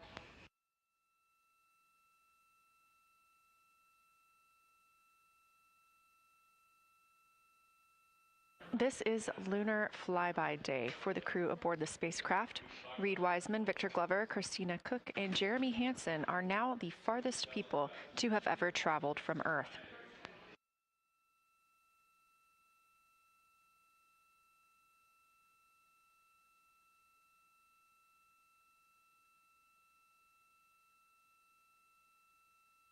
This a live view from inside the spacecraft. They have turned off the lights so they're able to see outside and photograph the moon better with no reflections from inside. And for a very brief moment there. Integrity Science, thanks for those iPhone views. It's helpful to see what you're seeing.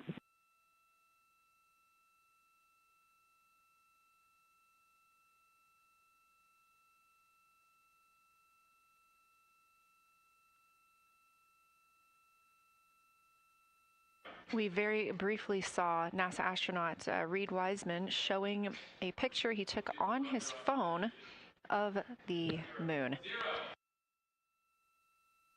We do expect to get all of the photos that the crew is taking today, and we cannot wait to share some of those with you. But pretty cool in the meantime, just to see one quick shot from what the crew is seeing. And this view from outside the spacecraft on Orion's solar array wing. Orion is now 6,643 miles away from the moon and continuing to grow closer. Again, their closest approach will be about 4,066 miles. The best comparison is if you held a basketball at arm's length. That's about what it would look like to the Artemis II crew at their closest approach.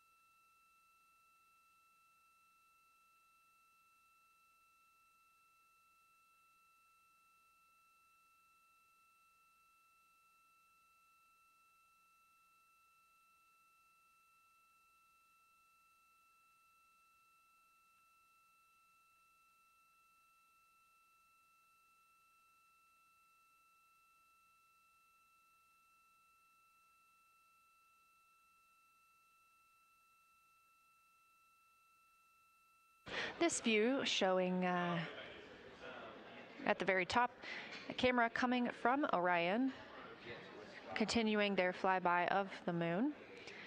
We have 3 more flyby observation blocks after the completion of this one. Down on the bottom left of your screen, that's the SIR, the Science Evaluation Room, where team members are continuing to work through all of the targets that the crew is photographing today, and they've helped identify some of the craters and some of the other items that the crew has seen on the moon's surface. Down on the right is Artemis Mission Control here in Houston. Those 2 rooms down at the bottom are just down the hall from each other.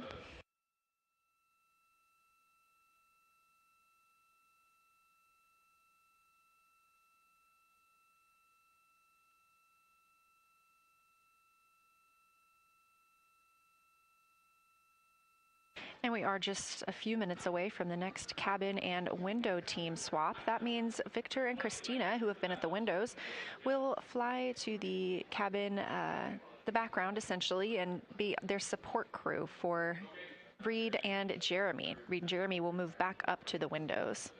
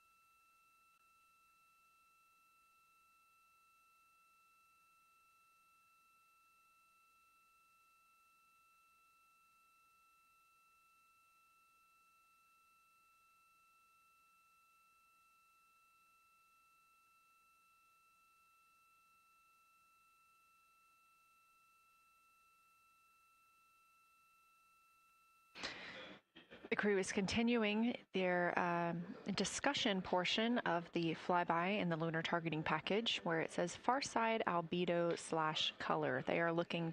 The science team is looking to get a good understanding of what the crew can see on the far side at this point, and its brightness as well as any colors. We did hear earlier Canadian Space Agency astronaut Jeremy Hansen reporting that they could even see browns and even greens on the moon. I'm really looking forward to seeing those photos.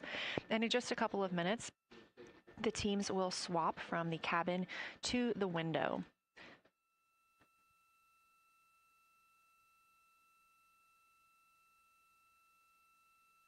Another rundown of just how this flyby is choreographed inside the spacecraft today. So these activities have been timelined, and there are these 5 blocks of time during which the crew is going to be observing the moon from Orion's windows.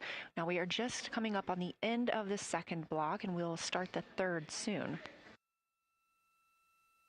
So at any time during those blocks, 2 members are at the windows working in a pair. One is taking photos from window 2 and has a blue shroud over the window to help prevent any reflections from inside the spacecraft. They are also using an 80 to 400 millimeter zoom lens. And the other astronaut on the window team will be in window 3 using their portable computing device to make annotations. Now, again, both of those crew members are making audio recordings of what they are seeing, and we are not hearing that right now. Those are going to be downlinked later to the science team, who will evaluate them and use that data to inform our understanding of the moon. Those 2 crew members at the windows swap roles. Integrity Houston, it is time for another swap between the cabin and the window teams. So we have 15 minutes of handover time, and then we will expect Jeremy and Reed at the windows and Christina and Victor at the cabin. I have no new vehicle updates for you, but I do have a photo location for some photos on Ike's PCD, and I want to let you know that Jeremy's family have arrived in the viewing gallery.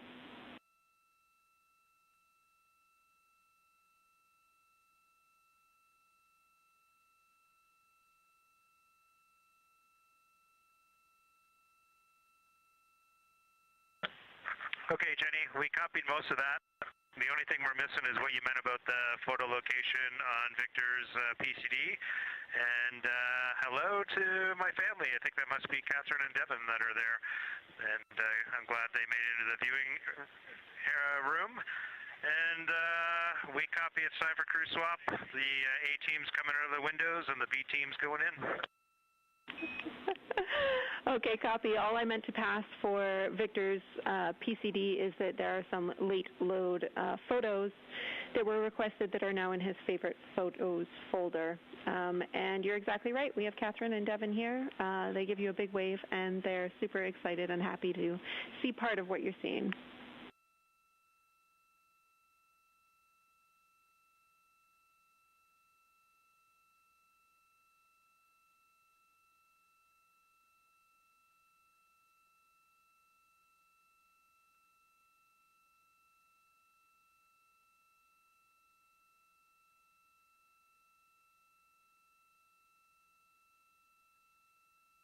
Okay, copy, Jenny. We're not sure what we're looking for in the PCD, but we're going to poke around, and we may be calling you back about that one.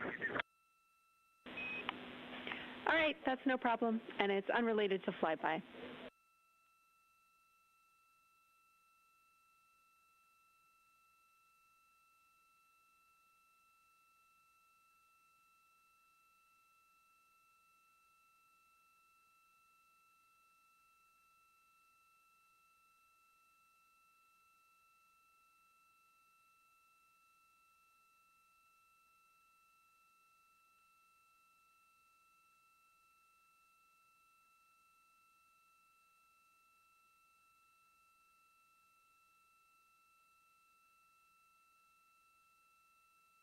This is Artemis Mission Control here at Johnson Space Center in Houston, Texas. And as you just heard, Capcom, or Capsule Communicator Jenny Gibbons, Canadian Space Agency astronaut and Artemis II crew backup, relaying to the teams in Orion that it is time for a swap from the cabin to the window teams. We're now at the tail end of the second lunar flyby observation block. Again, we have 5 of these today. Most recently, Victor Glover and Christina Cook were at the windows photographing and making annotations, while Reed Wiseman and Jeremy Hansen were in the cabin providing support, whether that is SD card help, but also science sit reps calling down any situation reports for what they are seeing on the moon or anything about the vehicle status. With that call to make a swap, Reed and Jeremy will be back at the windows, making observations for what they see at the moon and taking photos.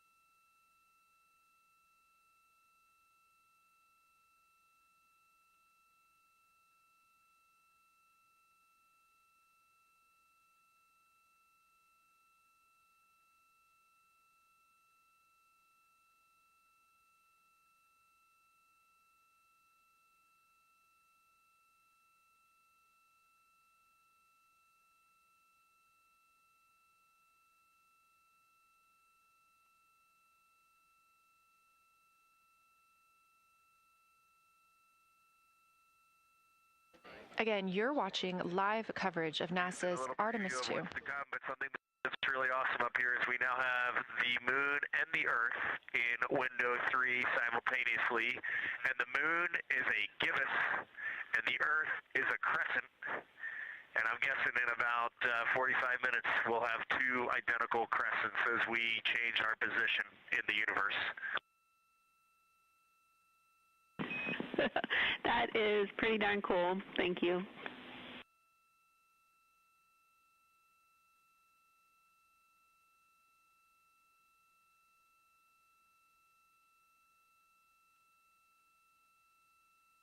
That's the Artemis II crew, the first astronauts to fly by the moon in more than 50 years, reporting that when they look out of window 3, one window, they're able to see both the Earth and the moon at the same time now.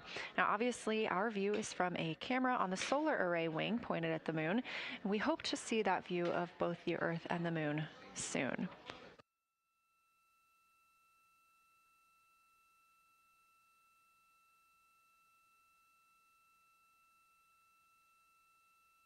Some upcoming times for what you can expect. In about an hour and 40 minutes, we will have Earth set. And during that time, we will have a view of Earth going behind the moon. Shortly after, just a few minutes later, we will lose signal with the Orion spacecraft. This is tracked as it is going behind the moon and out of reach of the Deep Space Network. At 6 o'clock p.m., the spacecraft will make its closest approach to the moon at a distance of about 4,066 miles.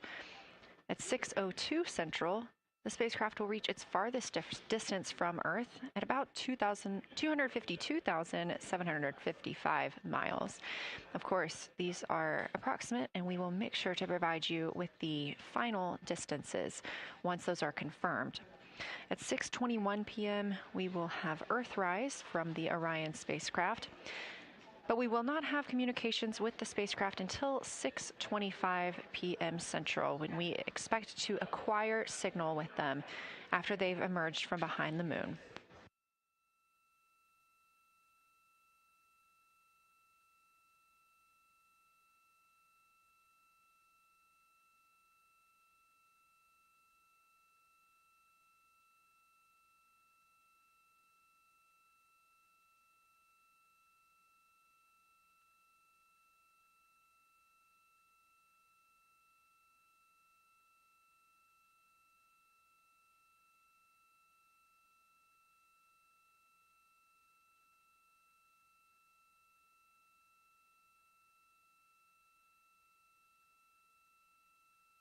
Again, you're watching live coverage of NASA's lunar flyby for the Artemis II mission, first crew to fly beyond the moon in over 50 years. The astronauts inside the spacecraft are switching positions, 2 at the windows and 2 serving in support roles, before they start their third timelined flyby observation for today.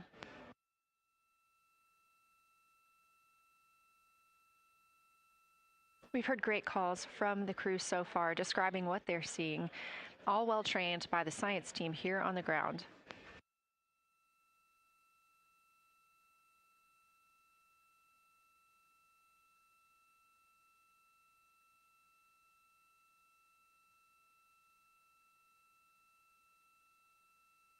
Another major milestone for the crew today will be to experience a solar eclipse from their capsule. No one on Earth will experience this solar eclipse. To the astronauts, this will look a lot like a total solar eclipse on Earth, except the moon will be huge compared to the sun. Whereas if you're standing on Earth and looking at a solar eclipse, the moon and the sun appear to be about the same size in the sky. As the moon begins to cover and then uncover the sun, the astronauts will see a partial solar eclipse, so that's before and after totality, and during that time frame they will have to wear eclipse glasses so they can safely view this phase.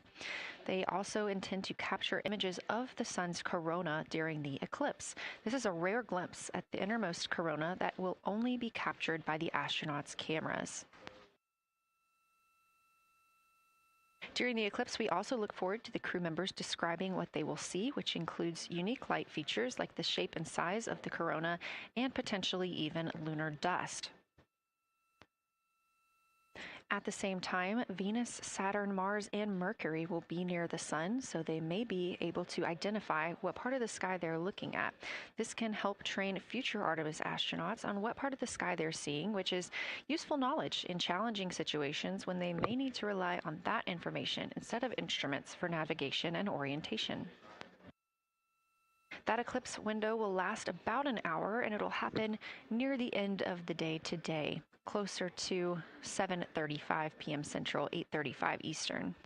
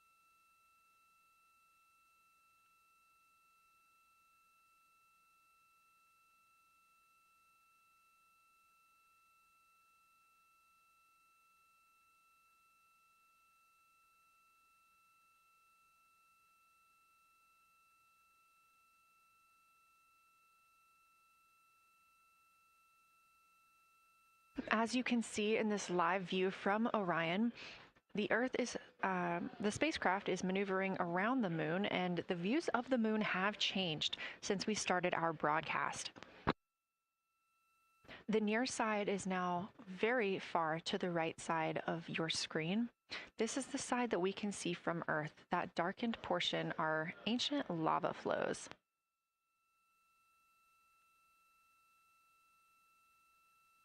The crater down towards the bottom of the moon is Oriental, and this is a crater that was previously never seen before by human eyes until this mission.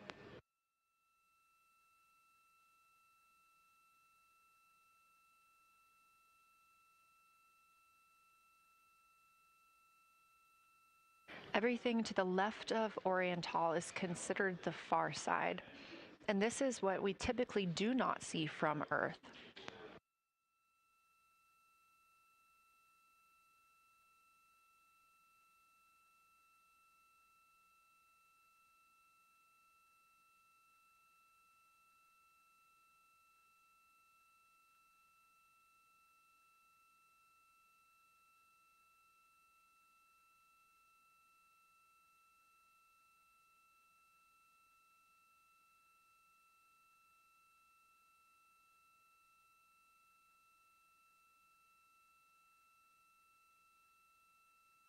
Just a reminder about this view. This is coming from a GoPro camera mounted on the tip of one of Orion's 4 solar arrays.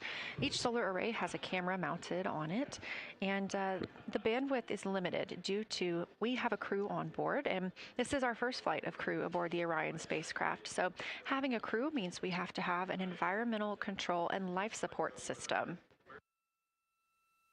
There's a lot of data around, a lot of data to bring down for the crew members to keep us up to date on everything happening aboard the spacecraft. So we have to share our bandwidth when it comes to imagery and data.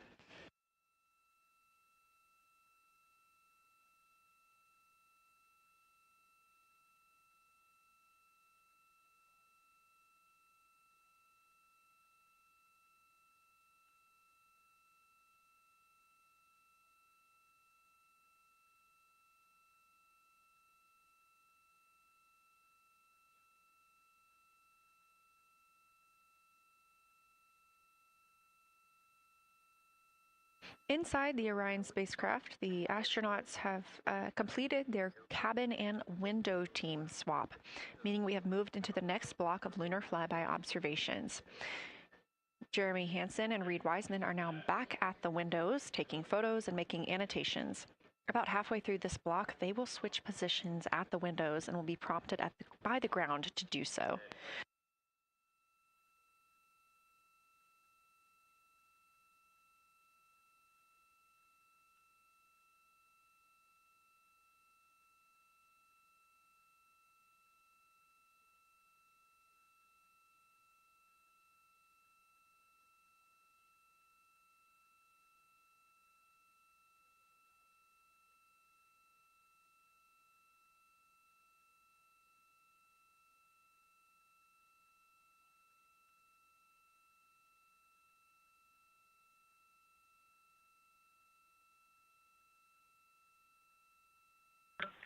Houston Integrity for SITREP. First of all, I'll just talk about the experience that I had during Victor and my observation time. It was an incredible experience. We definitely noted how much more you can see with the zoom lens. Even though we have a great visible eye image, there's just a lot of texture that just pops right out at you when you can zoom in. So almost just using it like a telescope, the camera lens. We really enjoyed our discussion time. That was a great innovation on the lunar targeting plan. We were both able to describe a lot more kind of with flow, I would say, when we were talking to each other. And it was also, we sort of were able to bounce ideas off of each other and come to new conclusions. We had, I think, a very successful talking through of some contacts between different color areas, both in the mare and in the highlands, and we identified some really unique texture areas as well. At one point, towards the end of the images of my time in window 3, I just had an overwhelming sense of being moved by looking at the moon. It lasted just a second or two, and I actually couldn't even make it happen again. But something just drew me in suddenly to the lunar landscape, and it became real. And the truth is, the moon really is its own body in the universe. It's not just a poster in the sky that goes by. It is a real place. And when we have that perspective and we compare it to our home of the Earth, it just reminds us how much we have in common. Everything we need, the Earth provides, and that in and of itself is somewhat of a miracle, and one that you can't truly know until you've had the perspective of the other. I'll switch into some logistics stuff. The Peltors, both, their batteries stopped providing the active listening, but we have verified they are still recording, and so we are able to have discussion time and hear outside our recordings by just moving the ear cup off of the ear. Other than that, everything's working well technically, and we've been able to find all our targets, and we're having a really great time. Thanks, Christina. We copy those logistics for the Peltors, and also thanks for bringing us into the cabin with you with that description.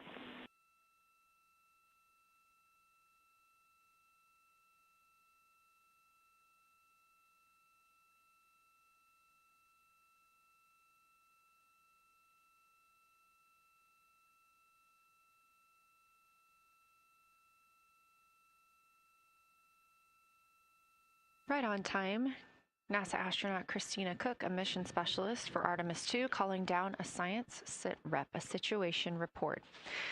Good news, reporting that she and her teammates have been able to capture all targets that were listed.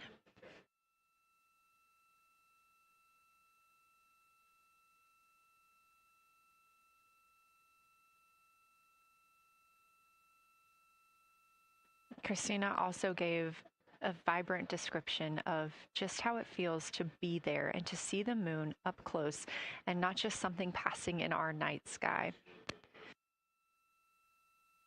Currently, the team members at the window are Reed Wiseman and Jeremy Hansen. Meanwhile, Integrity cabin team for window shroud.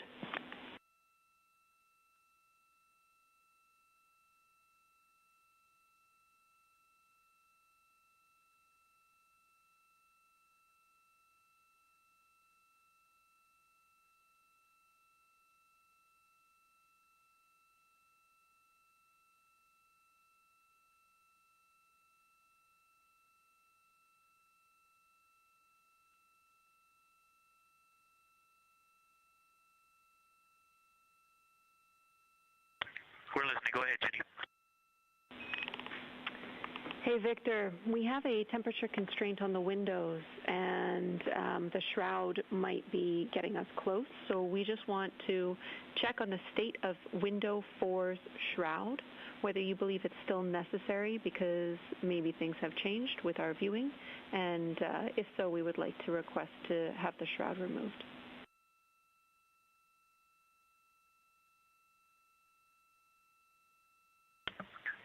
Houston, we believe it is necessary. We pulled it off just as a corner. It is very bright. It definitely would affect our night vision and maybe comfort. But is there a time? Can you tell us when we would have to take it off by?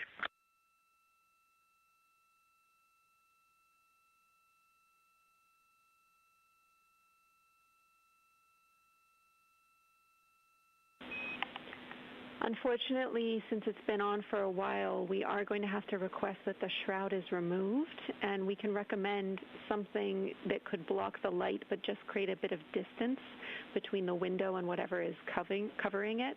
Something like a t-shirt would do the trick and help.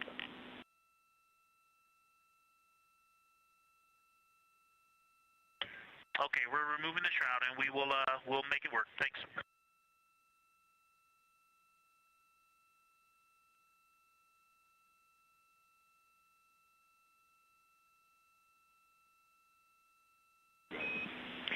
Thank you, Victor. We know it's pretty bright in there now with that window uncovered. We will also offer that airflow on the window would be helpful. So if you want, you can also retrieve the condensation hose, which should be friction fit onto one of the diffusers. And that on the window would also help.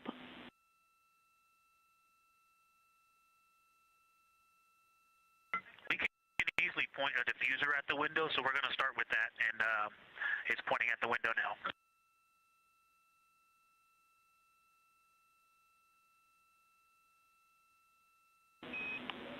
Okay, we'll take that, Victor. Thank you.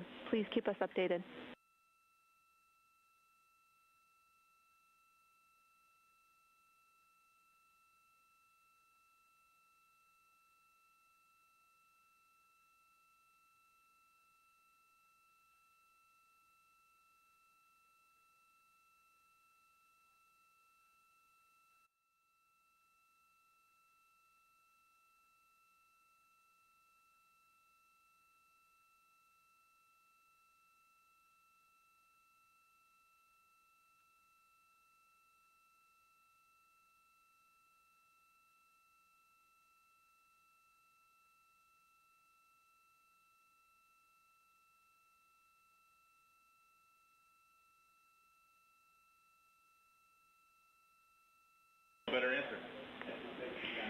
Integrity, it's about time for a position swap at the window. So we will ask Reed and Jeremy to swap positions, and I'll remind you again about your SD cards. And Victor or Christina, I have one window task for the cabin team when you're ready.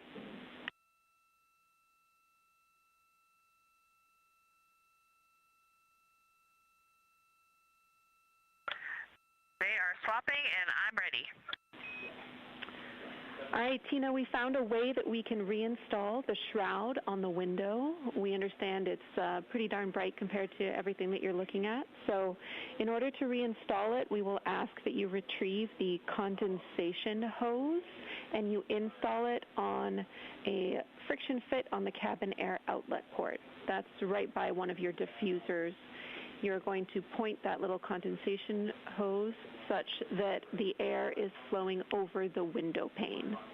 Let me know when you're ready for the stowage location.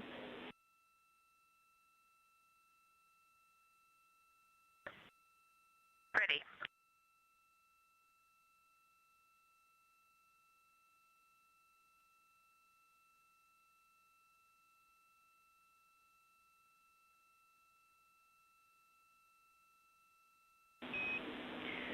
Christina, the hose is in locker A1.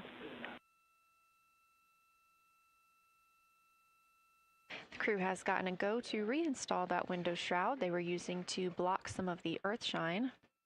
Copy. This view coming from inside the Orion spacecraft as the crew members are swapping windows, specifically Reed Wiseman and Jeremy Hansen. They've been our crew members at the windows taking photos, making annotations, and making recordings that'll be downlinked later to the science team for review. The science team will have a conference tomorrow morning with the crew to get any fresh perspectives or things that they learned during the flyby.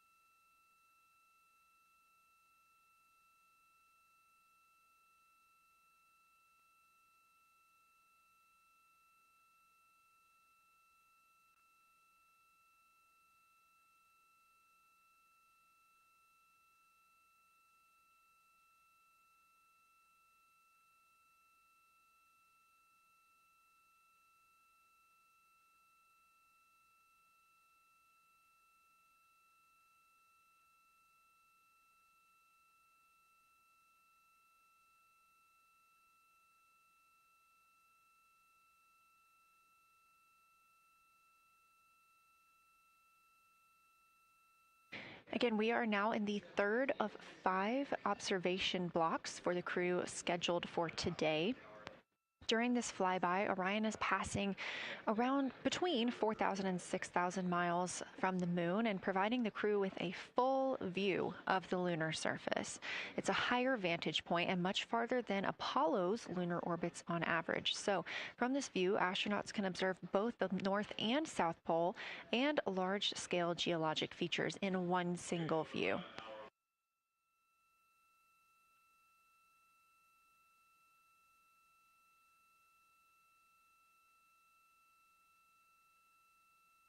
We are now just under an hour until Orion passes behind the moon, and we lose communication with the crew. They will be out of reach with any of our deep space network antennas. That loss of signal will last about 40 minutes, and we expect to regain communications with them once they fly behind the other side of the moon. While they are behind the moon, they will also reach their max Earth altitude as well as their closest approach to the lunar surface.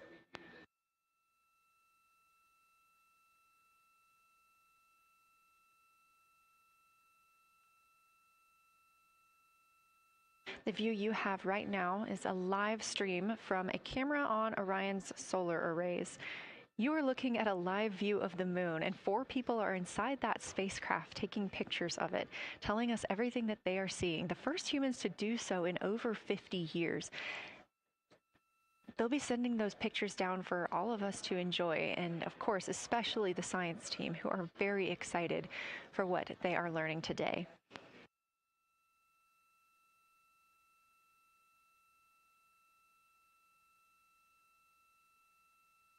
It appears the Artemis II spacecraft Orion is now under 5,000 miles away from the moon.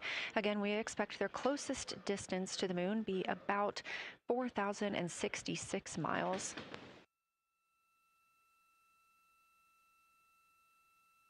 That is an estimate at this point, and we will make sure to share that closest approach distance once we receive it.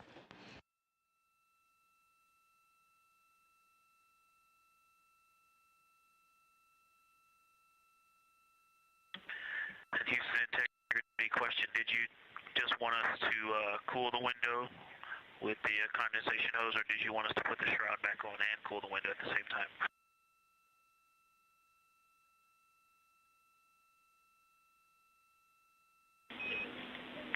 Victor, we definitely want you to cool down the window with the condensation hose. It's crew preference whether you put the shroud back on. The hose will allow you to do that if it helps with your lunar flyby.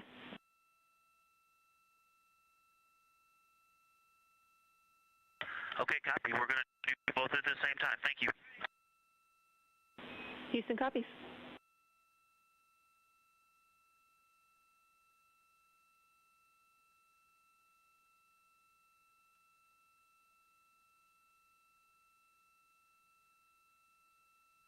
Houston, thank you for that suggestion. The cabin is darkened again, and that makes a big difference for the imagery. And for science, we are now seeing a half moon.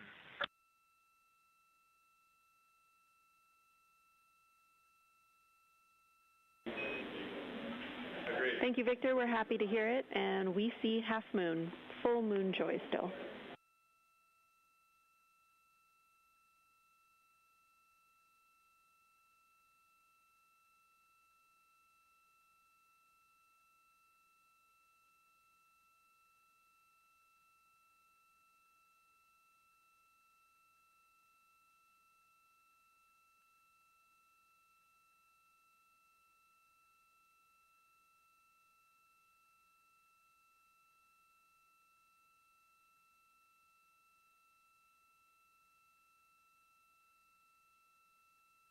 Crew reporting from Orion that they are seeing half the moon, which is about what it looks like here from this view from the spacecraft.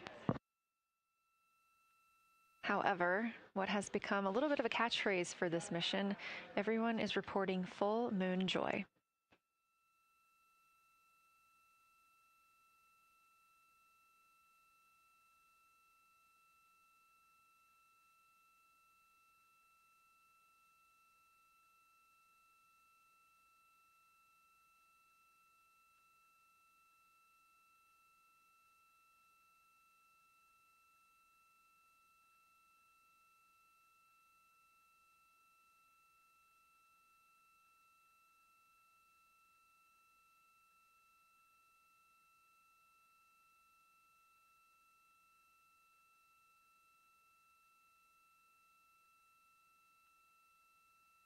We are keeping up with which targets the crew is tracking through their lunar targeting package. They are just wrapping up their second. Science integrity, another observation the window team commented on, and Christina and I discussed a bit, is in Hertzsprung.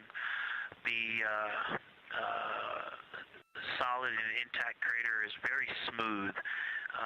If it were a dirt road, it's very hard packed, and then you go outside of it, and that outer crater, that's the one that is older, it is a little rougher and more jagged, and starts to get into more loose-looking terrain.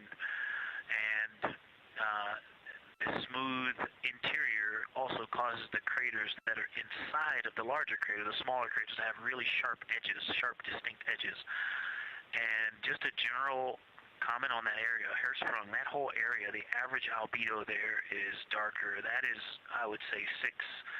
And the average albedo around Oriental and between Oriental and Ohm, excluding the wedge, the darker wedge, is more on the 6-7. And that they also seem to be different texturally. Christina described it earlier around Hertzsprung, and then from Hertzsprung toward Oriental, there appears to be a frozen, a rippling pond, but frozen, or like choppy waves when it's windy out, choppy water, and then it freezes instantly. That's the texture. If you walk down there barefoot, it looks like it would be hard on your feet, like lava. After it's cooled, it would be pokey. Except for right there in the center of Hertzsprung, it looks paved, like a paved road, nice and smooth.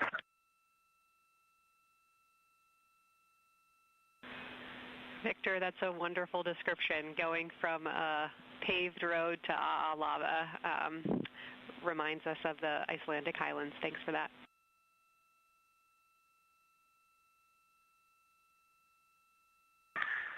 In science, another in the interior of the very intact, the interior of the intact crater at Hertzsprung is albedo variation. I think I heard one of the window crew maybe say color variation, but definitely albedo variation. There's lighter patches and slightly darker patches. It's not swirling, it's just patchy. It just has spots that are lighter, and I would say a predominantly darker average area. Great descriptions, Victor. Thanks. Not swirly, just patchy is really helpful for us.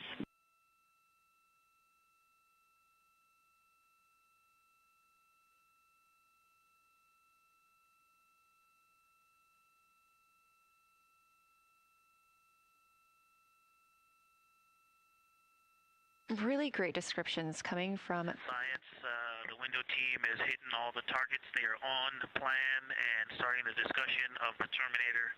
And boy, I'm loving the Terminator. I think I know it's not purely a moon feature, but what it does to the features of the moon, to the terrain, I've probably spent the most time describing into my recordings and thinking about and looking at the Terminator. There's just so much magic in the Terminator. The islands of light, the valleys, what look like black holes. You'd fall straight to the center of the moon if you stepped in some of those. It's just so visually captivating that the Terminator is the most striking thing that I've seen so far. We've been loving your evocative descriptions, Victor. You really are bringing us along with you, and we're following along with visualizations that pale in comparison to your descriptions. Thanks.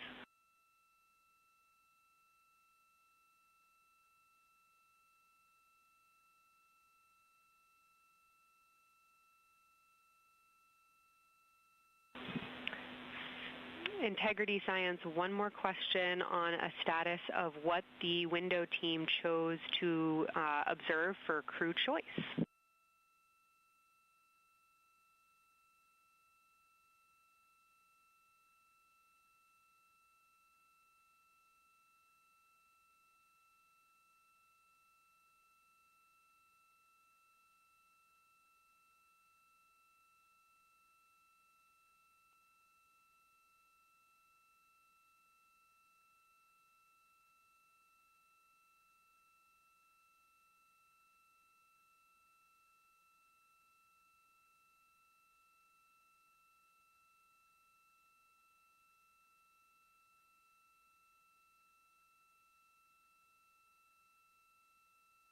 Window 2 talked about Vavilov, looked for suspended dust, and the Terminator. And window 3 about the experience and about the three-dimensionality of the moon this close. Wonderful. And another observation about Oriental, I would say, is the features going off to the southwest, the two large, almost look like scratches in the surface.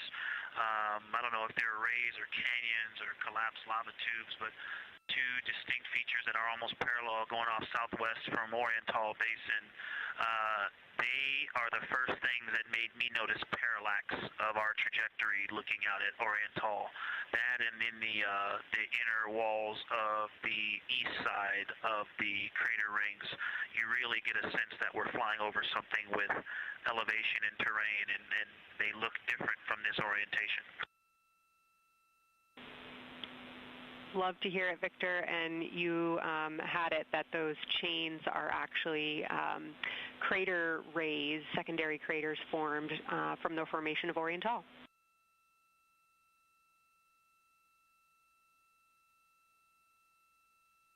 Yeah, speaking of crater rays, the crater rays that are going off to the north, northwest,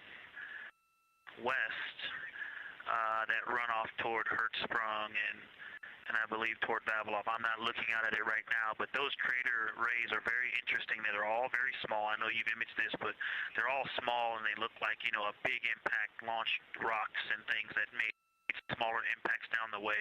But something very interesting, and again, you can see this in imagery, but some of them are parallel, and then some of them converge toward the center of Oriental.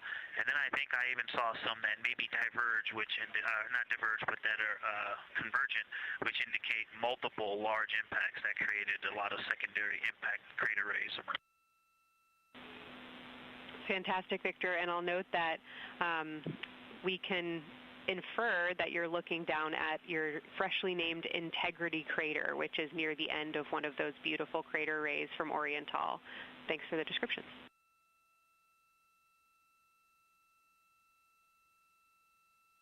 Yeah, you're welcome. And Integrity is easily identifiable with the naked eye from this point.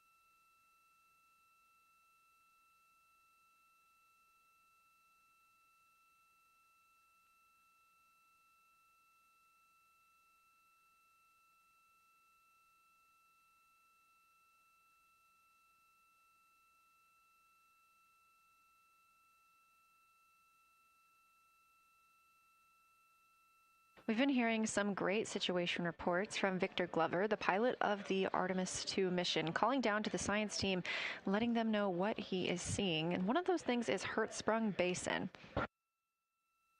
If you look just to the right of the Terminator, that is the difference between light and darkness on the moon.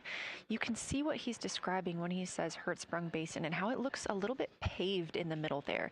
It's almost in the very center of the moon in this view, coming from the Orion spacecraft and a camera mounted on its solar array.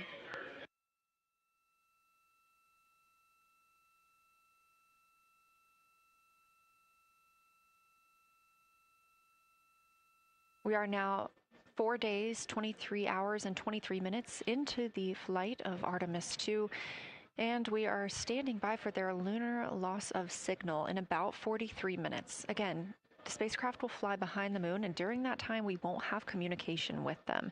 They will be out of reach of our deep space network. However, we will regain communication with them approximately 40 minutes later when they come around the other side of the moon.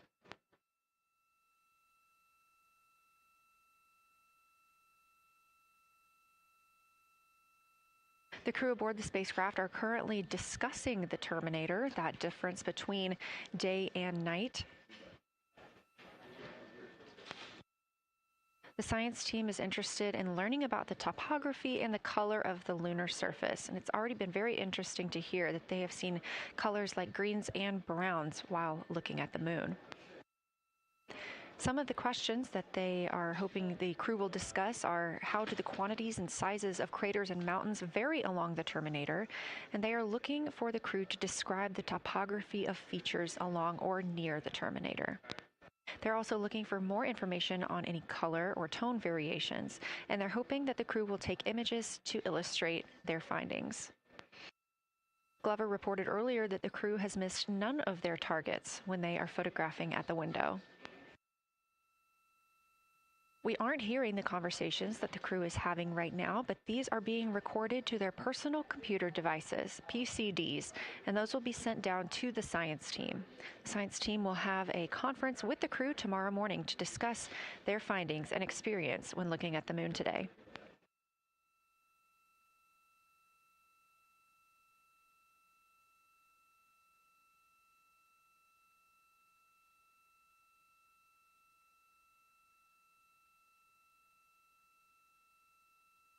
We have a few minutes left while the crew is discussing the Terminator. And if you're just joining us, you're looking at a live view of the moon, our moon, from the Orion spacecraft and a camera on its solar array. Inside that spacecraft, 4 astronauts, Reed Wiseman, Victor Glover, Christina Cook, and Jeremy Hansen, the first 4 people to fly around the moon in over 50 years.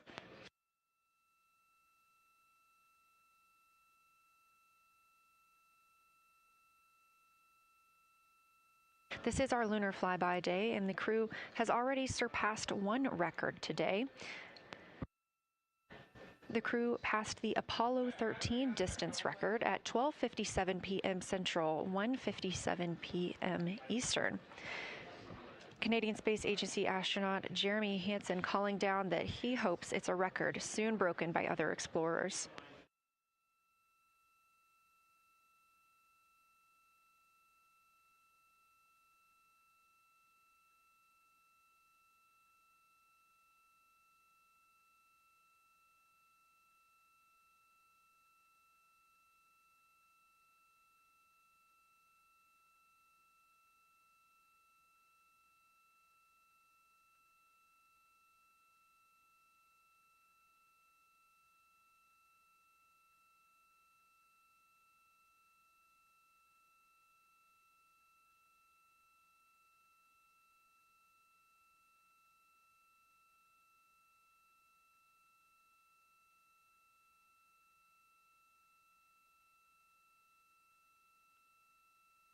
We are live in Artemis Mission Control in Houston, Texas, monitoring the flight of Artemis II.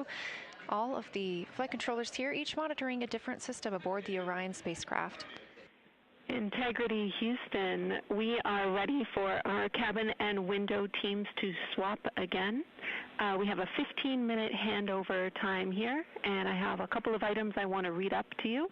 They'll require you to write something down on your knee boards, so let me know when you're ready.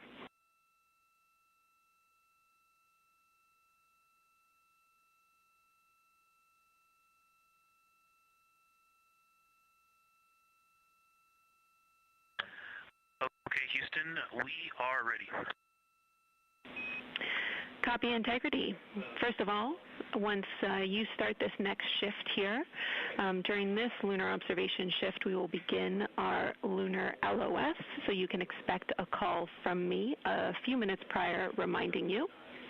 And second of all, FIDO just sent us updated altitudes and METs for lunar closest approach and max Earth altitude. Let me know when you are ready to write those down. They differ slightly from Optimus.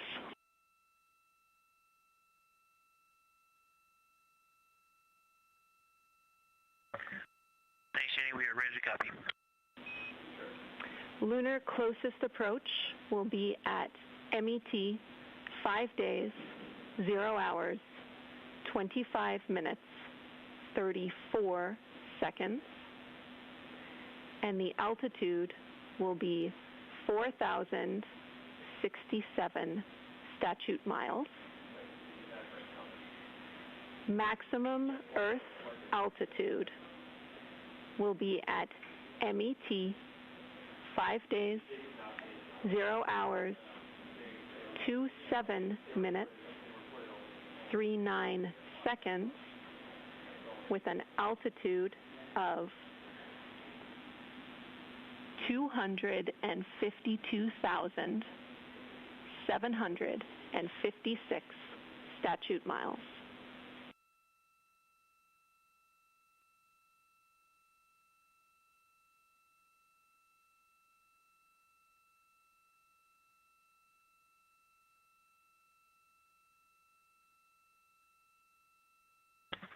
The crew really wants to ask for that in kilometers and in parsecs, but thank you for those. That is great. Thanks for that update. I'll send FIDO to work, and I appreciate the metric. Other than that, I have no new vehicle statuses to pass to you. Enjoy your handover time, and we're looking forward to picking back up with you shortly.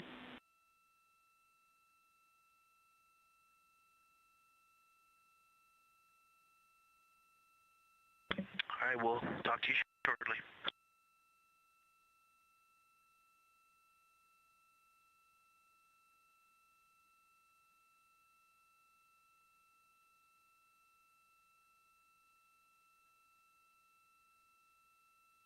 Those words called from Capcom Jenny Gibbons, CSA astronaut and Artemis II backup crew member, to the crew working aboard the Orion spacecraft. Had a little bit of a view inside the cabin. As you can see, it is very dark. The crew has turned off the lights, and the light that you were able to see is coming through the window, a reflection of Earthshine and from the moon.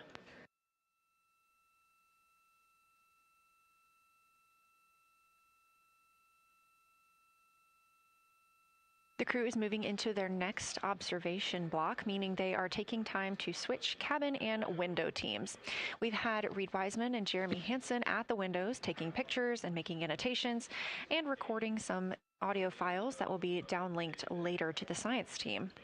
Meanwhile, Victor Glover and Christina Cook were in the background serving as support. They were also timelined to enjoy a little bit of their midday meal. Now that we are swapping positions, the support team becomes Reed Wiseman and Jeremy Hansen. They will be in the background helping with SD card swaps, as well as providing those situational reports to the science team.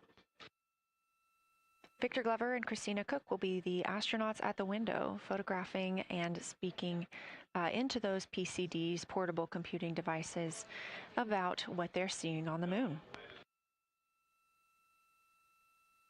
As you heard Capcom Jenny Gibbons call to the crew, this block is also when we will lose communications with the crew. That LOS, or loss of signal, scheduled to be less than 35 minutes from now. We anticipate to be out of signal with them for about 40 minutes, and will regain that communication once they've flown around the other side of the moon.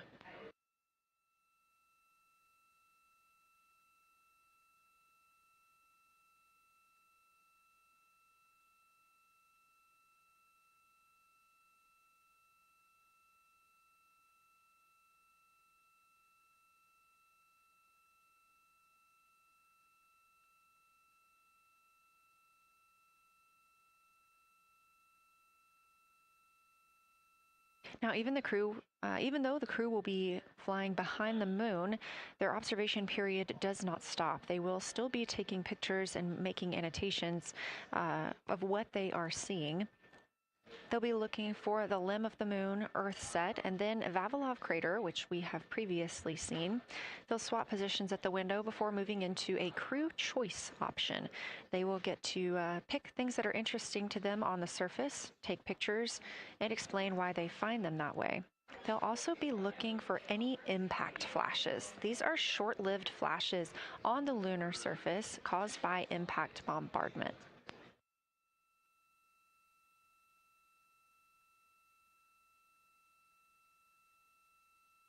Just before Earthrise, the crew will be looking for lofted lunar dust. This may be lofted just above the lunar surface, and we could only see it just before Earthrise along the dark western limb. Any Earthshine would illuminate potential lofted dust. But once the crew is all the way around the Earth, the brightness of the Earth will wash out any of that dust they might be able to see.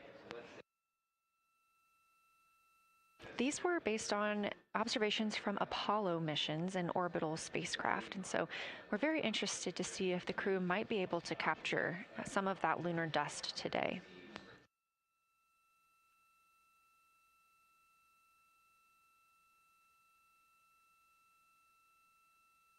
Following that lofted lunar dust target, the next will be Earthrise. We will regain communications with the crew shortly after Earthrise.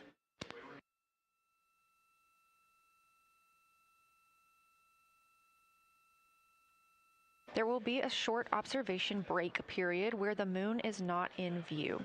That's because we are also anticipating the crew seeing an eclipse today. The moon won't be in view because the team here in Mission Control Houston will need to change the attitude of the spacecraft and ensure that its solar arrays are gathering light from the sun heading into that eclipse period. So we will have communication with the crew, we just won't be able to see the moon.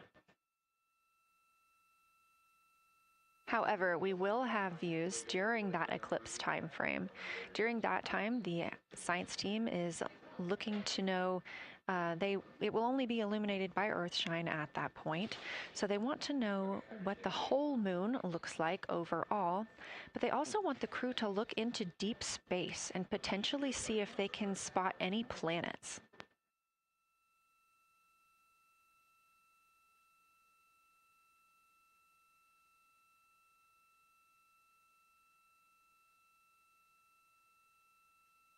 Once the eclipse is over, the lunar flyby period will have ended.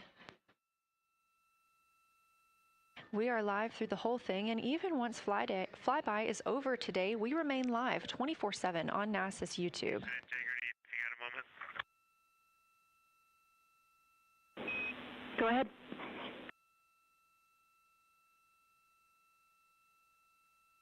I don't know if Catherine and Devin are still there, but if they are, just wanted to just let them know how much fun we're having out here. It's extraordinary to be on the far side of the moon right now, just hanging out there and looking back at the Earth. And Ashley and Kaylin, I know you're back in Canada, but if you happen to be watching too, just wanted to say hi to all you guys. Love you guys, and we'll be heading back your way shortly.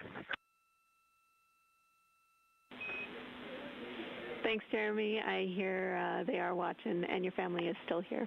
So thanks for passing that along.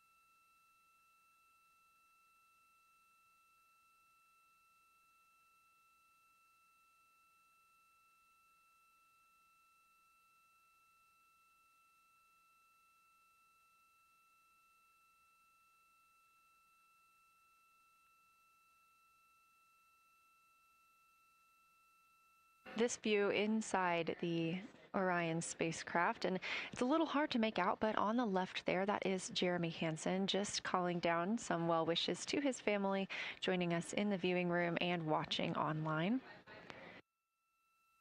Currently in the window are Victor Glover and Christina Cook. They are taking pictures outside of the window as they are now in their flyby observation block. At this time, Reed Wiseman and Jeremy Hansen are serving as support crew members, and they are also going to have an opportunity to enjoy their midday meal at this time.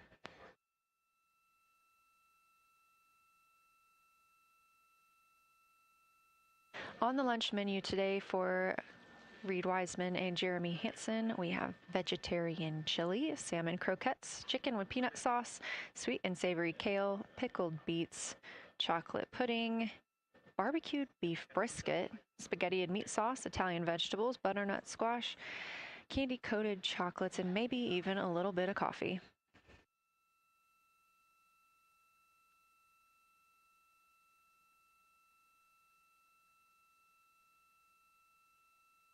And if you look closely, you can see it looks like they are getting into some of their food for the midday meal. All of the food on the spacecraft is rehydratable. We don't have an option for fresh food as there's not a refrigerated section of the Orion spacecraft. So all of this food can either be rehydrated or eaten straight from the package, just depends on what the food actually is. And for food that needs to be rehydrated, there is information on each package of how much water needs to fill that bag and what temperature it needs to be.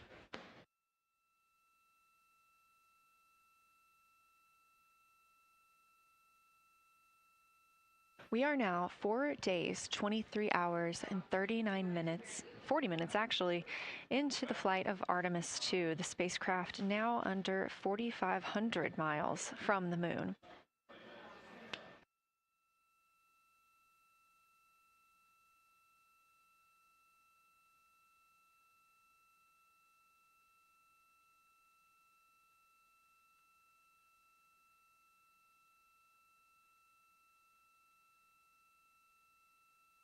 We are now also under 30 minutes away from loss of signal with the astronauts. We will regain that communication about 40 minutes later.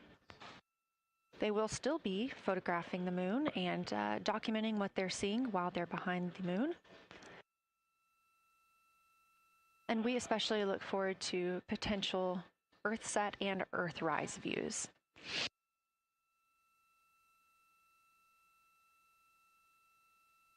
As you can see on the left side of your screen, we are streaming this solar array camera view throughout the flyby.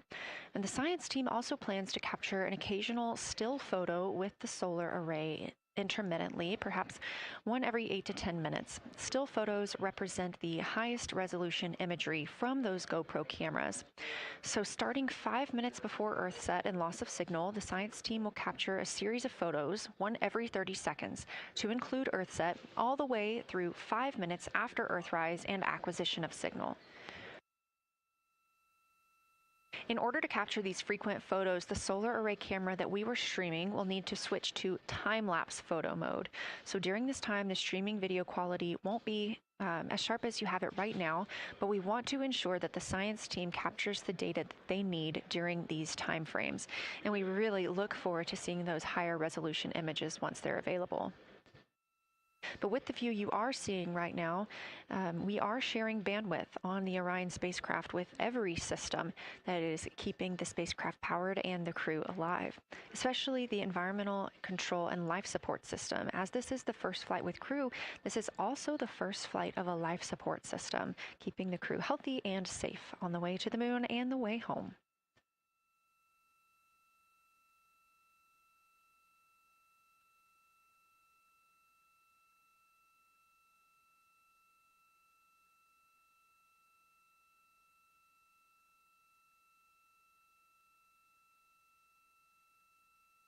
On the timeline, we're getting towards the end of the cabin and window team swap period, but it looks like our astronauts, Victor Glover and Christina Cook, are already photographing the moon outside of those windows. The next target is Ohm Crater, and this is something that they have photographed previously during the flyby. This is a small, complex crater with a prominent ray system, and as referenced earlier, it's the size of the Eye of the Sahara. That Eye of the Sahara is a feature in Mauritania. Seeing this crater more than once throughout the flyby allows the crew to photograph it at different lighting conditions.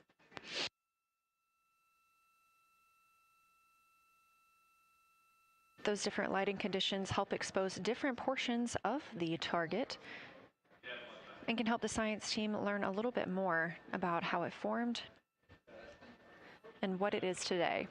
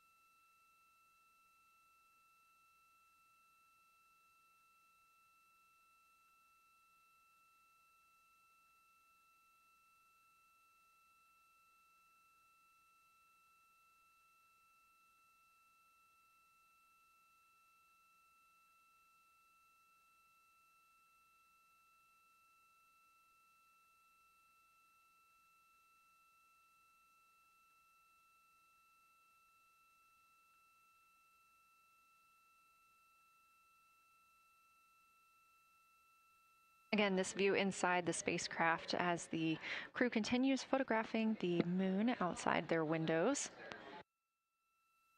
They have turned the lights off to allow them to better get photos of the moon, preventing any reflections from coming in from the spacecraft.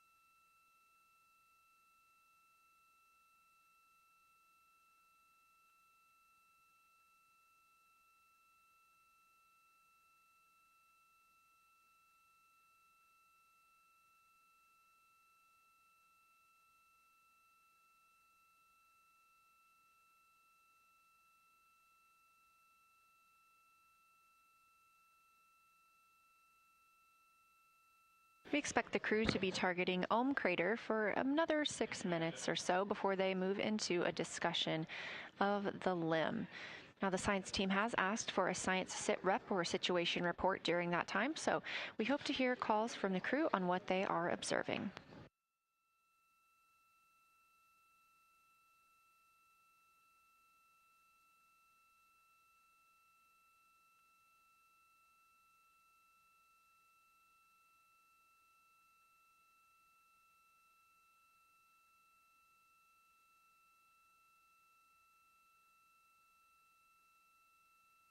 If you've been following along, at the start of the day, we did have much more of the moon visible.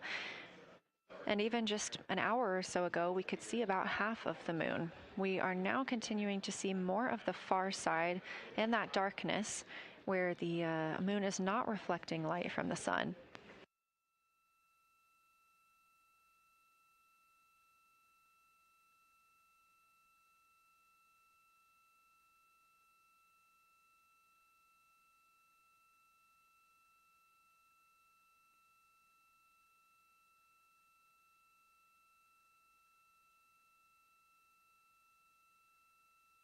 Earlier, we were also able to see some of those darker portions, that old lava flow that we often see on the near side of the moon and that we can all see from Earth. That has mostly gone away. We are now just seeing very little of Oriental. That's down to the bottom right of the moon. You can see just a small dark portion near the limb.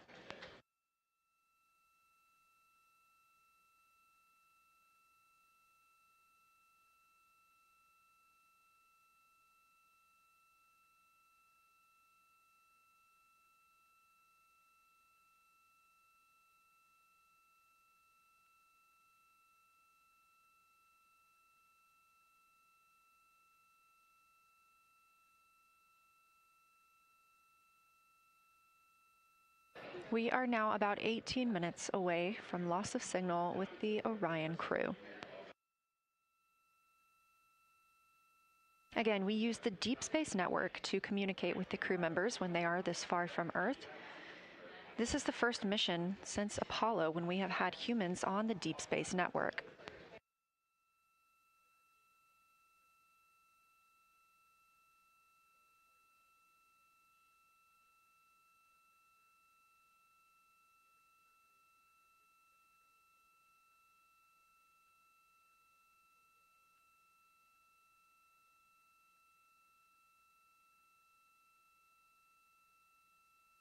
As you recently heard Capcom Jenny Gibbons call to the crew, we expect their closest approach to the moon to be at MET, or mission elapsed time, of 5 days, 25 minutes, and 34 seconds. At that time, their altitude would be 4,067 statute miles above the Earth's surface. Just over 2 minutes later, they will reach their maximum distance from Earth at mission elapsed time 5 minutes, 5 days, 27 minutes, and 39 seconds. The altitude at that time would be 252,756 statute miles. These are our latest numbers, and we'll make sure to verify and confirm those once those milestones have been achieved.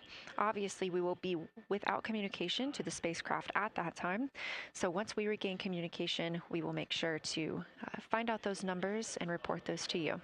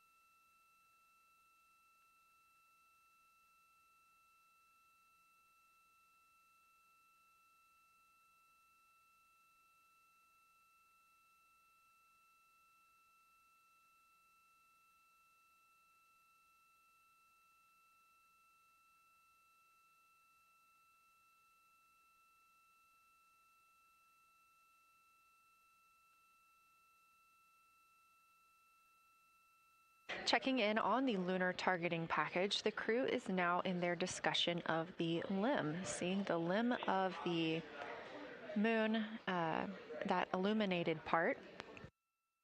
Currently at the windows taking photos and making annotations are Victor Glover and Christina Cook.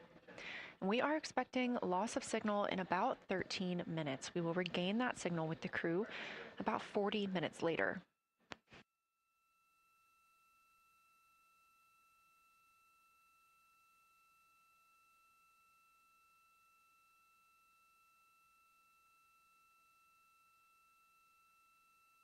A milestone worth mentioning that this day marks the first time in more than 50 years that humans will observe the moon directly, a critical opportunity to practice how lunar science will be conducted during future Artemis missions.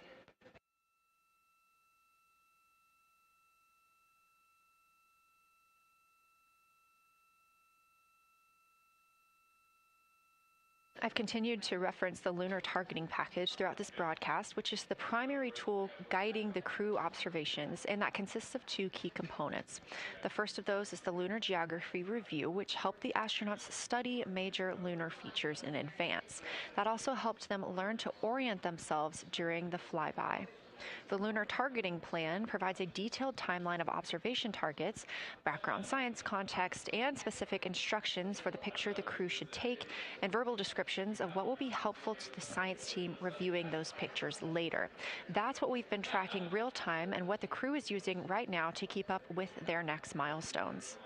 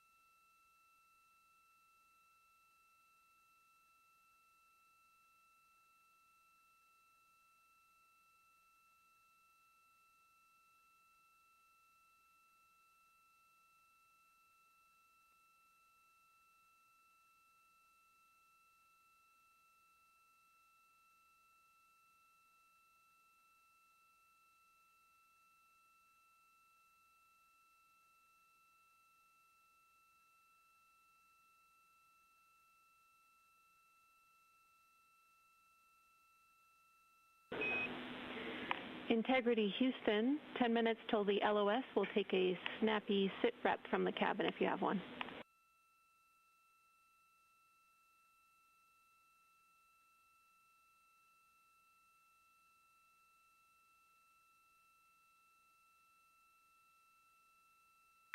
Okay, Jenny, that came, we missed most of that, but just a 10-minute warning, is that what you're saying? 10-minute warning for the LOS, and I'll take a quick sit rep from the cabin, please.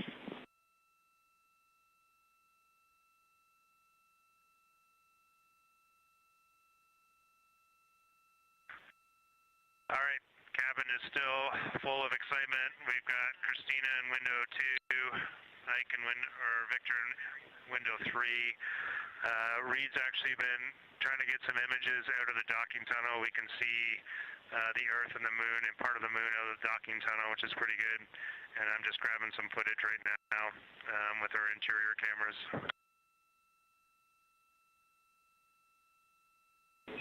Copy, Jeremy.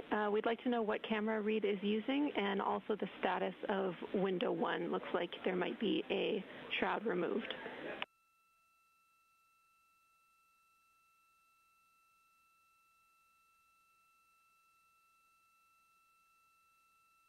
Okay. Reed was using the Z9, and the T-shirt shroud is still on window 1, but we took the camera out of it, so maybe that's what you're noticing. But when I looked in there, I saw a lot of sunlight reflecting around. Copy. That makes a lot of sense to us, Jeremy. I want to remind you, coming up on this LOS, that we'll take sit reps in the blind, and as more and more of the moon is in darkness, we will take any report you have on impact flashes.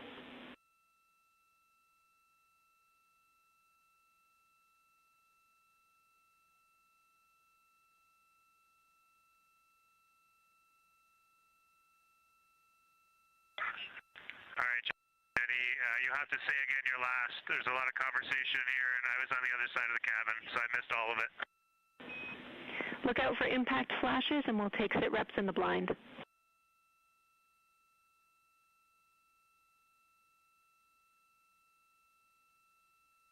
Okay, impact flashes, sit reps in the blind. We got it. And yeah, just so you understand what's going on with window 1, there is light coming through the outer hall from window 2 into the inside of window 1, if that makes sense. Like, I can see the inside of the vehicle when I look between the two panes of glass. Copy.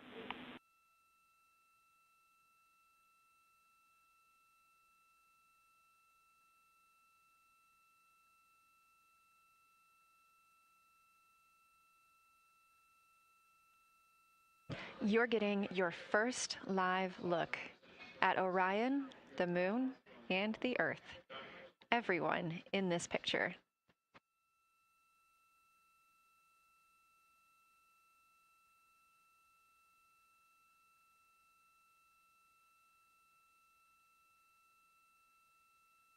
This is a live view from the Orion spacecraft.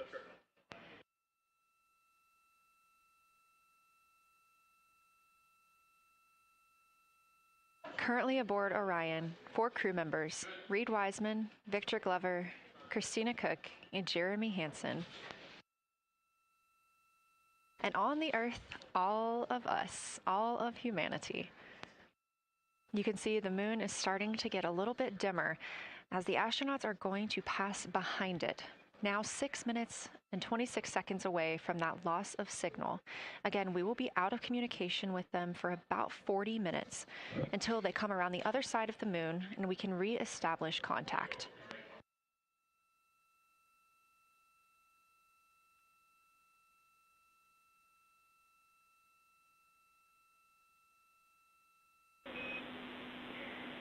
Integrity Houston, you are 6 minutes from your 40-minute lunar flyby LOS.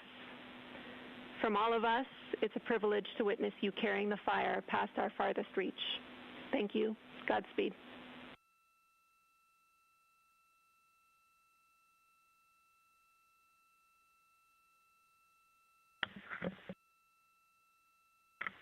Thank you for that, Jenny. And thank you to all of you for allowing us the immense privilege to be on this journey together. It's quite amazing. And as we go on this journey, thinking about the NASA mission to explore the unknown in air and space, to innovate for the benefit of humanity, and to inspire the world through discovery. And as you've gone along on this journey with us, hopefully we're doing just those things. And as we get close to the nearest point to the moon and farthest point from Earth, as we continue to unlock the mysteries of the cosmos, I would like to remind you of one of the most important mysteries there on Earth, and that's love. Christ said in response to what was the greatest command, that it was to love God with all that you are. And he also, being a great teacher, said the second is equal to it, and that is to love your neighbor as yourself. And so, as we prepare to go out of radio communication, we're still to feel your love from Earth, and to all of you down there on Earth and around Earth, we love you from the moon.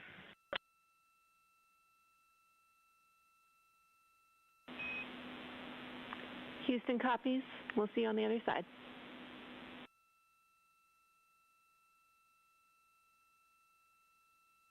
We will see you on the other side.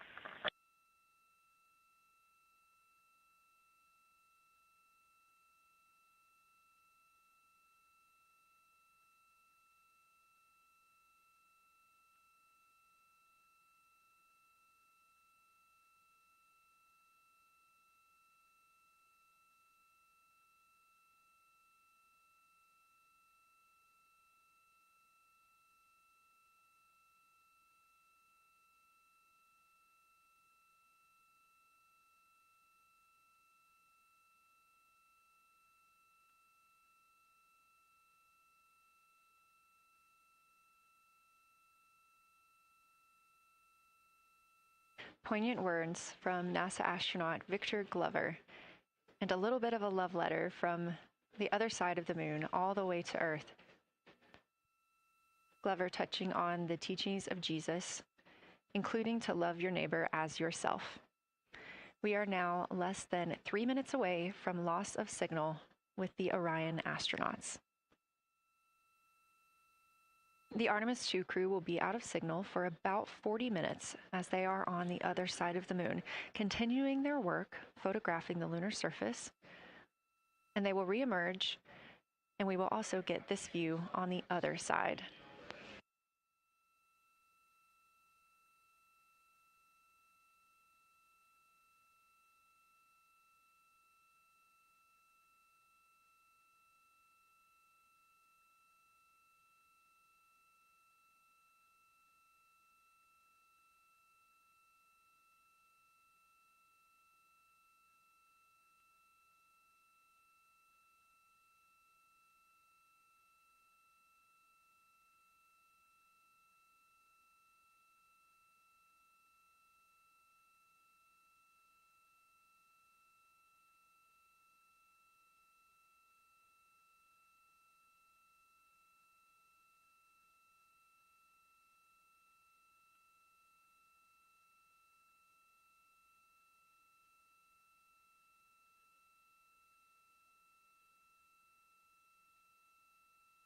Just about a minute and a half now until we lose communication with the astronauts aboard Orion on the Artemis II mission. Now 5 days and 6 minutes since their launch on April 1st. Again, we'll be out of communication for about 40 minutes. And this really beautiful view of a crescent moon and a crescent Earth. How great thou art.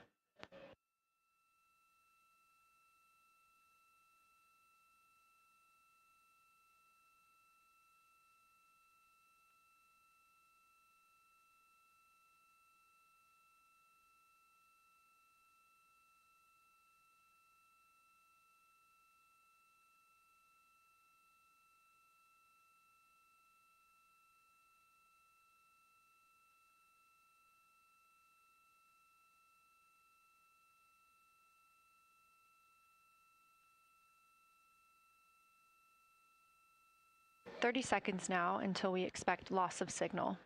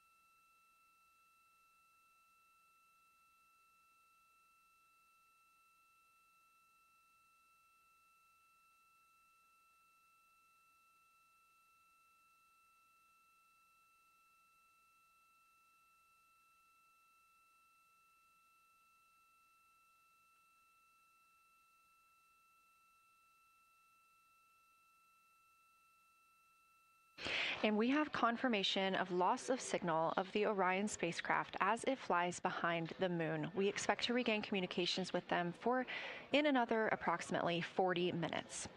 This was expected as their spacecraft is now out of direct line of sight with Earth and behind the moon. And this is a poignant moment as it's the first time in over 50 years that we have humans completely unreachable by anyone else on Earth. No matter how distant or secluded, we could reach anyone living on Earth, but while the crew flies behind the moon, it's simply impossible to make contact with them. This is a live view inside the Science Evaluation Room here at Johnson Space Center and just down the hall from Mission Control.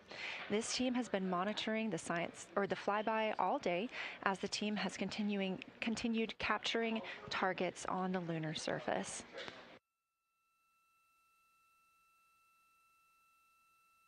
We even got to see this team in action as they were helping the astronauts identify some of the features they were seeing on the moon but not expecting. There will be a couple of milestones during this loss of signal. The first will be when the astronauts make their closest approach of the moon at MET 5 days, 25 minutes, and 34 seconds, when we expect they'll be 4,067 statute miles above the lunar surface. Their maximum Earth altitude will be reached just 2 minutes later, at 5 days, 27 minutes, and 39 seconds, when their altitude should be approximately 252,756 statute miles. Once those milestones are reached and we have confirmation, we will report the official numbers.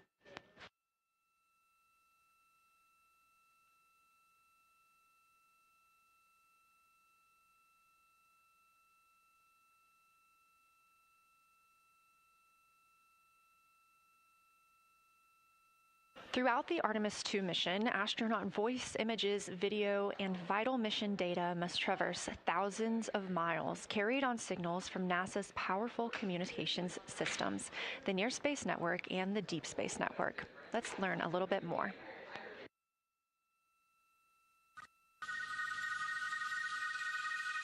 NASA's Artemis II will send 4 astronauts around the moon, preparing humanity for a long-term lunar presence and future journeys to Mars. Enabling communication and navigation for this test flight are NASA's Near Space Network and Deep Space Network. With antennas around the world and a fleet of relay satellites, the networks will deliver vital data to and from Earth through all phases of the mission. The networks are seamlessly integrated at NASA's Johnson Space Center in Houston, Texas, where Mission Control coordinates the network handovers. These transfers represent a delicate dance between the two networks, exchanging support as the mission shoots toward the moon. On the launch pad and during their early orbit phases, NASA's Orion spacecraft and Space Launch System rocket will rely on communications and tracking services from the Near Space Network. After its translunar injection burn, the Deep Space Network's global array of antennas will serve as Orion's primary communication support during lunar orbit.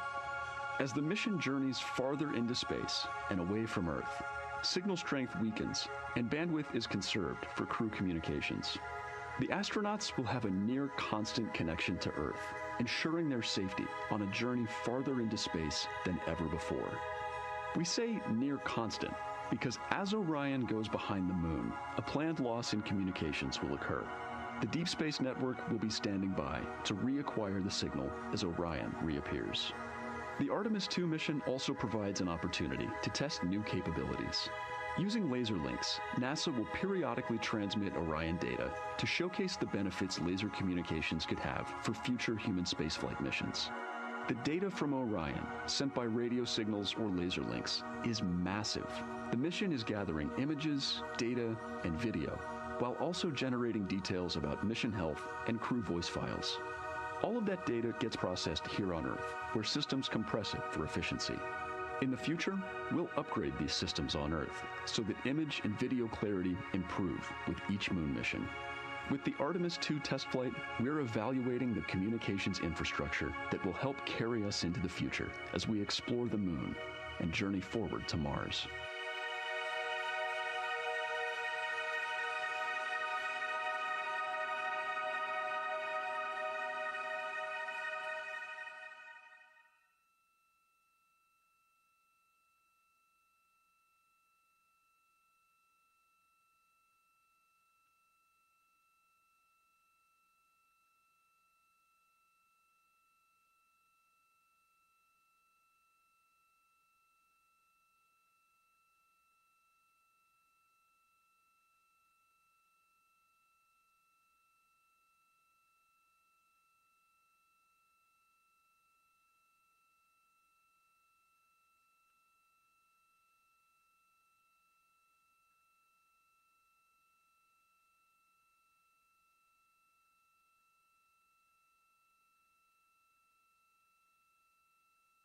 We are now about 33 minutes until we expect to regain communications with the astronauts aboard Orion. And in the meantime, I've got Dr. Kelsey Young, Artemis Science Flight Operations Lead, here with us. Thanks for joining me, Kelsey. Thanks for having me. This is such an exciting day. Oh, no kidding. It has been so cool to hear you communicating directly with the crew.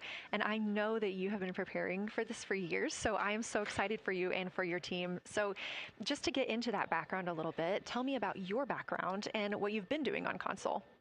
My background is as a field geologist.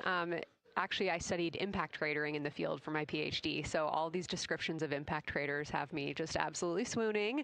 How I got into this, though, is, during my PhD, I got an internship at NASA and ultimately never left to integrate science into flight operations. So we developed the Science Officer Console, for which this is the first mission we're supporting. We developed the Science Evaluation Room that's right upstairs, and so it's so gratifying to see this operation structure come to fruition, especially on a day like today.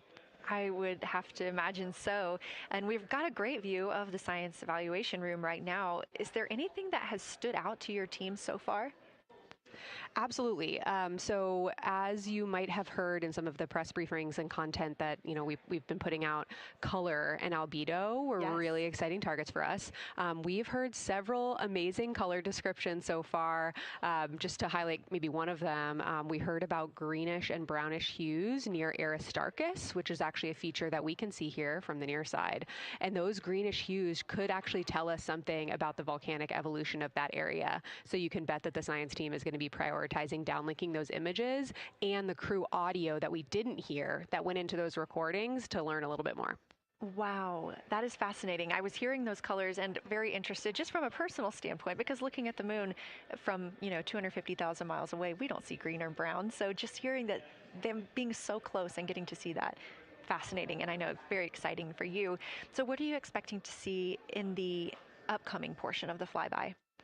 The upcoming portion is actually going to be really exciting. So right now, as we speak, while folks in the room are kind of taking their, their stretch breaks and everything, the crew are still hard at work. They still have targets to image and describe during this LOS. But when we come out, the first thing, of course, we're going to hear about is Earthrise. We're really looking forward to hearing about the crew's experience with something that we can connect with and that, Apollo 8 brought us such amazing images from. But then we start to get into describing the Terminator, as well as looking for things like lofted dust, which tell us about the modern lunar environment. Then the vehicle's going to orient away from the moon for an hour and then pivot back for the eclipse observations, which is a whole different set of science observations that we're really looking forward to. It's kind of nice that the crew will get a little break in there, because they have been hitting it hard today with photos and videos and annotations. What are you hoping that the crew sees coming up? Is it that lunar dust? Oh my goodness, that's a hard question to answer. I mean, we've already gotten such great descriptions. I mean, the Terminator seems to just be like one of their favorite things to look at and describe. So I feel like, that was something we were looking forward to. I feel like we've really gotten some great descriptions. So absolutely, I'm looking to the human moment of Earthrise. Lofted dust is an exciting one, and lofted dust will be a target for them in the right around the time of Earthrise, but again in the eclipse period. So I'm really looking forward to seeing. I mean, they've already highlighted just in the course of their flyby so far how the moon has changed, and this is going to be even more dramatic change to go from their end of this kind of lunar illuminated piece of the flyby into the eclipse time frame. And I can tell you they're going to be experiencing a very different moon during that time, and I can't wait to hear what their observations are. Yeah, that's absolutely fascinating, and what an privilege that we get to do that on this mission, because that's not always the case. If we had launched on a different day other than April 1st or 2nd, we wouldn't have gotten to see that eclipse. Is that right? That's correct. April 1st and 2nd. I will say, I was asked a lot in the weeks leading up to the launch, well, what's your favorite day? And my answer truly was, there is no bad day to launch to the moon. We were going to get great science out of it no matter what, but it's a really neat opportunity to, bring the sun into the picture, bring different planetary bodies into the picture while still literally keeping the moon in center stage. Fascinating. So what differences are we looking for at each site? We're hearing a lot of different terms. We're looking at craters. We're looking at mare. What are the differences that you're hoping to see? We do have, as you highlight, kind of different prompts for each target. That's what they're looking at in their lunar targeting plan, which I know you've been showing. And we have even different prompts for the person with the, the really long lens on the camera versus the people with the unaided eye. And you've heard the crew talk about, oh my goodness, when I go from one to the other, I can really detect different nuances. And that's something that we experienced in simulations, but hearing them actually, see it for real has been really gratifying. But we're looking for different things based on the target. Sometimes we're looking for color. Sometimes we're looking for texture. For the Terminator, we're looking at kind of what texture and morphologies pop out to you and what kind of diversity you see along the Terminator. You've heard, Victor especially make some comments about future impacts for exploration. So already I think that their descriptions in this first part of the flyby have told us something scientifically, but also about future surface missions. Well, it was so interesting to hear Victor talking about he was imagining in his mind's eye being down on the surface and walking around. That was very cool to hear. And when we're thinking about targets, I know some of them are determined based on the launch day because that determines the lunar illumination. So the ones that we're looking at today, how and why were these selected? Such a wonderful question. This really gets at at the heart of some of our really highest priority science questions. Illumination conditions is a big one, right? So of course we need the targets that we're interested on the lunar feature to be illuminated by the sun in order to view them, but the timing in which they see them during the flyby enables us to ask different questions. So you heard in the pre-flyby crew conference talking about, well, the same pair, Reed and Jeremy, will get to actually look at Glushko crater twice, and that looking at it from different illumination angles allows us to understand that feature better and connect color and albedo with topography and morphology. Then you have other craters where you want to look at it with the sun shining on it obliquely versus straight on, and that tells you something different about the scientific objective that drove the target being on the targeting plan in the first place. We've talked a little bit with the viewers today about what the crew is able to capture in this short time frame of those craters in different lighting conditions. Could take years for something robotic to be able to do based on attitude maneuvers and where the sun is at. So can you just talk a little bit about the importance of having both the robotic operation and having the crew? Absolutely. We definitely don't want to minimize the impact of orbiting spacecraft. Lunar Reconnaissance Orbiter is the one that's often referenced. Data from LRO and its payloads have really been instrumental in getting us, frankly, to this point for Artemis II and future missions. But the human experience, the crew observations that we've already been hearing about, it is such a perfect complement to the orbiting spacecraft data because they are able to have this unique perspective. They are far enough away where they can make these contextual observations. You've already heard it. How many times have we heard the crew and their science sit reps say, if I track this feature from all the way up here in the northern hemisphere down to the southern hemisphere, here are comparisons I can make. That right there is not something we had the ability to do with the Apollo missions, and it allows just literally in the blink of an eye to synthesize observations that it would take, a really significant effort to coordinate with different orbiting platforms, and they're making it like that. Wow. It has been very, very exciting to hear all of their calls so far. And so I've heard they were able to capture every single target so far too. Is that correct? I think that's correct. And I think it's important also to remember that, and I know the science team is anxiously awaiting this, we've been hearing from the crew members who are not at the forward windows, right? Those crew who are, really in the thick of the observations, they are recording minutes-long observations per target on their crew tablets. We will be getting those down starting here in a couple hours, and that's going to contain really meaty science information that we haven't heard live yet, and that's going to form the basis of my conversation with them tomorrow morning, where we're going to have a really deep dive into the science and absolutely nerd out about what they were able to do today. One of the most gratifying things for me today is hearing multiple crew members say, thank you for putting the discussion times in the targeting plan, because when we have had the ability to put multiple brains on a problem, we have elevated each other.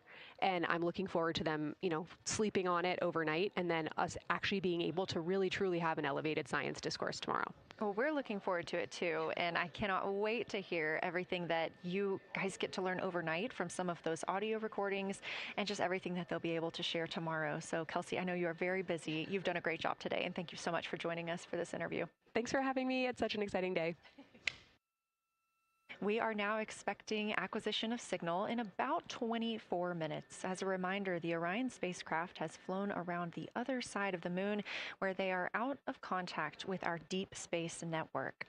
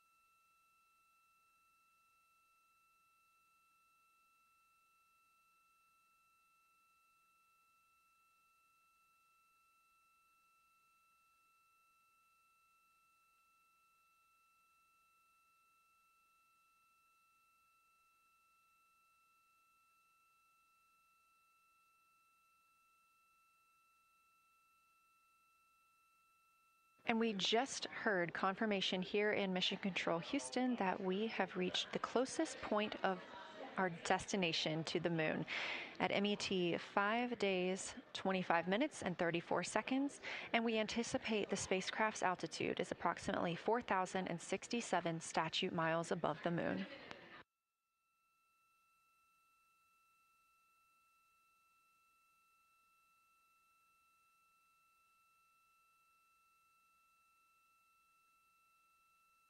We're continuing to track what the crew is doing while around the other side of the moon. They are continuing to take pictures of the moon, the Earth now out of sight. What they are in right now is a crew choice event. The science team has encouraged them to find interesting features on the surface, to take photos of those, and describe why they were interesting. Something else that they'll be looking toward next, just momentarily, will be impact flashes. They've got a few minutes allotted to look at the darkest portions of the moon. They're interested in short-lived flashes on the lunar surface because these would be caused by impact bombardment. After their impact flash targeting, the team is interested in if the crew can see lofted lunar dust. This would only be visible just before Earthrise. Now 20 minutes until we expect to regain communications with integrity and the astronauts for Artemis II.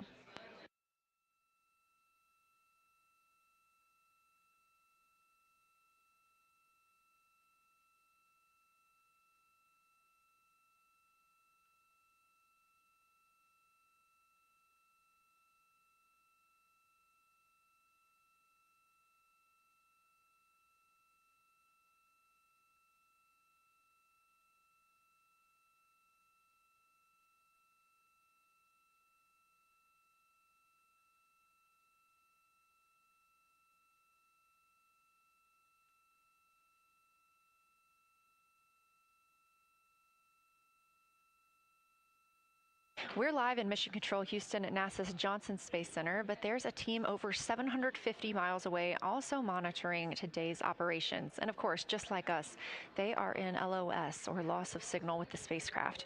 This is LUCA, the Lunar Utilization Control Area, and it's joined by LISA, the Lander Engineering Support Area, which are twin control rooms that will support missions and operations in lunar orbit or on the moon's surface in real time at NASA's Marshall Space Flight Center in Huntsville, Alabama.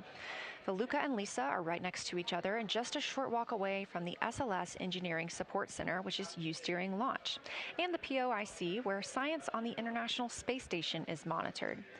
Luca primarily supports Artemis science operations, while Lisa will provide engineering support for landing astronauts on the moon. During this mission, Artemis II, teams in the Luca will use the facility to support first-of-its-kind science operations to better understand the deep space effects of microgravity and radiation on the crew's physiology, immune systems, and ability to complete various tasks. The data from these science operations will inform future crewed flights to the moon. For future crewed missions to the moon, members of the NASA Human Landing System Mission Insights Support Team, a group of engineers, safety leads, flight operations experts, and technical authorities will work in the LISA. There, they will monitor lander systems in real time and be involved in key decision-making processes throughout the mission. Teams are using the LISA during Artemis II to observe mission operations and using the opportunity to inform and prepare for future crewed landings to the moon's surface.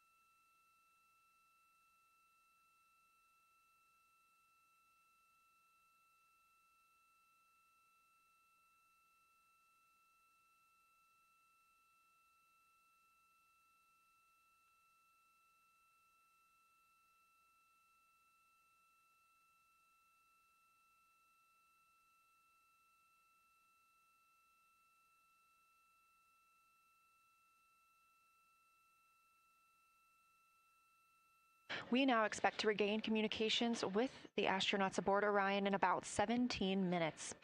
In the meantime, a little overview of how our crew members flying by the lunar far side at an altitude of between 4,000 and 9,000 miles are testing the capabilities of the Orion capsule.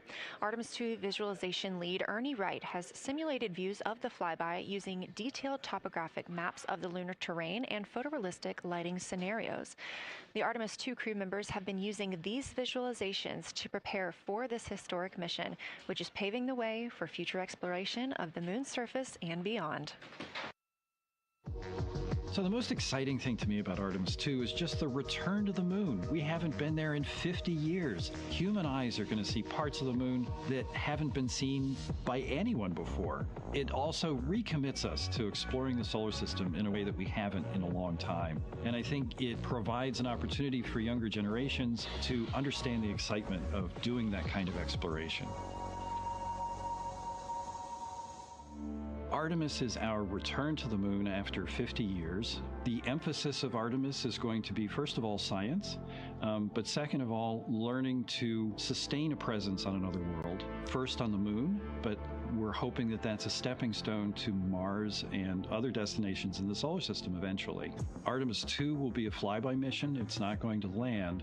We're testing all of the technology that we've created for flying to the moon since Apollo. A lot of systems have been modernized, and we need to make sure that all of those work. The astronauts will be looking out the window at parts of the moon that have never been seen by human eyes before. They will be flying by the moon at an altitude that's much higher than Apollo's orbits. And so they will see the entire disk of the moon, including areas that are closer to both the North and South Pole that astronauts from Apollo never saw. All of that depends on the lighting, which we really won't know until launch day, but we can practice with different lighting scenarios. It's hard for people to sort of picture that in their mind. If you can make a visualization of it, show them a movie, that helps everybody choose the targets and also practice aiming at those targets. The astronauts have actually been looking at these visualizations through the lens of the camera and practicing aiming at the various targets. This is a map of the surface of the moon, obviously, but it shows what the Apollo astronauts could see in sunlight while they were in orbit. The brighter parts are the parts that they could see. The darker parts, like this entire area here and places that are farther north and south, are places that they couldn't see in sunlight, either because it was nighttime there or because it was beyond the horizon of the astronauts. All of the Apollo flights orbited the moon at a distance of about 110 kilometers. Because the astronauts were flying at such a low altitude, their horizon was actually quite close, and they couldn't see the North and South poles. And this whole area over here was not in sunlight at the time. And it includes this amazing impact feature here called Oriental. Oriental is a very large impact feature. It's about 650 kilometers wide. It's got multiple rings. These are rings that form like ripples in a pond from the impact, but of course it's on a huge scale. The middle of Oriental has that sort of dark basalt lava covering it, like the dark spots that we see on the near side. It's one of the biggest ones that's more on the far side than the near. So seeing it with human eyes and sort of picking out features that maybe you don't even see in robotic cameras is an important goal for the mission.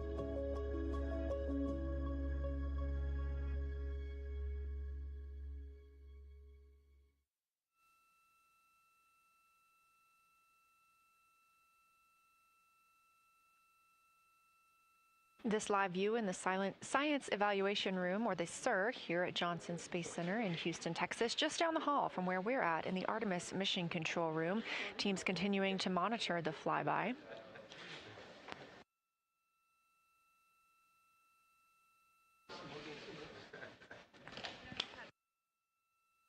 The crew continues their observations of the moon, even though they are out of touch with Earth. We expect to hear from them in 12 minutes and 26 seconds. Again, this is approximately 40 minutes loss of signal while they are out of reach of the deep space network.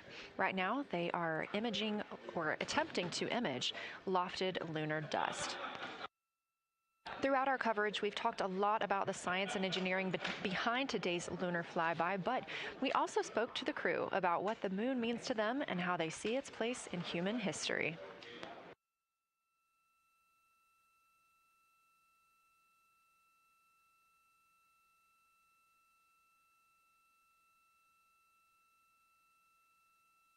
I remember being a little kid lying in bed at night and just looking out at the moon and whatever phase it was in, I was thinking, man, my friends that live like 20 miles away, they can probably look out and see that same exact moon. And then when I was in the Navy and I would look out at the moon and I'd be halfway around the planet, and I would think, man, my brother can see that moon where he is, and he's halfway around the planet from where I am. And it's a connection of life on Earth. We can all look up and see that moon. It represents history. It is a witness plate. Everything that's ever happened to the moon is still written on the moon. There's no processes of wind or change in the Earth, geologic processes like we have here that change it. And something that's been telling and can read out the story of its own evolution, there's something beautiful about that. I've also learned from my indigenous mentors that they refer to the moon as grandmother moon. So you've probably heard of Mother Earth. They use grandmother moon because grandmother moon is responsible for the water in their community. The grandmothers, sort of protect the water source, just like the moon moves the water around the planet, affects the tides. It's something that represents something different for each individual culture around the planet. And that's really neat because we all share that same moon in the night sky. We all have seen the same side of the moon in different lighting conditions our whole lives. And so it seems very familiar to us, but it's also kind of unknown. When we get up close, some of the imagery that we'll get to describe and to share with people will be very unique. And that nature, both of those things being true about this one entity that we all know, just is really special. It's just the epitome of a symbol of both something that's in each of our hearts, but that's also represents exploration and reaching.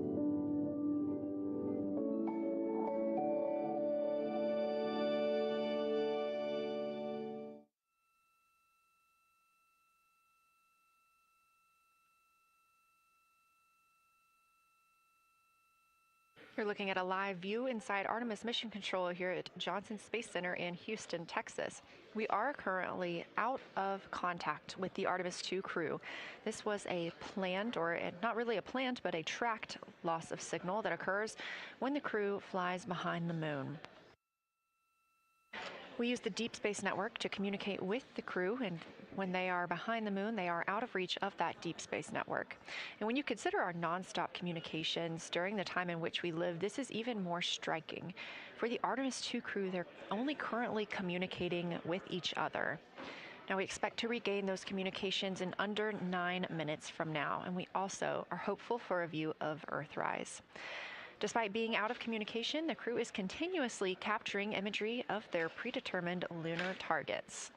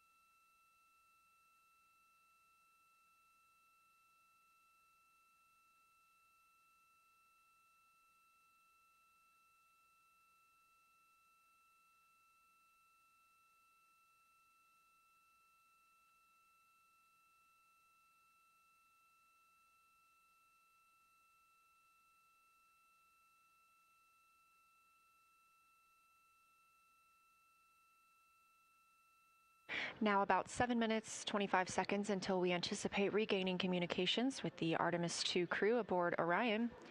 In the meantime, Artemis II lunar science deputy lead Marie Henderson is trained these astronauts to capture and document their views of the lunar surface for all of us to enjoy back here on Earth.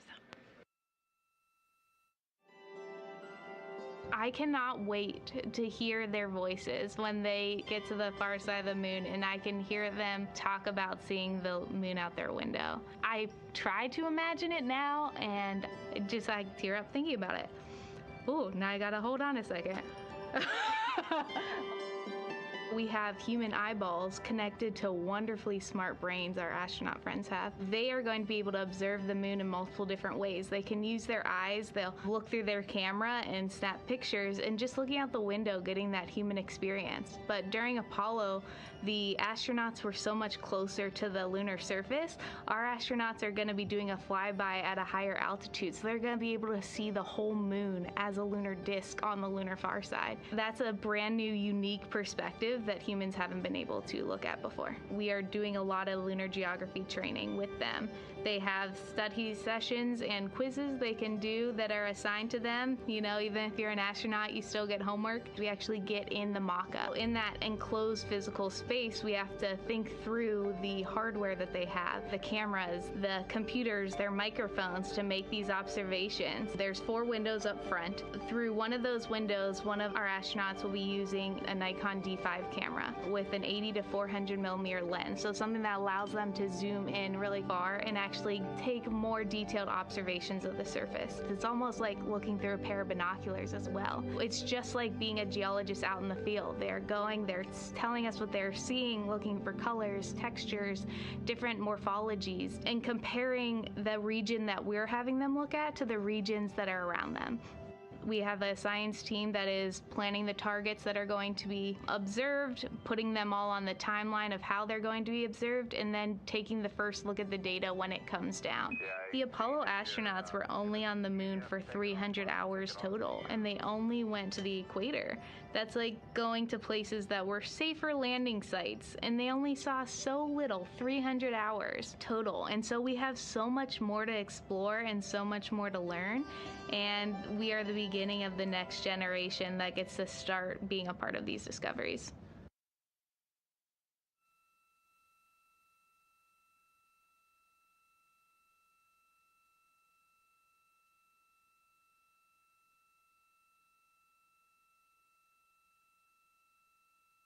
We are now 4 minutes and 28 seconds until we expect to regain communications with the astronauts flying aboard Orion on the Artemis II mission. They are now flying behind the moon. While behind the moon at an MET, or mission elapsed time, of 5 days, 25 minutes, and 34 seconds, we expect this was the point in which they made their closest approach, 4,067 statute miles above the lunar surface.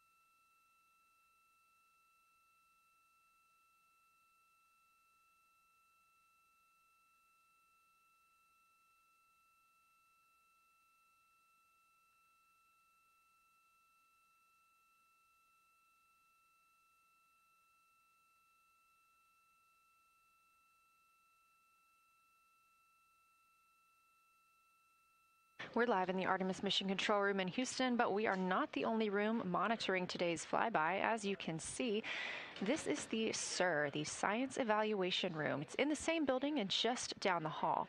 It's a multidisciplinary science team supporting the Artemis II crew in real time, including experts in lunar geology, impact cratering, volcanism, polar science, imaging, and visualization. You can see the SIR here. That's the Science Evaluation Room. It's embedded within Mission Control to provide science input during live operations like what we see today. But additionally, the Science Mission Operations Room is a back room that processes data, evaluates imagery, and supports rapid analysis. We also have our science officer, Kelsey Young, here on console today.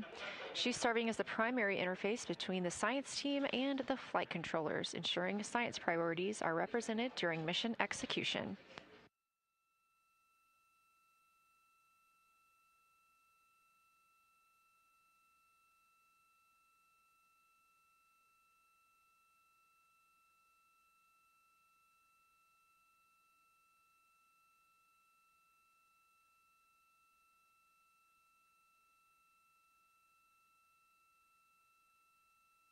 Coming up on 1 minute and 36 seconds until we contact Orion.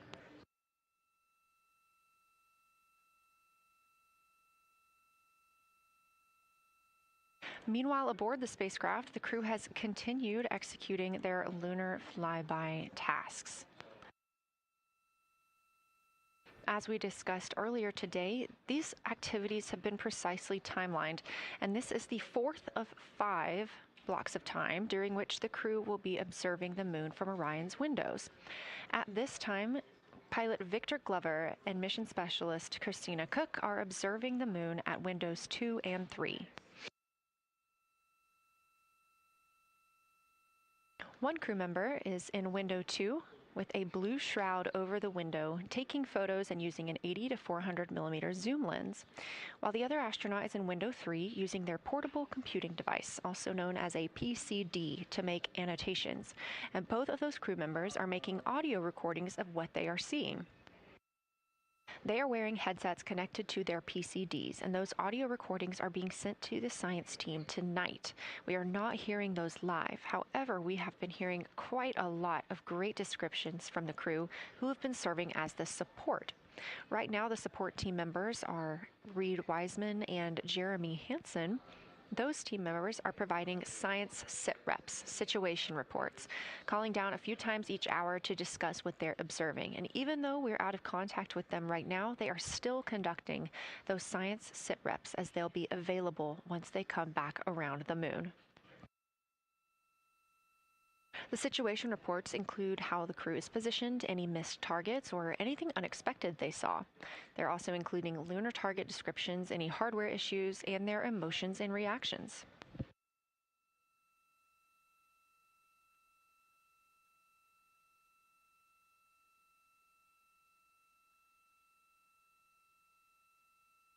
Again, we are standing by to acquire signal from the Orion spacecraft.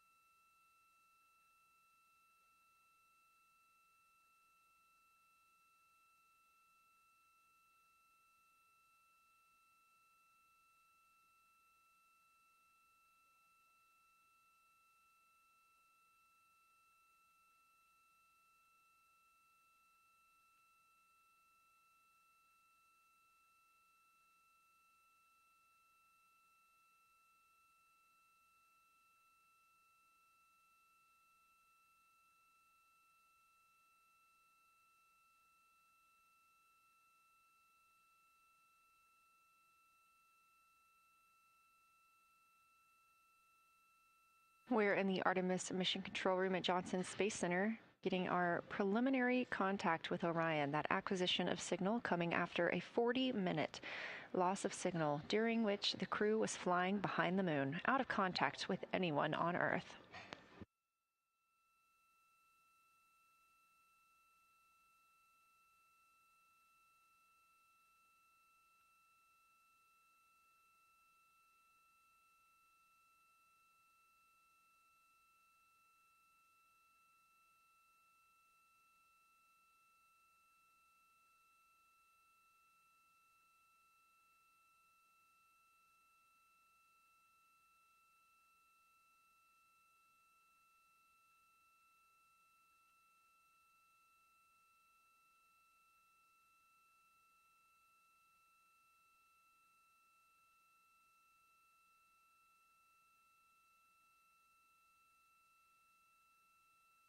We are getting our first views from Orion after the loss of signal. Orion has come back around the other side of the moon, and that little crescent that you see is Earth, over 252,000 miles away.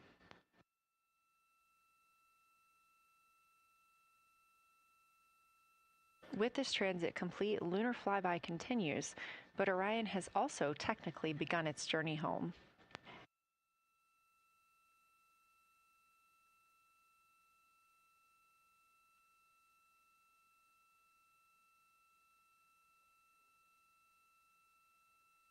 Right now, the crew are getting a few moments to enjoy and take photos of Earthrise for themselves, and we expect to contact them shortly. But we do have good signal coming from Orion.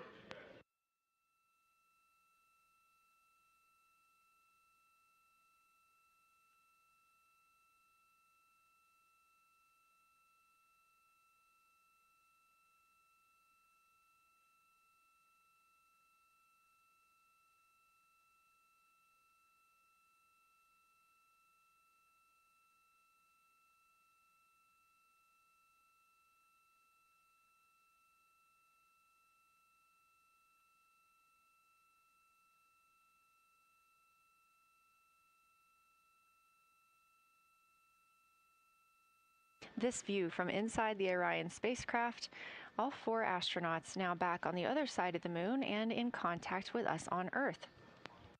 Their tasks for lunar flyby did not stop as they went behind the moon and out of contact with us. We anticipate during that time they were attempting to image some impact flashes, short-lived flashes on the lunar surface, which would be caused by impact bombardment and potentially even lofted lunar dust. Right now, of course, they are getting pictures of Earthrise. After this target, they will get a short observation break. It's about an hour long, actually. Houston, integrity, comm check. Integrity, we have you loud and clear. How many?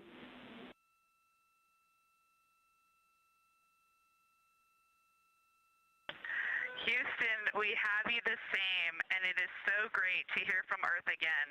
To Asia, Africa, and Oceania, we are looking back at you. We hear you can look up and see the moon right now. We see you too. When we burned this burn towards the moon, I said that we do not leave Earth, but we choose it.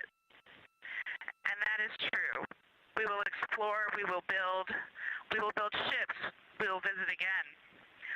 We will construct science outposts, we will drive rovers, we will do radio astronomy, we will found companies, we will bolster industry, we will inspire. But ultimately, we will always choose Earth. We will always choose each other. Integrity from Earth, our single system, fragile and interconnected. We copy. Those of us that can are looking back.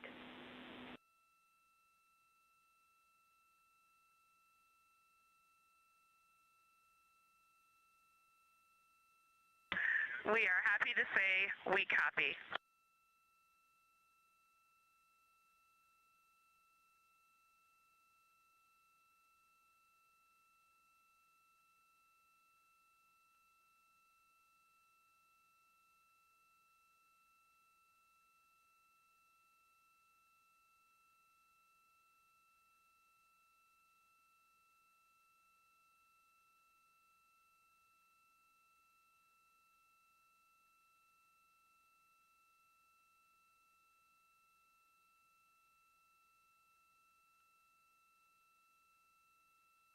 Those first communications back with the astronauts aboard Orion.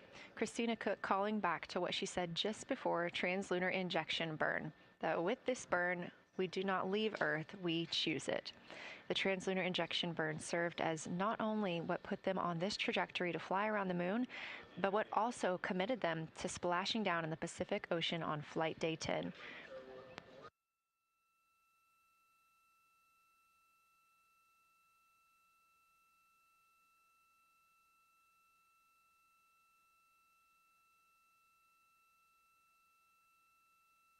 At this time, the crew is entering an observation break. We expect this to last about an hour, and it's probably a welcomed break following their very, very busy day taking pictures, making annotations, making audio recordings, and communicating all of the wonderful things that they are seeing on the moon.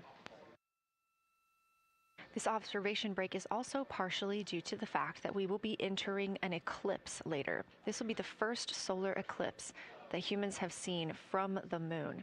The astronauts will need to wear eclipse glasses for the first 2 minutes until the sun is completely covered by the moon, and then they have additional targets that the science team is hoping that they will photograph.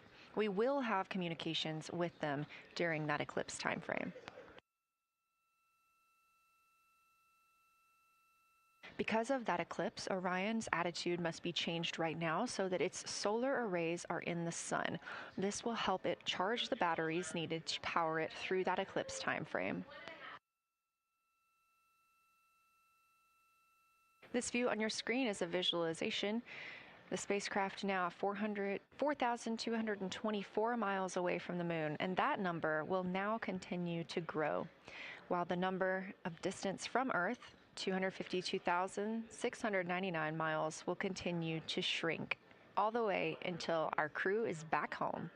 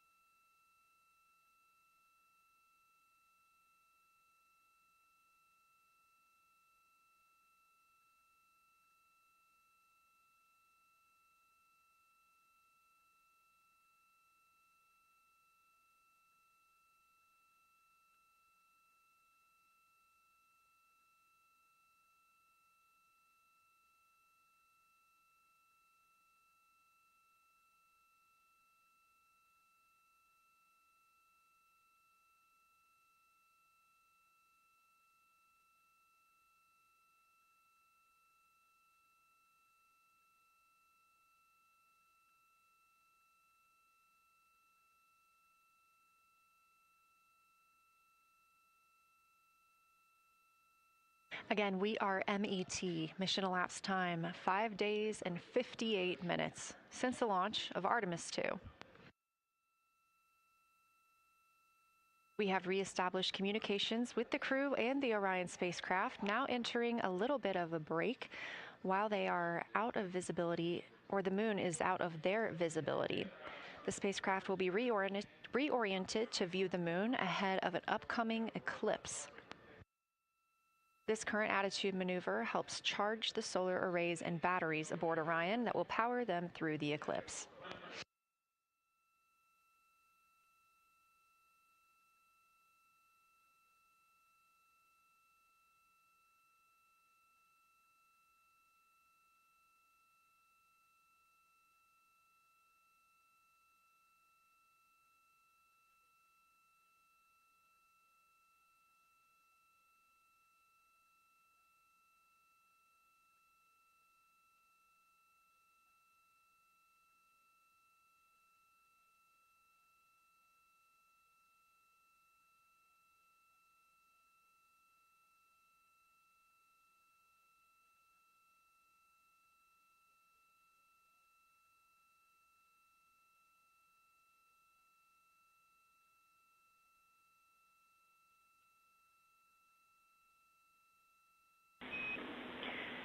Integrity, Houston. In mission control, all of your flight controllers and your flight director have flipped their Artemis II patches around. We are earthbound and ready to bring you home.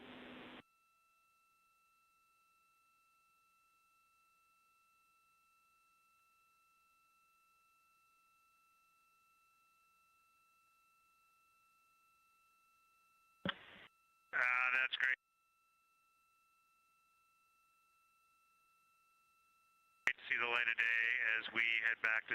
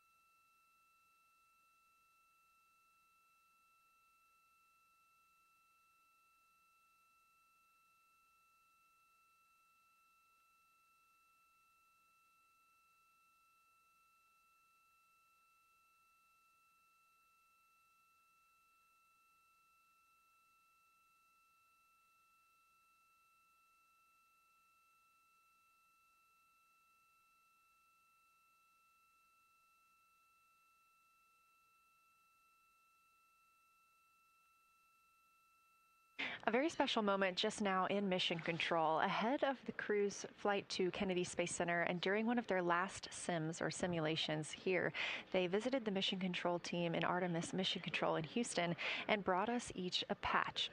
Everyone in the flight control room has had these on their signifiers at their console. On one side of the patch that you've probably seen is the moon with the Earth behind it.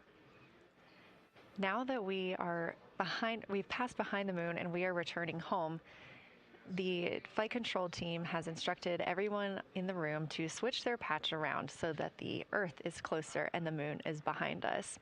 We are really looking forward to seeing the Artemis II crew, and the Capcom Jenny Gibbons did call that update up to the crew that the flight control team here has turned their patches around as was instructed by the crew during that last sim, and we are counting down the days until they get home.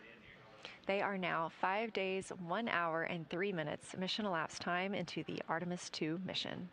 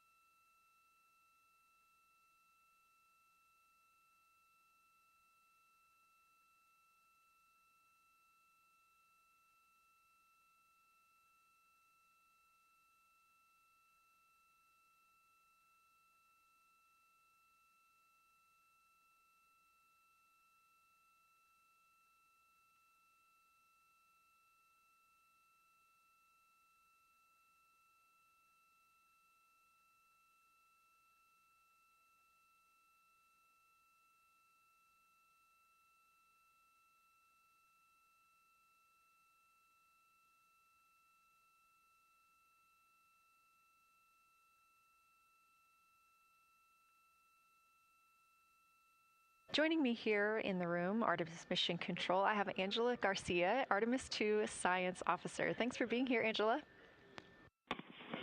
It is an honor to be here. What a day. Everyone's been buzzing. I can't contain myself. So it's been a really awesome day. So you're sitting on console at the Science Console now. Have you been in the SIR earlier today?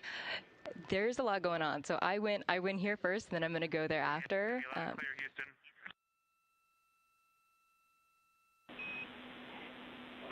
All right, Integrity, we hear you. That was a little clipped, but I think we have a better link now. We experienced some blockage from a solar array. We moved it, and we are in bias tail to sun.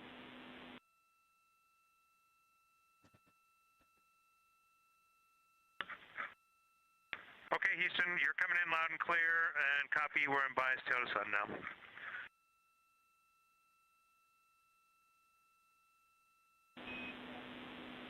Affirm and Integrity, just so you know, we did not hear your response once we flipped our patches. Jeremy, we heard you call down, but you were clipped, and then we briefly lost comm. Glad we're back.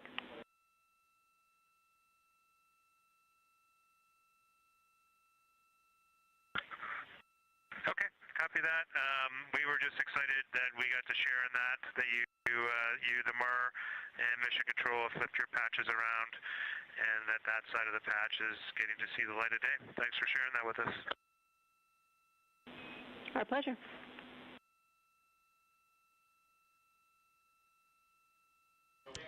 Okay, Angela, so can you tell me a little bit about your role supporting Artemis II and the science preparation for the mission?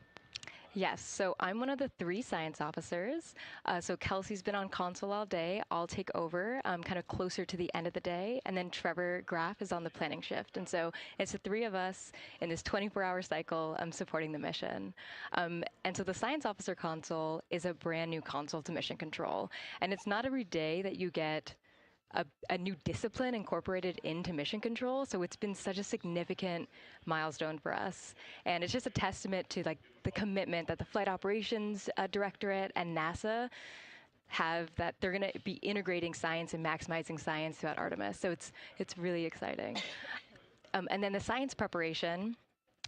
So I'm on the operations team, but I'm also on the training team. So all the incredible training and shout-outs that you've gotten today, it warms my heart. It warms everybody's heart in the science evaluation room. I promise you that.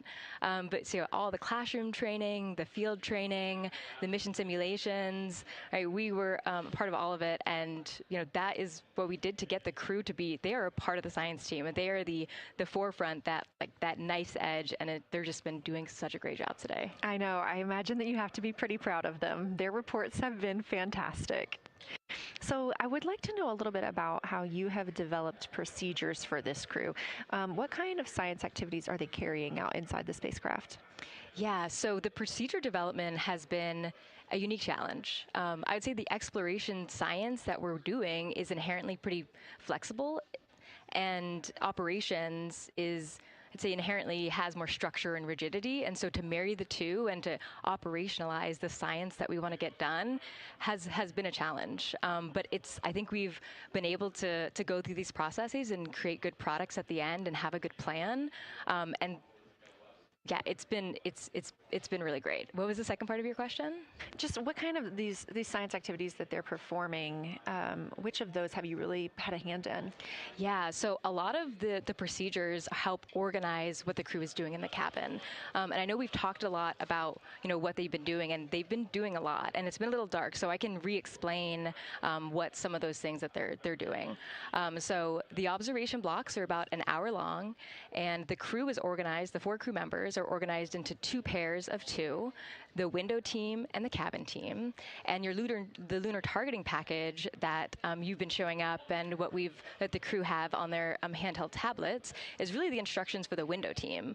So the window team, the 2 crew members are looking out the window. One has the camera with the long lens. One has, they're just looking out the window with their unaided eye, and they're taking these detailed observations. And then halfway in that observation block, they do the window team position swap. So that's what you've been what Capcom's been calling out, and they'll switch positions, so each crew member has a chance to have that long lens, and then that's just what the window team is doing. There's also the cabin team, where they also have duties that they're doing. We're asking a lot of the crew in this time, and then the cabin team, they have the interior camera, and they're taking images inside the cabin.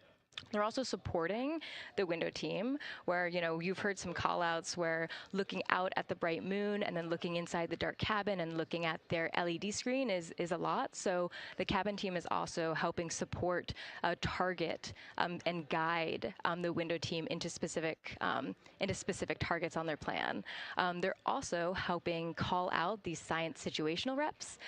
So they're looking out a different window and listening in to what the crew who are really down and in the science on the window team are doing, and they're giving us insight. And those recordings that the window team is doing are going to be uplinked or downlinked overnight, and we're going to be able to chew on that data. But yeah, they're helping. They're doing a lot.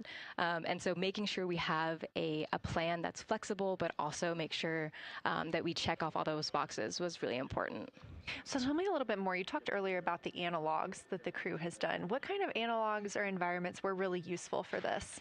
Yeah, so for procedure development, right, you have so many different environments that you can do. You have classroom, like we said, you have the Orion mock-up, you have simulations, and at least for developing the plan, we kind of did it in a tiered approach, because each of those different analog environments helps us answer a slightly different question and has a little bit of a higher fidelity. So we would start with the classroom. So we would we would just get into a classroom, we would put all the hardware on the table, and then we'd almost role play of like, you be Victor, you be Reed, you be Jeremy, and I'll be Christina, and like, let's just do the plan how we think we should do it, write that down, and then just keep iterating on that, and then Integrity Houston for a tag up pre-forward link LOS in place of the Flight Director Conference.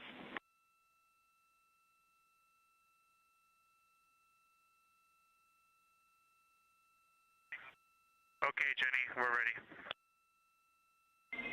All right, crew, I'm going to roll through a couple of topics here. The first two are for timeline. First of all, Reed for your toilet maintenance. It is a shortened toilet maintenance where you do not have to do the oxone changeout. That portion of the procedure is canceled. Victor, you have an HHP stop activity on your timeline. We need you to perform that as scheduled for bandwidth reasons. For your next portion of the flyby, in particular the eclipse, we want to remind you that you can take off the eclipse glasses when the sun sets and you are simply looking at the corona. And then finally, for the D5 with the long or zoom lens, which is set for solar corona, we want to remind you that when you are capturing Earth shine, you will likely have to adjust the exposure. That's all I have for you. Let me know if you have anything for us.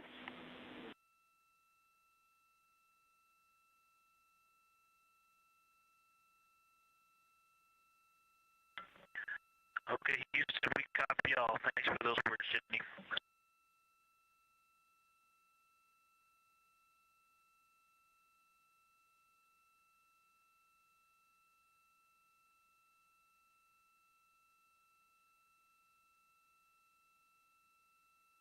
All right, just a quick call up to the crew ahead of a forward link LOS, meaning that we won't be communicating with them, but we will be receiving their communications and data during that time frame. So, Angela, we were talking about analog environments. You were telling me about the classroom and getting in there and pretending who's Victor, who's Reed. Tell me more about this. Yeah, it works pretty well. So you're going to do the plan how you expect it to be, and then once we finalize that plan, we'll give it to a completely new group of people and have them practice it, and then they'll be like, these steps don't make sense, and we'll reiterate on it over and over. Then we'll take it to a higher fidelity environment like the Orion mock-up, and we'll do the same thing because that volume is smaller, the window placement, their seating, what things have we forgotten with this addition of this environment. And then once we reiterate on that, we'll take it then, we'll give it to the crew and have them execute off of it during mission simulations. That's the highest fidelity that we can do before we send it to space. So this is the first time we've had to do this because we're a brand new console, and it just sparks so many neurons of like, how are we going to do this for surface missions and integrate this in so many different ways. So excited to have kicked off this process, but there's so much more to come. Fascinating. And I think it was really well thought out too, because each crew member gets an opportunity to do each task. And so you're getting different perspectives and different insights from each crew member, maybe even about the same target, but something that one person sees could be completely different than something another person notices. So we also know that Artemis II has traveled. They're now on their way home, but they traveled farther from the moon than the Apollo missions did. So what makes that vantage point scientifically interesting? Yeah, observations are so fundamental in the scientific toolkit, particularly observations from different perspectives, different scales, and with different techniques. And so for this, so we really tried to make the plan to optimize those. There's pros and cons for all those things for this mission. So we really just focused the plan to have all those pros. So in terms of scale, this zoomed out scale, you can learn different things. This different perspectives. So their perspective, as Kelsey talked about, photometry around when they orbit the moon. And then also just their different the different things they're able to observe. So yeah, let me talk a little bit about scale, because I think observations at different scales, you can gain a lot of different information. So like, for example, if you were an astronaut on the surface looking at a rock, and you describe at this micro scale. So in training, we kind of talk about observations from micro to macro, or from outcrop to orbit. So looking at, a rock at this scale, you can describe its components, you can describe what it's made of and its colors and its minerals.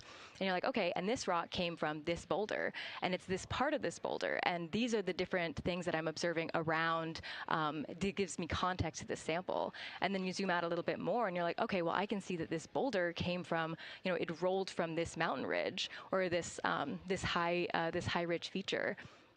And then because I can see the trail that it came from, okay, now let me describe this ridge, and different parts in it, and maybe other boulders that I'm seeing. And then you zoom out further of the orbit scale, and you're like, this ridge is a part of this larger crater. So all of those different steps give you different information, and so that's why observations at these different scales and these different perspectives are so important. So this zoomed out kind of far view is this full lunar disk view. It's the full lunar. On Earth, we see the full lunar disk as well, but now we're able to see it on the far side, and we're able to see it, all at the same time, which enables the astronauts to compare very quickly to different parts of the surface. And the color particularly is very compelling, because you can just be able to very quickly compare from 3 different regions. Is it in the same family? Is this actually a little bit different? Compare that to what they see in their orbital data that they have access to on their portable computers, and really just be able to tease out that nuance and information. Yeah, we heard them make a lot of those connections today, and especially the color. We talked with Kelsey about this a little bit, just how exciting it was to hear the browns and greens and things like that. I cannot wait to see those pictures. Yeah. So one last question. We are coming up on the last lunar flyby observation block, and this is when we are going into a solar eclipse. So can you tell me what you're interested in the crew learning during that time frame? Yeah, so the data set. So yes, there's so many things. How to pick one. So I'd say the thing that I'm most interested in seeing is some of their annotations that they're taking. So in this opportunity, it's a very dynamic type of experience, in that we don't normally see this activity. And so being able to have crew observe the solar corona, and then also annotate it in their on their portable computing device is just such a unique thing that humans can give to missions, and also particularly being able to annotate what they're observing while they're talking about it is also unique to being able to have astronauts in orbit as well, because we won't be able to have annotations on the lunar surface, because the astronauts will be in suits. They're going to be collecting samples, they're going to be deploying instruments, and so personally, I'm really excited to see some of these annotations and to see how that develops over time, because you've heard a lot of descriptions, and I think when people are describing something that's unique and different, you can interpret it differently. But if you're drawing and you're marking, particularly just going back to like the color provinces, for example, and those boundaries, you know exactly what they meant. And really, I'm just very excited about those annotations. There's been some famous annotations that the Apollo crew have made, particularly about solar coronas and the structures and lofted dust that have given a lot of debate within the scientific community of they're observing this phenomenon, and now it's our job to hypothesize of like why are they observing this, like what is going on. So I think that's just a really cool part of exploration and science and this beautiful thing that we're about to do. Well, now you've got me excited about the annotations too. I mean, I've been excited about the pictures and the audio, but now... Don't sleep on the annotations. I am very excited to see these little sketches that they're able to draw out. And we have pictures that they can just draw right on. It's like this particular thing is different than what we've seen. So I'm excited about that. I'm excited too. Angela Garcia, thank you so much for joining us today, and have a great time tonight on Console. Thank you, and you've been doing a great job, and it's so excited to see where we go from here. Thank you so much.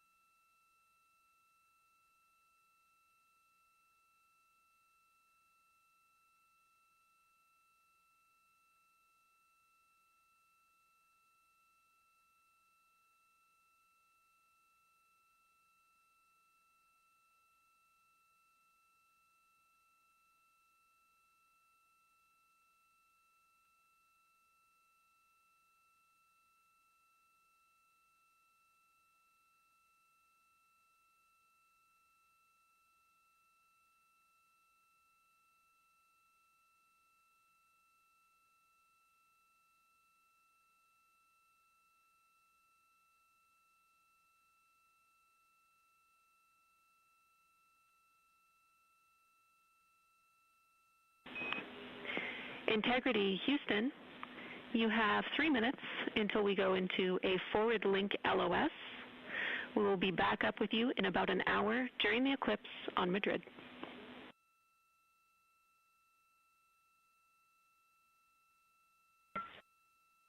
Thanks for the heads up. Look forward to seeing you on the other side. Likewise.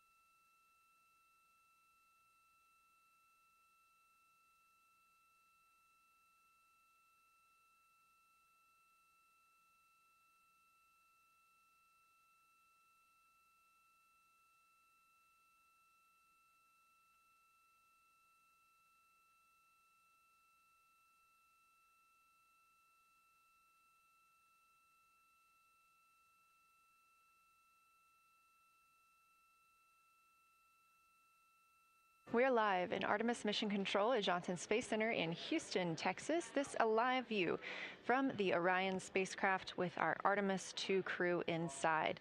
That's Reed Wiseman, Victor Glover, Christina Cook, and Jeremy Hansen. We are still live for our lunar flyby coverage. The crew is in a short break while the spacecraft is pivoted away from the moon. We are going to be going into a solar eclipse. This is the first time anyone has ever seen a solar eclipse from the moon. So it's going to be a unique vantage point for our crew. But ahead of heading into that solar eclipse, we need to charge the batteries on the Orion spacecraft. Therefore, we have positioned the solar arrays into the sunlight to allow time for those batteries to charge. We will get back pointed at the moon just in time for that solar eclipse.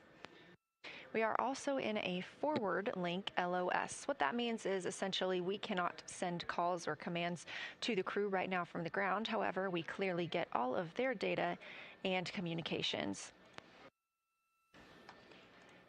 The spacecraft is now 4,632 miles away from the moon, and that number will only continue to grow as the distance from Earth shrinks, now 252,523 miles away. Our closest approach to the moon today was approximately 4,067 statute miles in altitude. Our maximum distance from the Earth is suspected to be 252,756 statute miles. Both of those moments came while Orion was flying in their loss of signal time frame behind the moon. The crew also set that new record today, beating the Apollo 13 record of distance from Earth. This is an animation or a visualization that you can track anytime, day or night, by visiting nasa.gov/track-Artemis. This shows you how the spacecraft is positioned as well as their distance and velocity, now traveling 930 miles per hour.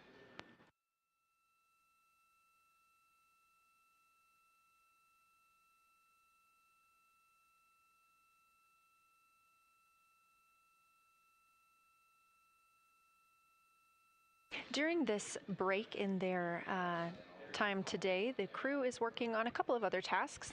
Some of those include their National Geographic timeline test. National Geographic was selected through a competitive process by NASA to help tell the story of Artemis II. So you've seen the crew with some GoPros inside the cabin, taking videos and pictures, and with other cameras as well. National Geographic plans to leverage its portfolio of media assets, including magazines, social and digital content, and television programming for engagement opportunities. Throughout the flight, the crew has been timelined a little bit each day to film from a shot list provided by National Geographic, and that includes their morning routine, talking with their families, exercising, and just their overall thoughts about the mission. And I cannot wait to see that footage.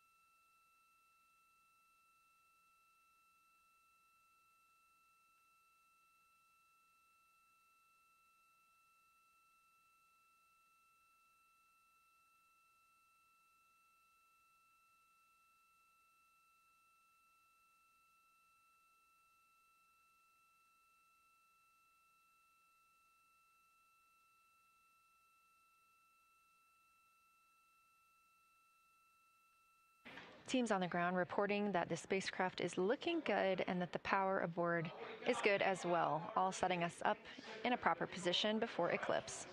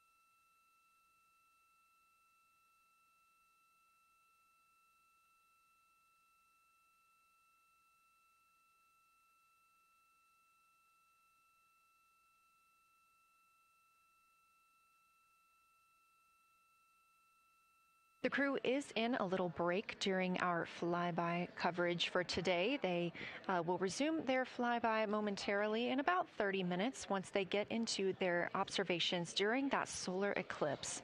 Now, the moon is our nearest celestial neighbor, orbiting Earth at less than 250,000 miles on average.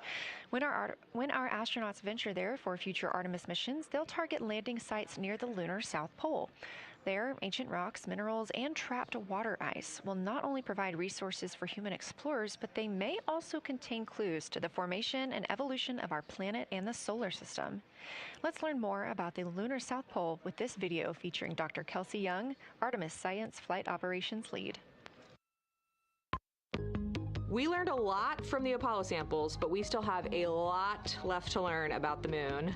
The Apollo missions visited only a pretty narrow swath of the moon. All the missions were concentrated near the near-side equator. Really interesting and really critical insights were unlocked with the Apollo samples, but we have so many questions still to answer about the moon and the evolution of the moon. And liftoff of Artemis I. We rise together, back to the moon and beyond. NASA's Artemis missions are NASA's plan to send people to the surface of the moon. We'll be sending people and roving assets and scientific equipment to, among other things, answer a lot of really compelling science questions. Scientists have a lot to learn about the moon. It's our nearest celestial neighbor here to Earth, so what the moon has experienced, we've experienced. Except here on Earth, we have things like plate tectonics, oceans, forests, people that erase the rock record. Whereas on the moon, that whole record of our planet's history, of the moon's history, is just kind of waiting there at the surface for us to explore. The South Pole, which is where Artemis missions are going to target, is specifically interesting for a couple key reasons. We think there are volatiles at the South Pole of the moon that are not present near the equator. Things like water and water ice that are trapped in the lunar regolith, which basically just means lunar soil, that can easily become untrapped from that lunar regolith, and scientists can scoop up and study for return to Earth. The lunar South Pole is a really exciting scientific target, and it also comes with some challenges for operating. For example, the lighting environment will change drastically within the course of one mission, and even over sometimes the course of one spacewalk. So preparing the crew members, preparing the hardware that we're sending to the moon, and preparing the mission control teams is really, really important. The South Pole Aitken Basin is particularly exciting. We think it's one of the oldest and largest impact basins in the solar system. And if we can get the right rock from the South Pole Aitken Basin and bring it back to our labs here on Earth, we can use that sample to constrain the entire evolution of our solar system and really understand the timing of how the moon and our planet and the entire solar system evolved.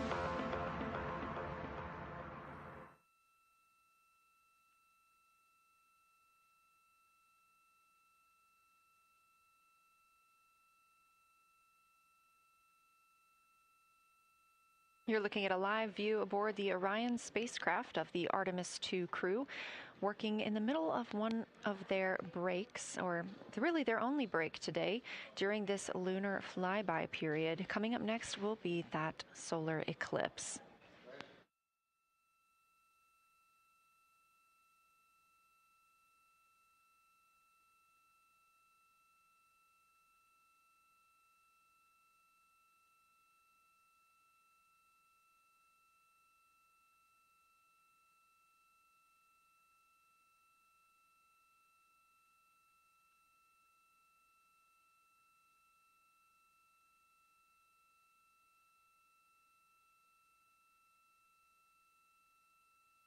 Throughout the Artemis II mission, and of course throughout today, you've likely heard the crew being called with the name Integrity. The Artemis II crew members named their Orion spacecraft Integrity during a news conference September 24th, 2025. The name Integrity embodies the foundation of trust, respect, candor, and humility across the crew and the many engineers, technicians, scientists, planners, and dreamers required for mission success. They said this name is also a nod to the extensive integrated effort from the more than 300,000 spacecraft components to the thousands of people across the world that must come together to venture to the moon and back, inspire the world, and set the course for a long-term presence at the moon. The crew also said that integrity is rooted in a shared core value of NASA, the agency's astronaut office, and the CSA, the Canadian Canadian Space Agency.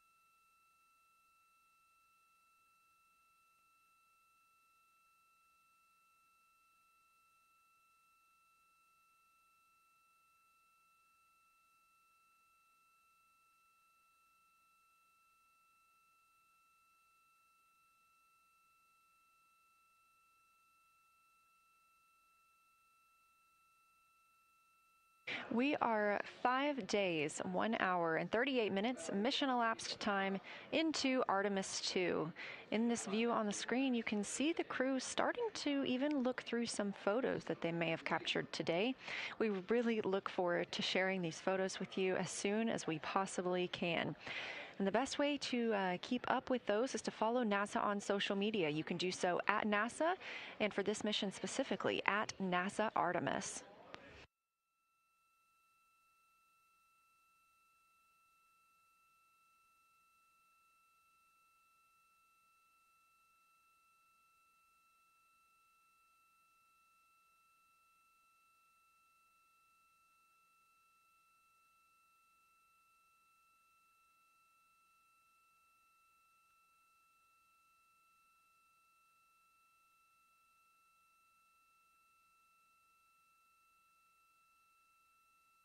Again, we are in a forward link LOS, or forward link loss of signal with the crew, meaning that we're not able to communicate or send any commands to them right now as they were. This is a tracked event that occurs at times, but they could still provide communications down here to us, and we are obviously still receiving their video and their data.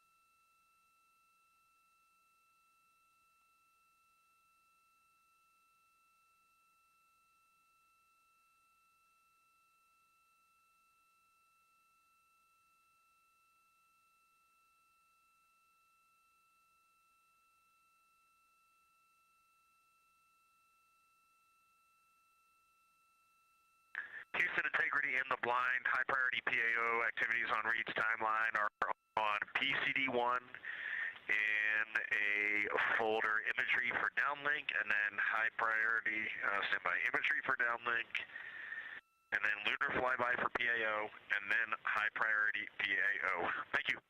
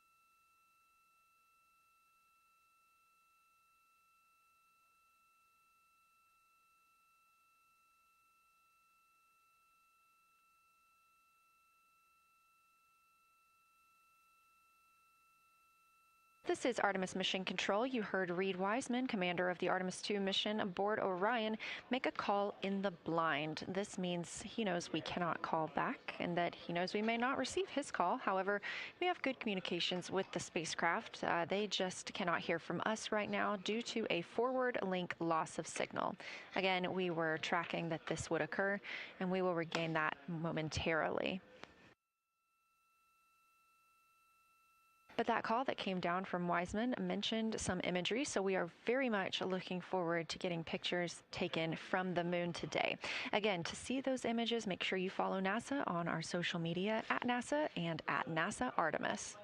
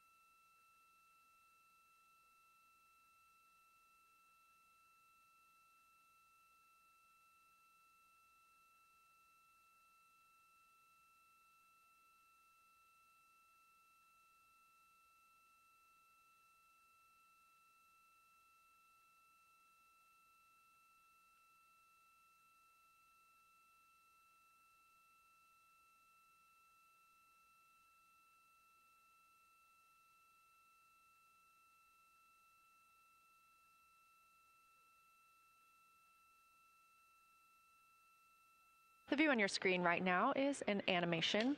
This is called Arrow, or Artemis Real-Time Orbit website. You can visit this for yourself at nasa.gov/trackartemis, and you can watch as we continue to grow closer to Earth and farther away from the moon.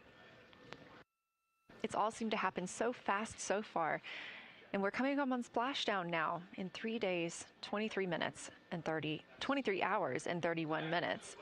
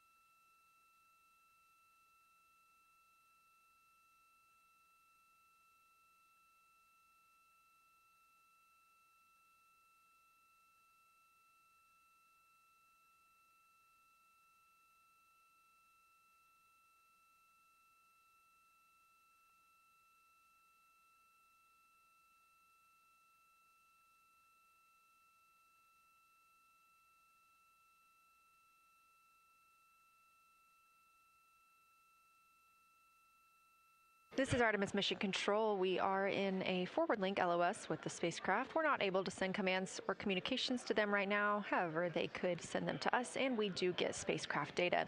This is tracked as we are on the Deep Space Network. This is the network that we use to communicate with the spacecraft now that we are so far from Earth, over 252,000 miles. We are still in our lunar flyby coverage. The crew still have a very important and very exciting flyby milestone coming up when they will see a solar eclipse from the moon, the first humans to ever do so.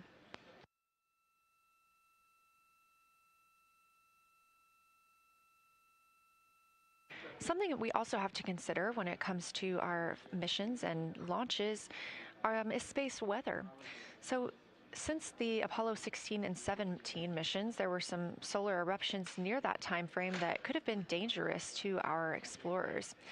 Over those 50 years since those storms, the data, technology, and resources available to NASA have improved, enabling advancements towards space weather forecasts and astronaut protection, which is key to NASA's Artemis program to return astronauts to the moon.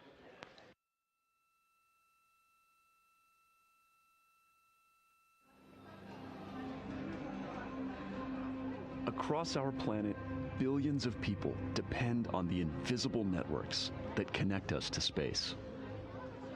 Every day, those networks are at the mercy of our temperamental sun and the space weather that it unleashes across our solar system.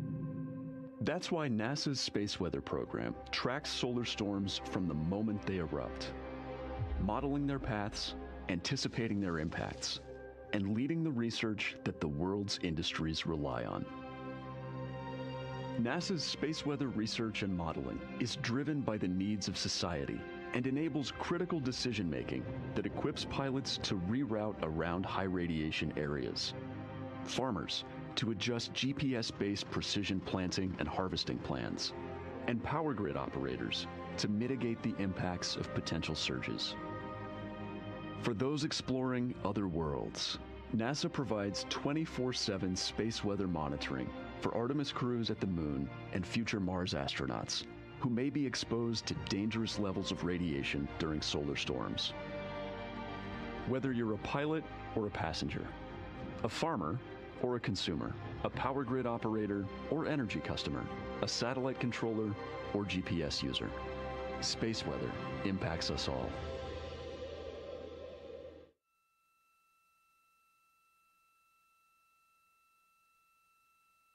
This is a live view from the Orion spacecraft on the Artemis II mission. It's now been 5 days, 1 hour, and 54 minutes since we launched.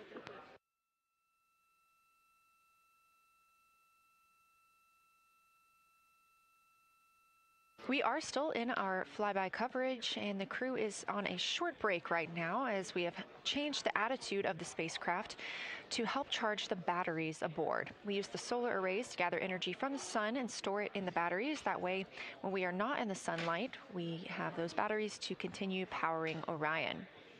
Now, we're doing so because the Artemis astronauts are about to experience a solar eclipse from their capsule. And this is a solar eclipse that no one else on Earth will experience. This eclipse is about 54 minutes, and to the astronauts, it'll look a lot like a total solar eclipse on Earth, except the moon is going to be huge compared to the sun, unlike when you watch one on Earth and the moon and the sun appear about the same size in the sky. We're interested to learn if they see the outer corona when the sun is fully obscured by the moon. And because of how big the moon will be from their perspective, the total phase of the eclipse will last nearly an hour.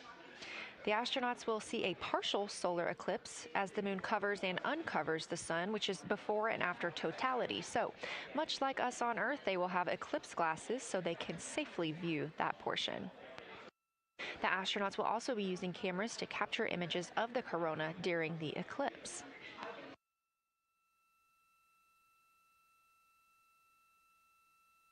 There also may be some other planets visible during the eclipse, including Venus, Saturn, Mars, and Mercury.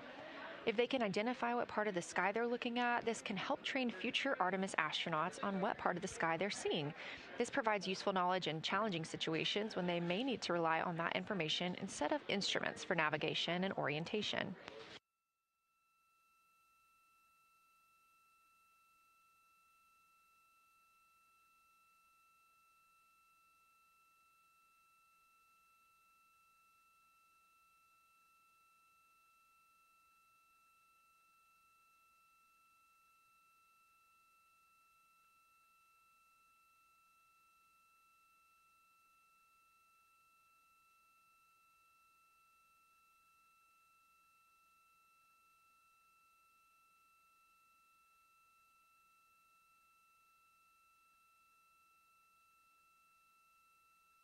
Confirmation from teams here in the ground that we have reached the eclipse attitude, meaning Orion is in the proper position to observe it.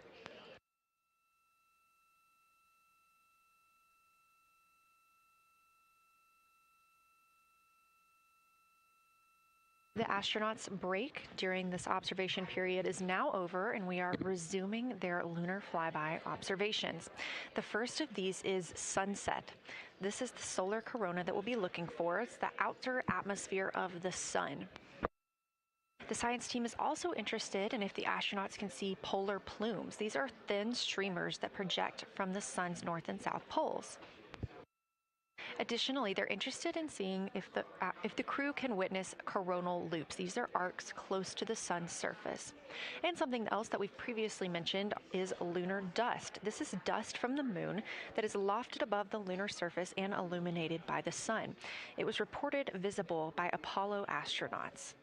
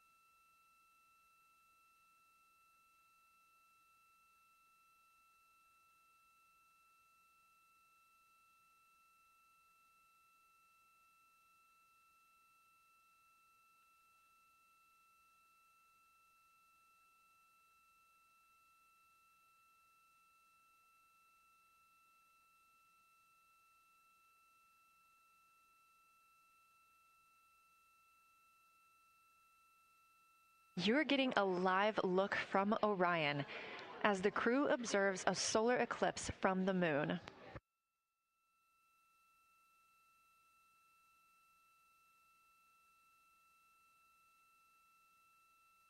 Again, this solar eclipse is only visible to the crew on the spacecraft. It's not visible to anybody on Earth. The science team is interested in several different targets for them during this time frame. And we're personally looking forward to getting those images as well. Again, during the beginning portion of this eclipse, the astronauts will need to use eclipse glasses just like we do from Earth to safely view it. Once the moon has completely covered the sun, they'll be able to take off those glasses for almost an hour. Totality on Earth during a solar eclipse lasts only a couple of minutes. So this opportunity gives them a chance to look out into deep space and to look into see if there are other planets nearby.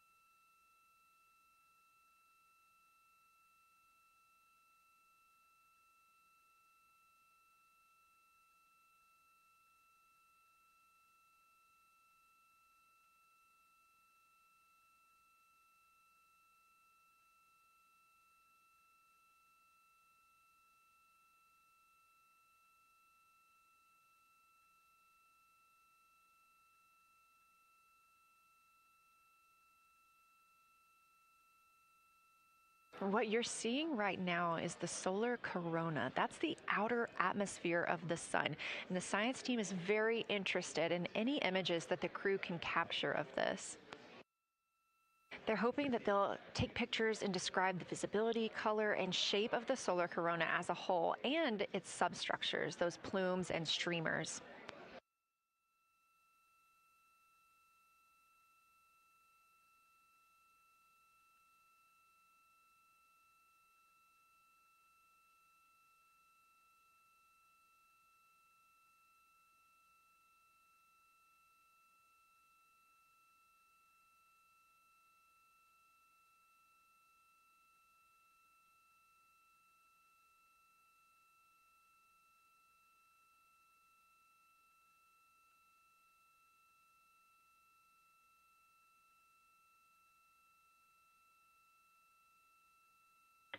Science, integrity, and the blind.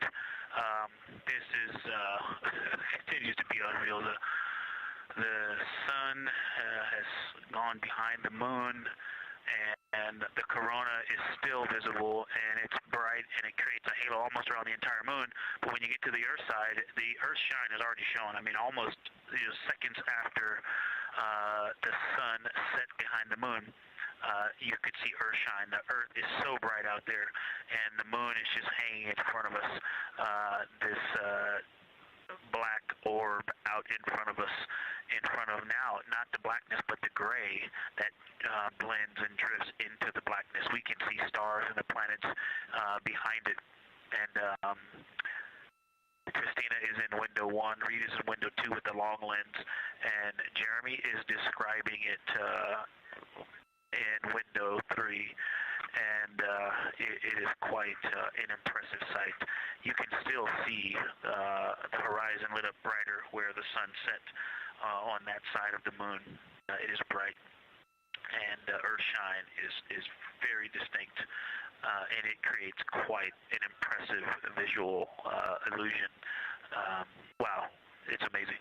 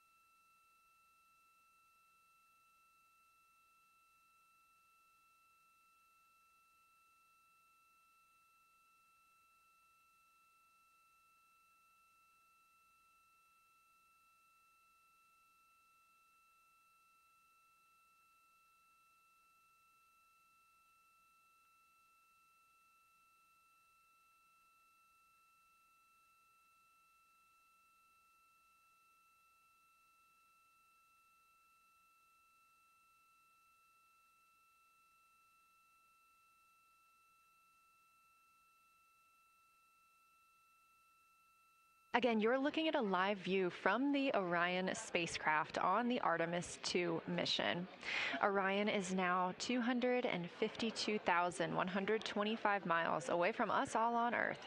We're here in the Artemis Mission Control Room in Houston, Texas, and what you had just before we lost that view quickly was the corona of the sun peaking around the moon as the astronauts are entering a solar eclipse for this portion of the lunar flyby. We're now over 5,500 statute miles from the moon. That closest approach today was just about 4,067 statute miles away. And teams in the room beginning to get a little busier and filter in and out as we are stepping through a handover. The Orbit 1 team is handing over to Orbit 2, who will continue monitoring lunar flyby and all of the systems aboard the Orion spacecraft.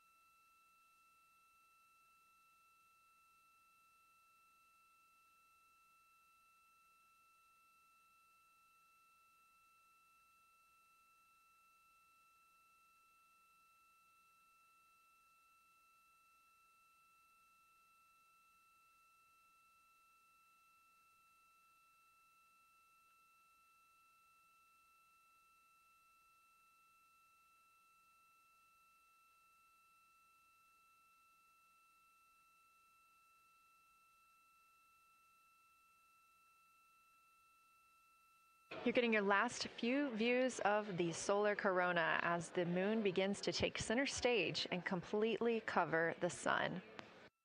If you see that bright dot up near the top left of your screen, we think right now that that may be a part of the spacecraft, but we'll be sure to correct that if we end up figuring out later that it is something else entirely.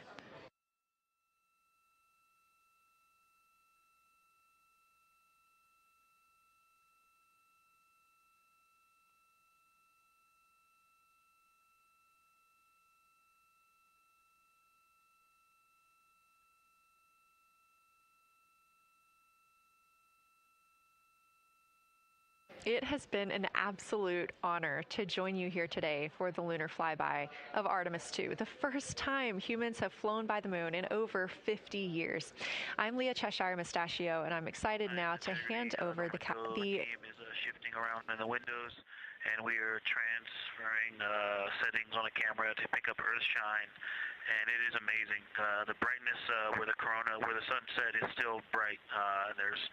I think there may still be corona visible, but that part of the horizon is still lit brighter, and you still have a distinct Earth shine.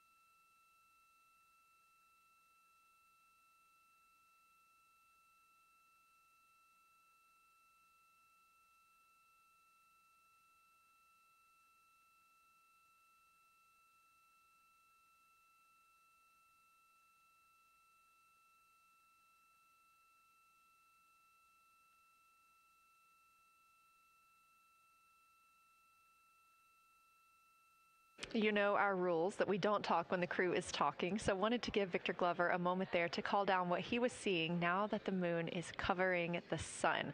A really amazing time during today's lunar flyby. Again, thank you so much for letting us help tell this story today. I am Leah Cheshire Mustachio, handing it over to my friend Anna Schneider at the PAO console as the Orbit 2 team comes to join us. So thank you so much, and I hope you all enjoy tonight. Anna, you can take it away. Thank you so much, Leah, and it's been a joy listening to your coverage over the last several hours. So as you mentioned, the Orbit 2 team of flight controllers is currently making their way on console and completing a shift handover with the Orbit 1 team of flight controllers. The Orbit 2 team tonight will be led by Flight Director Diane Daly, and she is currently handing over with the Orbit 1 flight director there on your screen, who was Flight Director Jeff Radigan.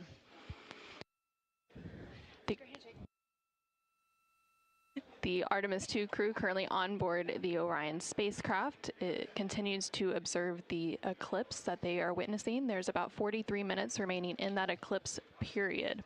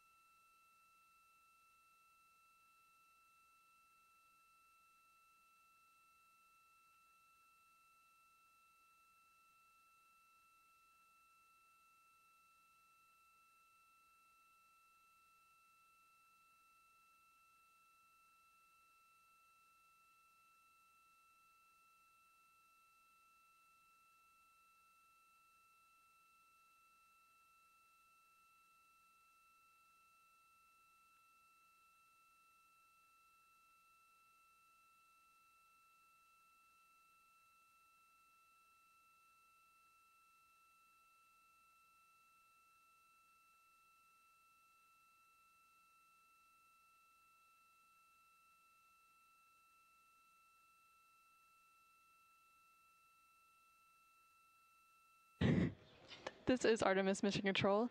You are currently seeing a live view of the solar array wing cameras on the Orion spacecraft. We spoke with our science team, and they did determine that that dot in the distance is Venus.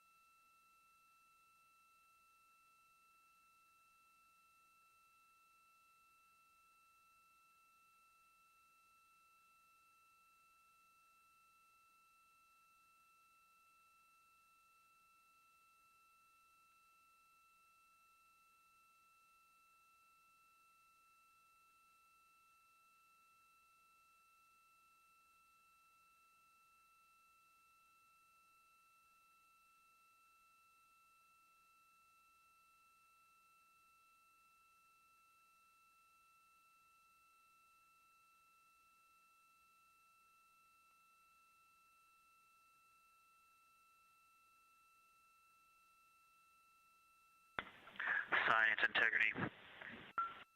Let's see, not a huge change in here, just an update. The camera settings for Earthshine are challenging. This one's challenging to capture. What we're seeing, we're just not picking up on the cameras. And after all of the amazing sights that we saw earlier, we just went sci-fi. This has, it just looks unreal. You can see the surface of the moon between, I guess, the Earthshine. I guess Earthshine. You can actually see a majority of the moon.